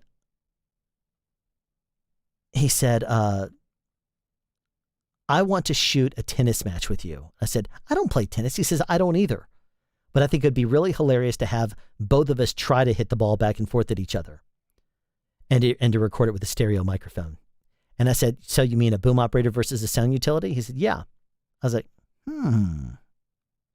that could be fun. So I said, sure, I'll agree to do that. And he ended up getting sick. So he still released his video. And if you notice, he went out to a tennis court and he went and recorded bikers and skateboarders and stuff like that. He did that because he didn't want to get any of us sick. So he shot basically those at a wide shot. But I think his video turned out great. If you haven't seen it, go check it out. It's about a new, what is it, CS50? The Senken CS50. I think it's a not a prototype. I think it's past that. But it's a new stereo microphone that Senken could be releasing. And it's pretty cool for what it is. First, if you're into stereo microphones, there you go. Back to the air humidifier, I personally recommend around 50%. Okay, BRB, he says. I don't know if Dan has come back yet, but if he has, he probably missed every bit of what I said about talking about how he triggered me the other day in voice chat. It is well within your right to kill that light. I am so sorry. I have no idea what you're talking about. We've gone past that. Does Mike have U wireless, and if so, with what? Well, I think he's redone his system. When I worked for Mike, he was on a, what did I use? I think I used an MM1. I think I used a Sound Devices MM1 into Electrosonics SMQV, I think, transmitter. Yeah. Pretty sure it was an MM1 into a SMQV. It might have been an SMV. But it was a very cool setup. I mean, I like the preamps on it. But I think when I went to work for Aaron Siegel on Black Lightning represent, when I went to work with him, he had just got through getting the A10 system. And so I was using the Audio Limited A10, and that is a very good wireless boom system, provided you have the version 3 filters on there and you have the cables just right, and you kind of have to figure it out. I really wish that Audio Limited would kind of figure the thing out so you don't have to have filters on the cable. It kind of is irritating, let the truth be known. But once you figure that out and you've done your troubleshooting and you know what it is, you'll figure it out too, and you'll be able to get it without buzz in there. So but I think Michael might have, because he just got through upgrading to a Kantar X3, and Scott Beatty did all of his soldering and wiring and reconnection stuff. They did a video about that. If you watch that video, he talks about his system upgrade. I think he upgraded, he might have gotten an A10. I'm not 100% sure. He probably talks about it in his video. I don't remember, but I have not worked for Michael since last summer, about a year ago now. Is when when we finished at P Valley and I jumped aboard Black Lightning. So anyway, sound speeds. I'm going to head out. Okay, we already just said I was LOLing. It's you turn on the high pass filter and got more bass out of your voice. Yeah. Shockbound opinions and or recommendations. Okay, Kevin, real quick. I only have 2 questions here. Shock mounts for what? Are you talking about for a large diaphragm? Are you talking about for a shotgun microphone? Are you talking about a specific microphone? If you can tell me, I will get specific with you. Microphone is too broad. It could be a long shotgun microphone. You could be talking about a large diaphragm. Tell me what kind of microphone you want to know about, and I will gladly give you some recommendations on shock mounts and stuff. Okay, can Mike come on the stream next Tuesday as well? I want to keep it with me and Rachel. I might actually bring Michael in on a stream sometime in the future, because he's a, gosh, it'd be so fun to tell some stories. He told me this story. It was so funny. We worked on American Soul, and just like right now, how it's 2:23 a.m. We had like a 7 a.m. call time or 8 a.m. call time, and he wakes up at 3 a.m. and he was unable to sleep. And so he had been asleep for like 3 or 4 hours. He gets up and he decides, with his eyes all half closed, he goes into his studio, brings up his computer, and he decides to bring up YouTube. And it says, sound speeds live. And he's like, what? He clicks on it and brings me up, and I'm in the middle of a live stream talking and taking sound. And he gets on this thing and he's like, what are you doing? We have a call time in like 4.5 hours. What are you doing awake? And I'm like, oh, hey, Michael, how's it going, boss? And, I was just, he's like, what are you doing up streaming? He's like, well, why have you been doing this? I'm like, because, dude, I wanted to stream tonight. He was just like, you have to be at work. Are you going to be alert? Are you going to be awake? And I was like, yeah, I'll be fine. Anyway, he watched for a little bit, and then I ended the stream, and I went to sleep. I woke up. The next day, I was at work, and I had attended the rehearsal because I was on set before call time and talking to people, and he had come in from catering, which I usually avoid catering in the mornings, and he was at catering, and I didn't see him. And then as soon as we were done rehearsal, I went over and greeted him in the morning. He's like, "You were live streaming at 3 a.m." He said, and he tells me the story about how he just got up after being asleep for like 3 or 4 hours, and he couldn't get back to sleep, so he decided to check his YouTube videos, and he saw me that I was streaming, and he's like, "What are you doing?" So anyway, it was kind of funny. But that was, and he enjoyed telling that story when we were on some shows together. Was talking about wrong answers only and having your boom pole not create a shadow. Oh, that's right. It's well within your right to kill that light. Wrong answers only segment in the Sound Speeds podcast. That was fun. It was a great video. Plus the Kandahar X3 tip series is great too. Yes, it is absolutely wonderful. I love the Kandahar X3. It's such a beautiful, beautiful thing. Okay. Kevin, basic filmmaker, shotgun microphone, shock mounts. Short or long shotgun microphone? I will assume short shotgun microphone. So, my favorite shock mounts are made by Sonella. Now, you can only really get them. Now, here's the thing. If you get a Sonella shock mount, though, it is more expensive and it is not diverse at all. It is designed for one microphone. So, for example, a Sonella has 2 isolators on it. If you look at it, the front isolator has like a code like A2, and the back one might be B3 or something along those lines. Well, those isolators and the size of the connector, it has a short XLR little bit on the back, and it has a little wire that goes to a separate connector that sits on the side. That is going to be designed for one particular shock mount. One particular shotgun microphone. It is not the kind of thing that you could say, I have a DPA 4017B and I'm going to suddenly put a 416 in that. It's not going to be weighted properly, and it would perhaps bang around or something. So, because it's not going to weight, every shotgun microphone is weighted differently. So it is what I would actually say is the best if you want to get something that's not compatible with anything else. Now, if you want something that is compatible with other things, then you're probably going to want to get yourself an Envision Lyre, or get yourself a PSC M5, what they call like a juice can. It is the M5 McDonald mount. And basically what those are is, if you could imagine, a lyre looks like it has 2 little bows. Actually, you know what? You know when you bought the shock mount that comes with like an NTG, the NTG5, how it has the little bow-looking things that hold up the microphone? That is a lyre. That is actually made by Rycote. They have those lyre bows, and you can get yourself the Envision 6, which has them separated 7 centimeters apart, or the Envision 7. Yes, or the Envision 7 where they're 14 centimeters apart. And if you get the one that's 14 millimeters or centimeters apart, then you can pretty much put whatever microphone you want to in there. And what I strongly recommend you do is get yourself a short pigtail made that's 1 foot, that's 9 inches, whatever you want, that's long enough to go in the back of your shotgun microphone, that goes into the little curved bit that, the center stalk comes up here, and it has a little part that comes around here that you put in the cable and it clicks into, goes out of the microphone into that, so it kind of strain reliefs it to itself.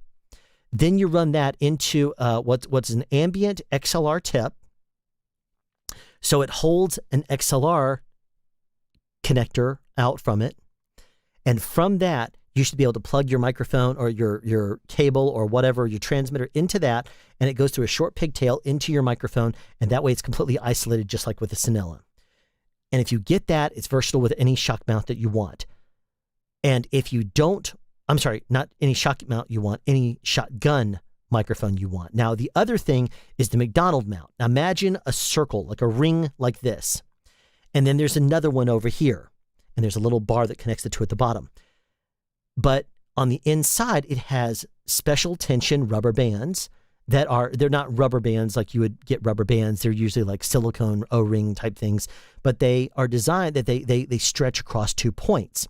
And so when you thread through a shotgun microphone, you have to kind of twist it up and twist it over. So that way that instead of being this way, you kind of, you twist them, you pull it from the outsides. So that way you thread it through there and it will hold the shock mount correctly on the inside. Shotgun microphone on the inside. It goes straight through to the front little isolator. And you could, if you have too much weight on the front, you could add yourself a little bit. You could add a second O-ring, or you could use like a broccoli type rubber band on the front. Something along those lines, so that way there's more tension on the front, it can hold more weight. So if you add something like a softy, a super softy, a wind killer, a wind bubble, anything like that, bubble bees, you could easily put more tension to hold the front, and it allows you to dial in on your exact tension that you want.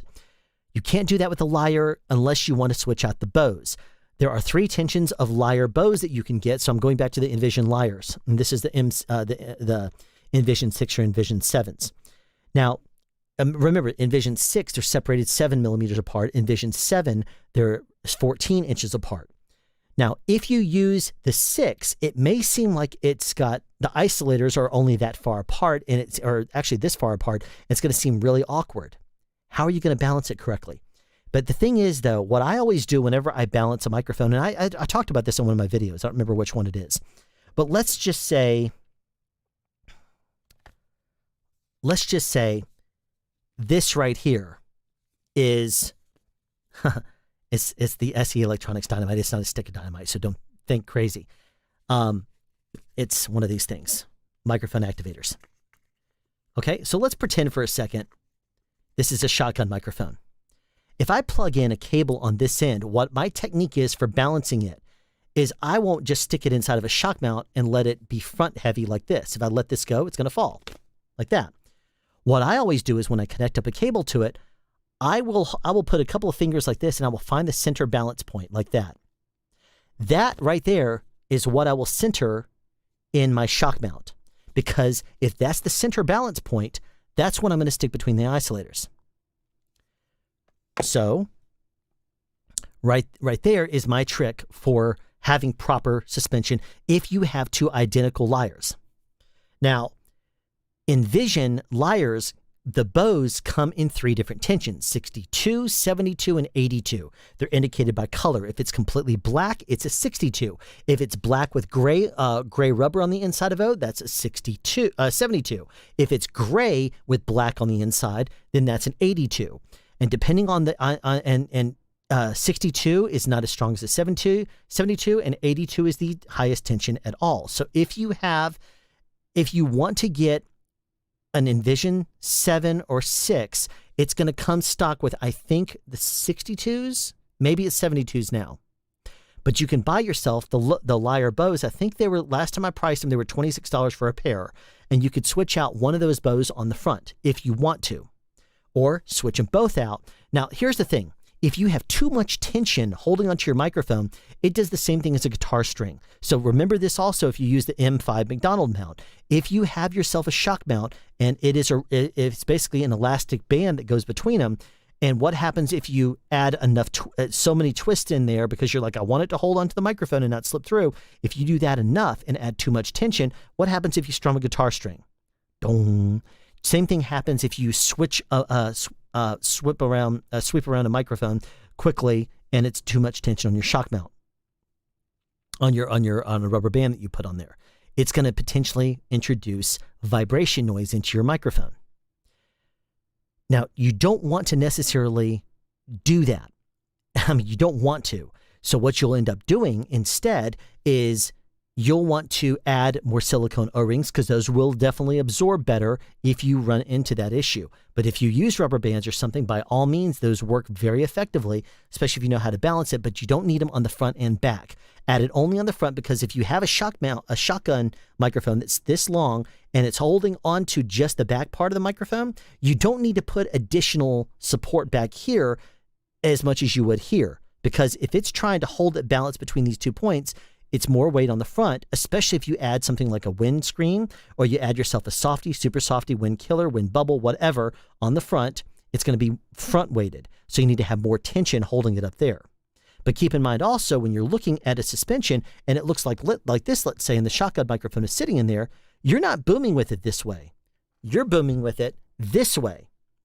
And because the weight is going downwards, it's going to be holding more downwards on that front suspension. So what's going to happen is both of the suspensions like this, as soon as you go vertical with it, is going to be pulling downwards.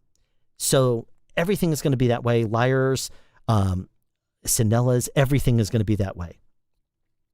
But if you balance it pretty well, it shouldn't be an issue. So what my recommendations are, just to summarize my entire tirade of my preferences there, if you want it to be versatile with a bunch of shotgun microphones, as long as you're short shotgun microphones, I strongly recommend getting the Envision 6 or 7 Lyres. Keep in mind the tension if you want to adjust that, depending on the shotgun and the wind protection you use. And or get yourself a PSC, Pro Sound Corporation, McDonald mount M5, and get yourself different tension of elastic bands on that. So there you go. There's a few suggestions for you regarding shock mounts for a shotgun microphone. Do you work with the same sound team often? It is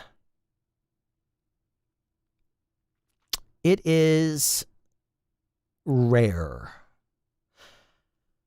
Whenever you join a new team, they usually have somebody who's constant.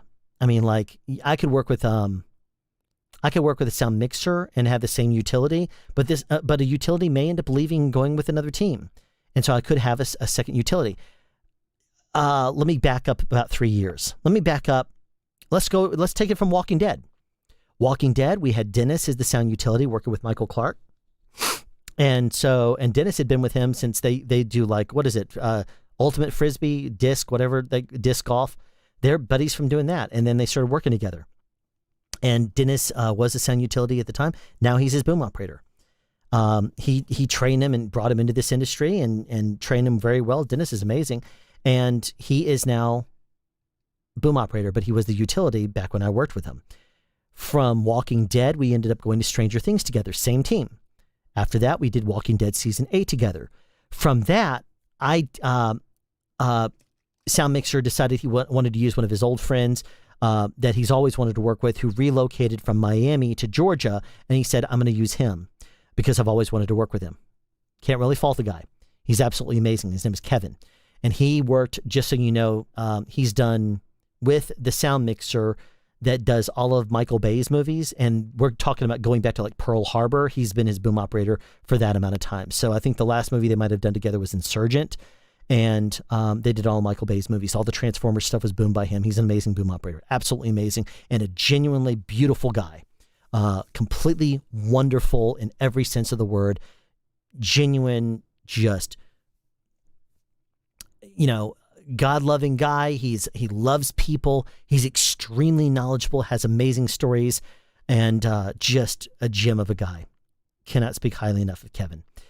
But when he said he wanted to use him, I was like, okay. So I was looking for another team at that point. And unfortunately, when he told me that, it was right after teams kind of reformed at the beginning of the year. So I turned down some work because I thought I was going to be with him. And because I had turned down a show, I called that guy, I called the mixer up and said, hey, I am available after all. He's going to use a different boom operator. And he's like, just hired a guy, sorry. So I was like, okay, fine. This is 2018 we're talking about. And then at that point, I was unable to find anyone to work with, aside from day playing. And I worked with a couple of sound mixers I'd fill in for somebody. Funny stories. I would go to work with some of these sound mixers, and I would be filling in for a day for their boom operator. And he's like, yeah, don't use that microphone. I'm like, why? He's like, it makes a click noise. I'm like, why does it make a click noise? And he's like, well, it does. Just don't mess with it. I'm like, hold on a second. I look at it. I'm like, well, it's a modular microphone and it's cross-threaded. I uncross-threaded. And I'm like, there you go. Let's put it in the shock mount and listen, and no more click. And then he's like, oh, well, my boom operator said that it was messed up. I'm like, so anyway, I would look at another, he would say, and don't use that shock mount. I'm like, why? He's like, because it clicks. I'm like, So you have a shock mount that clicks, and you have a microphone that no longer clicks. Let me look at the shock mount. I look at that. I put the microphone in there, and I'd shake it around. He's like, "Yeah, you hear that click?" I'm like, "Yeah, that's because the cable's it's routed the wrong way. It's supposed to be in this strain relief place, not this one. If you're using it square." So I'd put it in the right one, and then suddenly the click would go away. He's like, "I thought I was going to have to throw that one out too. That's a $205 shock mount." Like, "Yeah, I know, and it's just done wrong." And so and he's like, "Okay, well, what?" And it would be like, it would be, and so that was the kind of thing I would do, is I'd go join these guys for like a day or two. I'd fix a whole bunch of gear, or I would say, "This is done wrong. This is wrong. This should be this way." And I would end up doing all of these. And I would end up fixing all these things, and they'd say, "What are you doing? I'm going to get another show and bring you aboard." And I'd say, "Okay, great." They'd get another show. They'd use their same team, which is fine, because a lot of the teams, they have loyalty to the people that have been part of their teams. That's fine. I cannot fault somebody who uses the same exact person on their next show and then the next show. A lot of the times that once you establish a relationship with your team, you don't want to abandon them. It's a loyalty thing. They show you loyalty, you show them return loyalty. And so typically that's the way it works. And that's fine. Even if you have your faults, they will work with you and you will grow together. And so I can't really say anything. But Michael ended up having his boom operator leave because he was going to go do something else. And so Michael Wynn contacted me, and it was funny because in December of 2017, we ended up meeting up, and it's a video he's now taken off of YouTube, but it was called SoundSpeed's Takeover. I gave him the exclusive look behind the scenes on SoundSpeeds, and it's been privated now, and so you can no longer see it. But it was a behind the scenes look at what basically goes into a SoundSpeeds video. And since then, I've done the studio tours and stuff. There's much more current information now. So you're missing the interaction between those two. But we started with a lunch at my favorite Mexican restaurant, and we ended up talking for a while. And it was so funny because I said, "Come up, let's he was talking to me, he wanted to talk about YouTube, and I said, if you come up to me, I'll buy lunch." Little did I know, Michael was like, "Wow, look at the menu." He's like, "Well, that looks good. That looks good. That looks good. I can't decide. Tell you what, I'm going to have all three." And I'm like, okay. So he ordered like 3 bits of food, and he set up cameras because he interviewed me during lunch. He set up a camera behind and set up a camera over here, and like 3 different cameras. And then he didn't like the matching of the cameras. He didn't like the way it looked, so he didn't end up using any of it. But he even got a drone shot. That at the very, very end, he got a drone shot of it, as a shot of my Mexican restaurant, which it's kind of sad because the place closed doors like a week later. Spontaneously, I had just got through getting some food there, and then I went there like the next day to get food, and it said closed. And I was like, why are they closed? And somebody steps out from the business next door and said, yeah, they closed. I'm like, when did they close? I was just here last night. Last night. What do you mean they closed last night? Well, he said, yeah, owner came in first thing this morning and told me that if anybody asks, it's that they're closed, that their doors are closed. Went inside, closed up shop, and that was it. My Mexican restaurant was gone. But anyway, so Michael ordered like 3 different meals, and he was so excited about talking about everything. He just said, I just, grabbed a little bit. Get it to go. So just box it all up. So he left with like 3 boxes. I'm like, dude, you have enough there to feed your family for a couple of days. He was laughing about that. It was really funny. So the following year when he said, I wanted to, are you available? He and I had been talking about working together. And when his boom operator was no longer going to be on his team, he said, I would love to hire you. I said, great, love to join you. So we did Nancy Drew and The Hidden Staircase together, which is a Warner Brothers feature. Came out, I think, late last year, I believe. And we did that together. And then after that, he booked American Soul. So we did American Soul together. Now, the team that we had together on those 2 shows was Matt. Matt was our utility. After that, Matt ended up going to work for a different Michael. There's so many Michael sound mixers on a movie that was being. I forgot the movie, but he ended up going to work with him on another show, and Michael ended up. Part of the reason that was because when Michael got P-Valley, they said we would like to have a female sound utility. And Michael called me up and said, I'd like you to join me. And I said, sure, absolutely. Would love to join you. And he says, but I need to have a female sound utility. Who do you recommend? And I said, Rachel. And he told me, and he said, well, hold on a second. Let me go through the names here. He told me the names of the people that he was interested in. And I said, get Rachel. And he called up Rachel, talked to her a little bit. I knew Rachel because she had been in my classes, coming to my classes for like 3 years. And she thought I was going to be really strict, really just, it must be this way or the highway. And she thought I was going to be a nightmare to work with, but she ended up hitting it off with me really great. Or at least that's what she tells me. Next week, I'm going to do a live stream with her. So it'll probably be Tuesday. And if you come here Tuesday, you'll see me not only with shorter hair, but you'll also hear me with Rachel, and you can ask her questions and what's Alan really like, or whatever you want to ask. And she'll tell you. And she does not pull punches either. She's pretty feisty. And she's a lot of fun. But anyway, so she joined us for P Valley, and because Mike and Matt ended up not being able to join us, so Matt went on to work with a different Michael. And after P Valley, I joined Black Lightning, and Black Lightning was my old friend Aaron, who, when I worked with him previously on Halt and Catch Fire, we had a different utility then. It was Matt. It was a guy named Matt, and Matt is now a boom operator who did 24 Legacy with Aaron, and then ended up going to work with for somebody else. And he ended up hiring a boom operator named Kurt for a while. And then when he went into Black Lightning season, actually, he ended up hiring another guy named Robert, who I trained. And then Robert decided he was going to be go full throttle as a DP full time. And when he did that, he left being a boom operator. About that time, I was able to join the team. So I joined the team, and Cinderella is is what I call him. But his name is actually Nick, and he is our sound utility. So when I end up going back to work, eventually, whenever that happens to be, I will most likely be with Aaron again, and Cinderella will be our sound utility. So there you go. I have been talking forever and a day about the relationship between a boom operator and a sound utility, and talking about different teams. So let me move on with questions. Let's see, where was I? Anyways, I've got to go to bed tonight. I can definitely recommend the Rycote Envision. Yes, I use the Envision Lyre with all of my shotguns, and my C414S in the studio mics are great.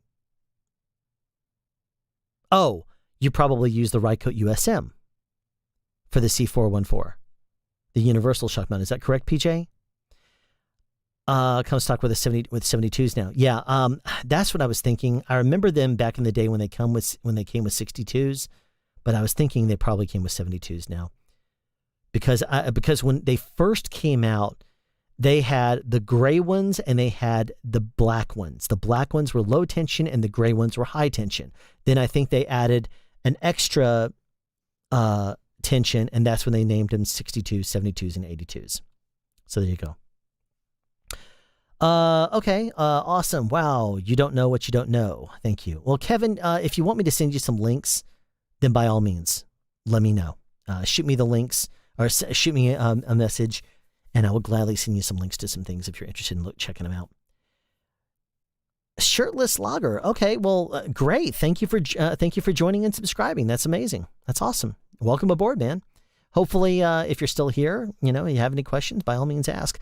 As you can tell, I'm a chatty person. That's the reason why it's 4 hours and 17 minutes and 28 seconds now. It is 2:48 a.m. and I'm still blabbing away. Probably because I had the Zip Fizz. I'm very awake right now. I'll drink to that. Awesome. So there you go. I'm blabbing away right now, and Ian Craig is now joining me from the UK. That's right. It would be at about the time that that our friends in across the pond are waking up. Early morning here. Nice morning alarm chat, Alan. Awesome, Ian. Thanks for coming in and checking things out. Really appreciate that. Oh, that's cool. 24 concurrent viewers and 24 likes. That's awesome. That's awesome. I don't think I've ever had this many likes in a live stream before. That's amazing. Okay. At Ian Craig, audio videos reviews. Hey, Alan, this is Kevin. Yeah, Kevin. I've known Ian for a while, and Ian used to come in and I think like 3 years ago, he would, make comments. And then I remember when he started doing sound things at one point. What was it? The Pearl, Ian? There was something that was only sold in America, a microphone that was only sold in America, and you wanted to know what it was, and you said you wished that you could get it. And I said, well, I'll order it, and then they'll send it to me, and then I'll go ahead and forward it to you, and I'll send it to you. And I remember buying it and shipping it to you. I don't remember what it is, but I remember you reviewed it, and you were like, well, they don't even sell it. Yes, the ISK mic. Yeah, the ISK mic, whatever it was. I thought it was the Pearl. I don't remember. Yeah, it was very interesting. And I tell you, when it's very tough for me to receive an audio product and to say, okay, I'm going to just ship it away. I'm not going to actually play with it. But that wasn't part of the deal, was it? So I went ahead and shipped it on, and I was a good boy. There you go. We have caught up on all of the chat log, and it has been hours. So in case you are curious, we did dial in on a name for the podcast. And as soon as I receive some emails, and I'll probably put this out in the community tab, actually. If anybody has any questions and you would like to be in a podcast, I will start that probably, well, as soon as I start getting some questions, I should say. It would not be this week because I'm thinking about probably doing it as a Saturday morning release, just like I used to do the Soundspeeds podcast. That way you have something to watch over the weekends. And then, of course, my regular Soundspeeds video, Little Jim. That's it. ISK Little Jim. So it wasn't the Pearl. It was the Little Jim. At least I remembered it was something that was a precious jewel or something. I don't know. All right. But whenever I get some questions via my email, and you can send me I'm going to steal Bandrew's thing here. You can send me voice. You can send me a video. Or you can send me a text-based thing. And if you ask me a question, I will put it in my email. And you tell me, especially it's for the podcast, I will start answering questions in the podcast. And I may have to set up a separate email address for it. I may do that. And that may be a good opportunity for me to finally start using the domain I registered, which is soundspeeds.us. And right now, it just forwards to Soundspeeds on YouTube. But it's there whenever I decide to finally make a website. I created a website on Squarespace almost entirely. There's like one or two of the pages that I created, and I did this as part of like a 2-week trial. And I did this all like the second day of the trial, and then I said, I'll get back to this tomorrow. And I never went back, and that was like 3 or 4 weeks ago. So, and they keep sending me a thing that says, hey, would you like to, would you like a discount? Would you like more time to develop your website? I'm like, yeah, sure, I'll expand this. So I click the button to extend my trial. And then it sends me a thing. Would you like to have 20% off? I'm like, sure. And then it's like, you must buy now. I'm like, I'm not going to buy right now. I just need to actually build the website. I used to build them all hand-coded in Notepad in HTML. Now, I was never great and built everything. I used to love frames rather than tables, but now it's so easy with Wix or with Squarespace or something like that. I need to actually just do it. Stop messing around. Okay, Soundspeeds. I got a 4 a.m. thing. Gotta go. Thanks for your help. Great to see you, Kevin. Thanks so much for coming in here. A 4 a.m. thing. Wow. And it's midnight there now. Kevin, if you're not familiar with Kevin, Basic Filmmaker, he is extremely dedicated. He has a silver play button. He's got 116,000 subscribers, something like that. He is extremely dedicated. He has a lot, just like Curtis Judd, he makes videos for his school on the side. He makes videos constantly and introduces new products on his YouTube channel. He tests things very exclusively, and he's extremely transparent about making sure that if he receives something for free, he's very honest about that and discloses it. If you buy one of his courses, he will not spam you to death. He will send you one email per week, and it is extremely detailed. He will do giveaways. He will do all kinds of amazing things. He has his unscripted channel where he does podcasting, he answers questions and stuff like that. He has a lot of things going on. He's on Twitter constantly. He will answer questions if you ask on his video. He will answer like everybody's comments, and there's a lot of them, I'm sure. I don't know how the man is still alive. He must have more hours in the day than we do, because it's crazy the amount of stuff that this man does. So there you go. Blaming Europe Levy. 2 days filming to go, and it's finished for me. What are you talking about? Oh, there, Ian. 2 days filming to go, and it's finished for me. I guess you're working on something right now. Kevin is on Duracells, I think. Yeah, probably so. Because I mean, I'm high energy and I'm normally pretty energetic, but I tell you, since this whole COVID-19 thing, I have been more lazy than I care to admit, and it is just terrible how I will sit here. That's right, your kids series. You sent me a video of that.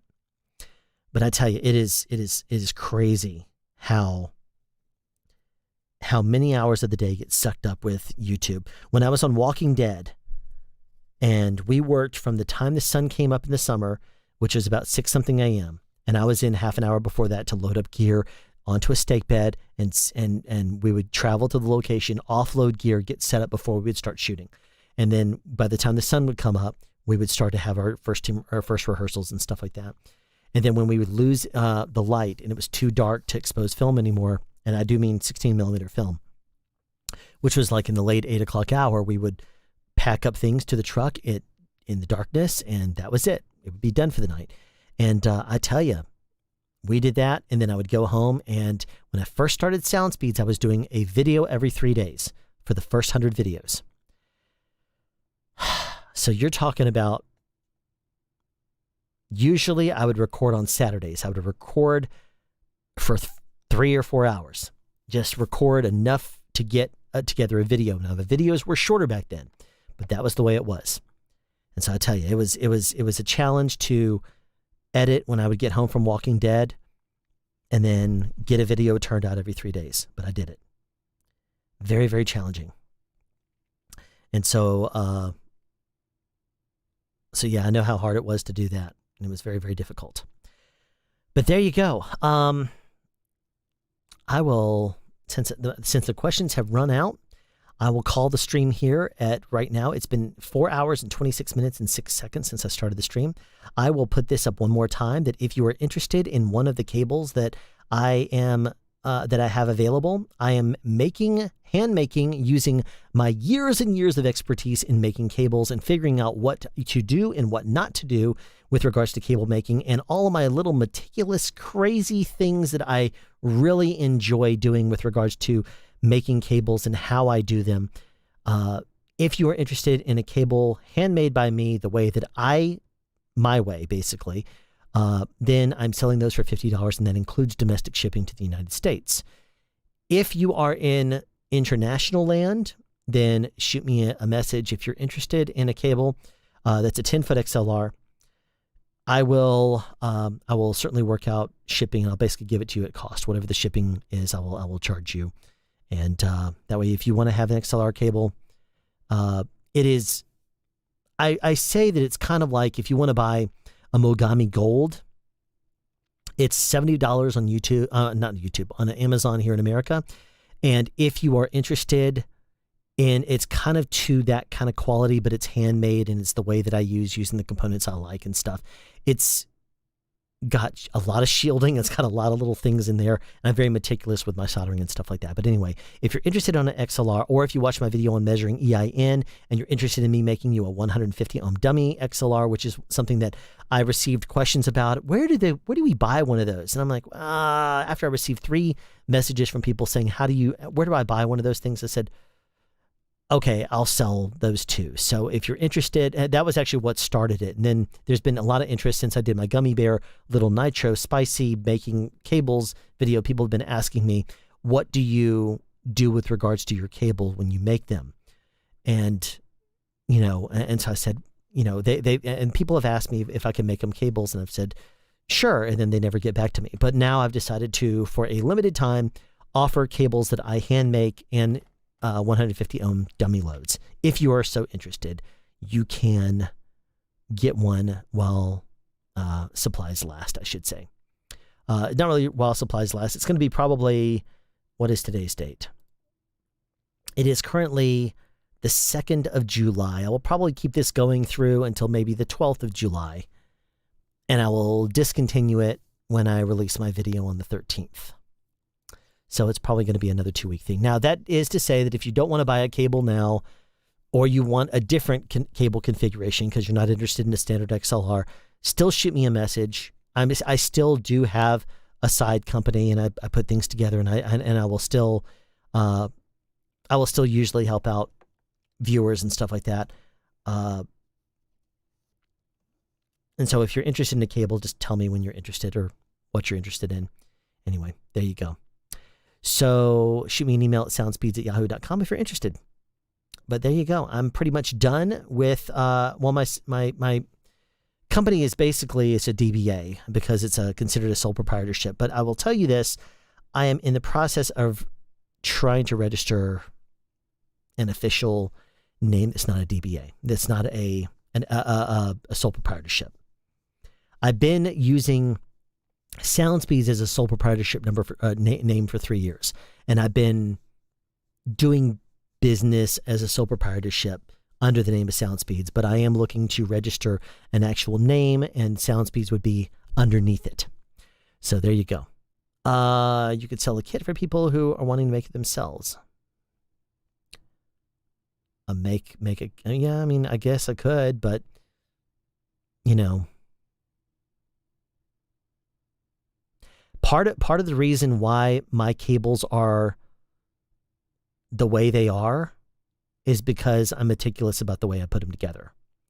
It's not just the same as if you soldered it or somebody else. Part of the reason why is, yes, it's the components, but it's also the skill of doing certain things certain ways. And I'm pretty meticulous about the way I put things together and how I do it. Like if, for example, you watch my measuring EIN video, you will see that I went completely nuts when I made the 150 ohm dummy load. I put shrink wrapping on different places, and I even put it on either side of the resistor. And if you notice, it's on either side of the resistor that I soldered on. It has complete shielding on either side, which was not easy to do, but I still did it because I wanted to have shielding on the side. And that's shielding, insulation on the side. So there you go. Okay, woke up and you're still rambling. Best indoor boom microphone under $600. Indoor dialogue boom microphone under $600.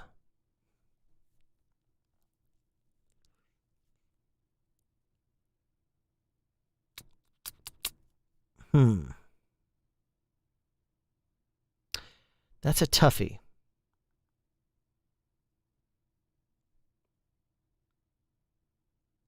I mean, you could certainly go with the NTG5, but I would say if you're talking about indoor, you kind of want to have a supercardioid and not a shotgun. A super or a hypercardioid and not a shotgun. I'm not sure about under $600. I mean, I guess you could technically get something like an Octava MK012, get it modified by the guy out west. And so that when he does his modifications, I forgot his name. But if you look up on Google, like modify Octava MK012, I think he's probably going to be the top guy that would come up. MKH 8050 is not under $600. Not at all. But maybe if you get it modified, it would still be under $600, and those sound pretty good. They do sound pretty good. Trying to think.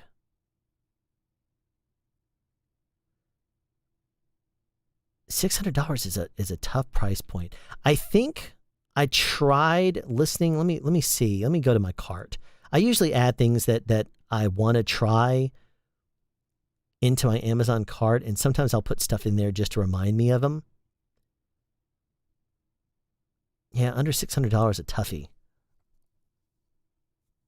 A lot of microphones are just cardioid, and I usually like to have a super cardioid on the end of a boom.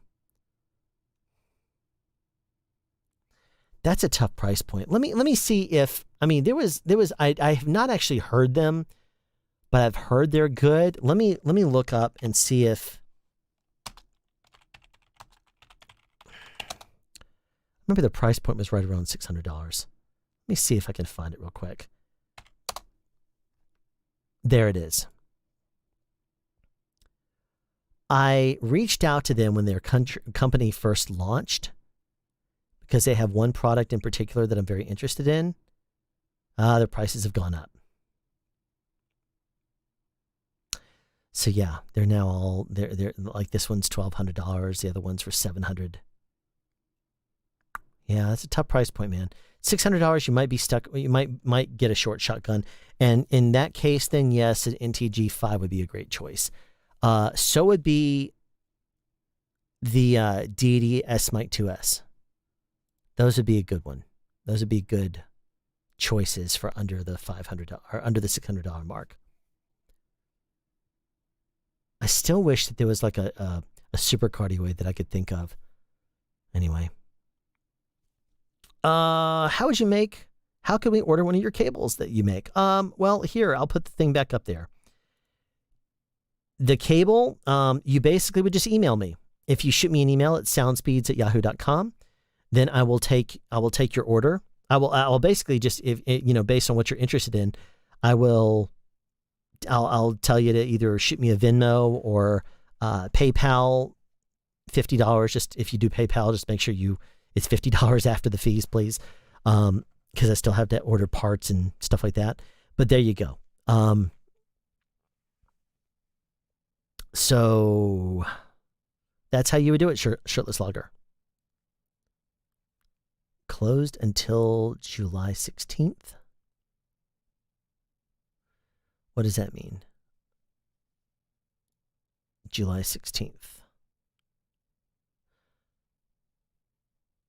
I don't know what that's a reference to. Sorry. Okay. But that's how you would order a cable. Just shoot me an email at soundspeeds@yahoo.com. If you do it tonight, and I'm about to place an order as soon as we. Oh, Bill. Yes. Bill's is closed. Yeah, Octava Mod. There you go. I totally was not paying attention, but yes, you're right. So yes, he can modify them for you. He does a great job. He's done a lot of them, and his mods, I think he uses more premium parts, so it takes the milliamperage of the microphones up quite a bit, and it's more power hungry, but that's part of the premium parts, but it makes it sound much not riskier, much more rich, much cleaner.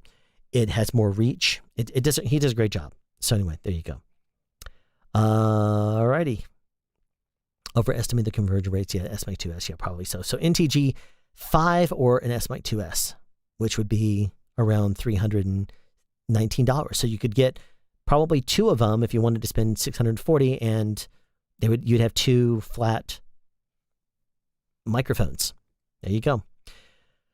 So there you go. I have now been streaming for 4 hours and 37 minutes and 15 seconds. I'm going to call it there because I still have to edit something for my mom and shoot it to her before she wakes up at 7 or 8 a.m., whenever that happens to be. So I'm going to go ahead and call the stream here. Thank you for coming out. Thank you for checking this out. And I really appreciate it. Watch for me to do another live stream on Tuesday next week, hopefully with a special guest. And anyway, thank you very much for coming out and for your questions. And if you would like to submit any questions for the podcast, the Sound Support podcast that I'll be starting very soon, then shoot me an email right now at soundspeeds@yahoo.com and tell me for the podcast or something like that in the question for the podcast, something like that in the subject. And if you want to buy one of the cables or the 150 demo loads, shoot me the same kind of email, and we will definitely check it out. And the Shirtless Logger, the the podcast is actually going to be on this main channel because it's going to be support related questions on this channel. So it's not going to be like the SoundSpeeds podcast where it's its own separate channel. And if you're interested in playing catch up on that, there's only 11 episodes. And if you do a search for SoundSpeeds podcast on YouTube, you'll find it. Or if you look at my main home screen on my channel, you will see on the right-hand side, SoundSpeeds podcast is the first thing that comes up. So it is there as well. But this is going to be the Sound Support podcast. We named it in the last live stream that I did. And there we go. That was 2 days ago. So good times, good fun. Thank you for coming out and for being part of this. Thank you to everybody that actually did a super chat, which was, we had, let me go back through them real quick just to say thank you yet again for everybody. We have, oops, it disconnected. It's not showing me the top one. Dracomes was the first one. It was $50, amazing. And then we had Eldest Bro did a $5. Thank you so much, Eldest. And then Kevin Basic Filmmaker did a $9.99 super chat specifically for Zip Fizz. And Eldest did as well. He wants me to have my Zip Fizz. So thank you very much for the super chats, guys. And I will see you next Tuesday. Y'all take care. And in the meantime, watch for my video on Monday, which I think you're going to have fun with. Take care.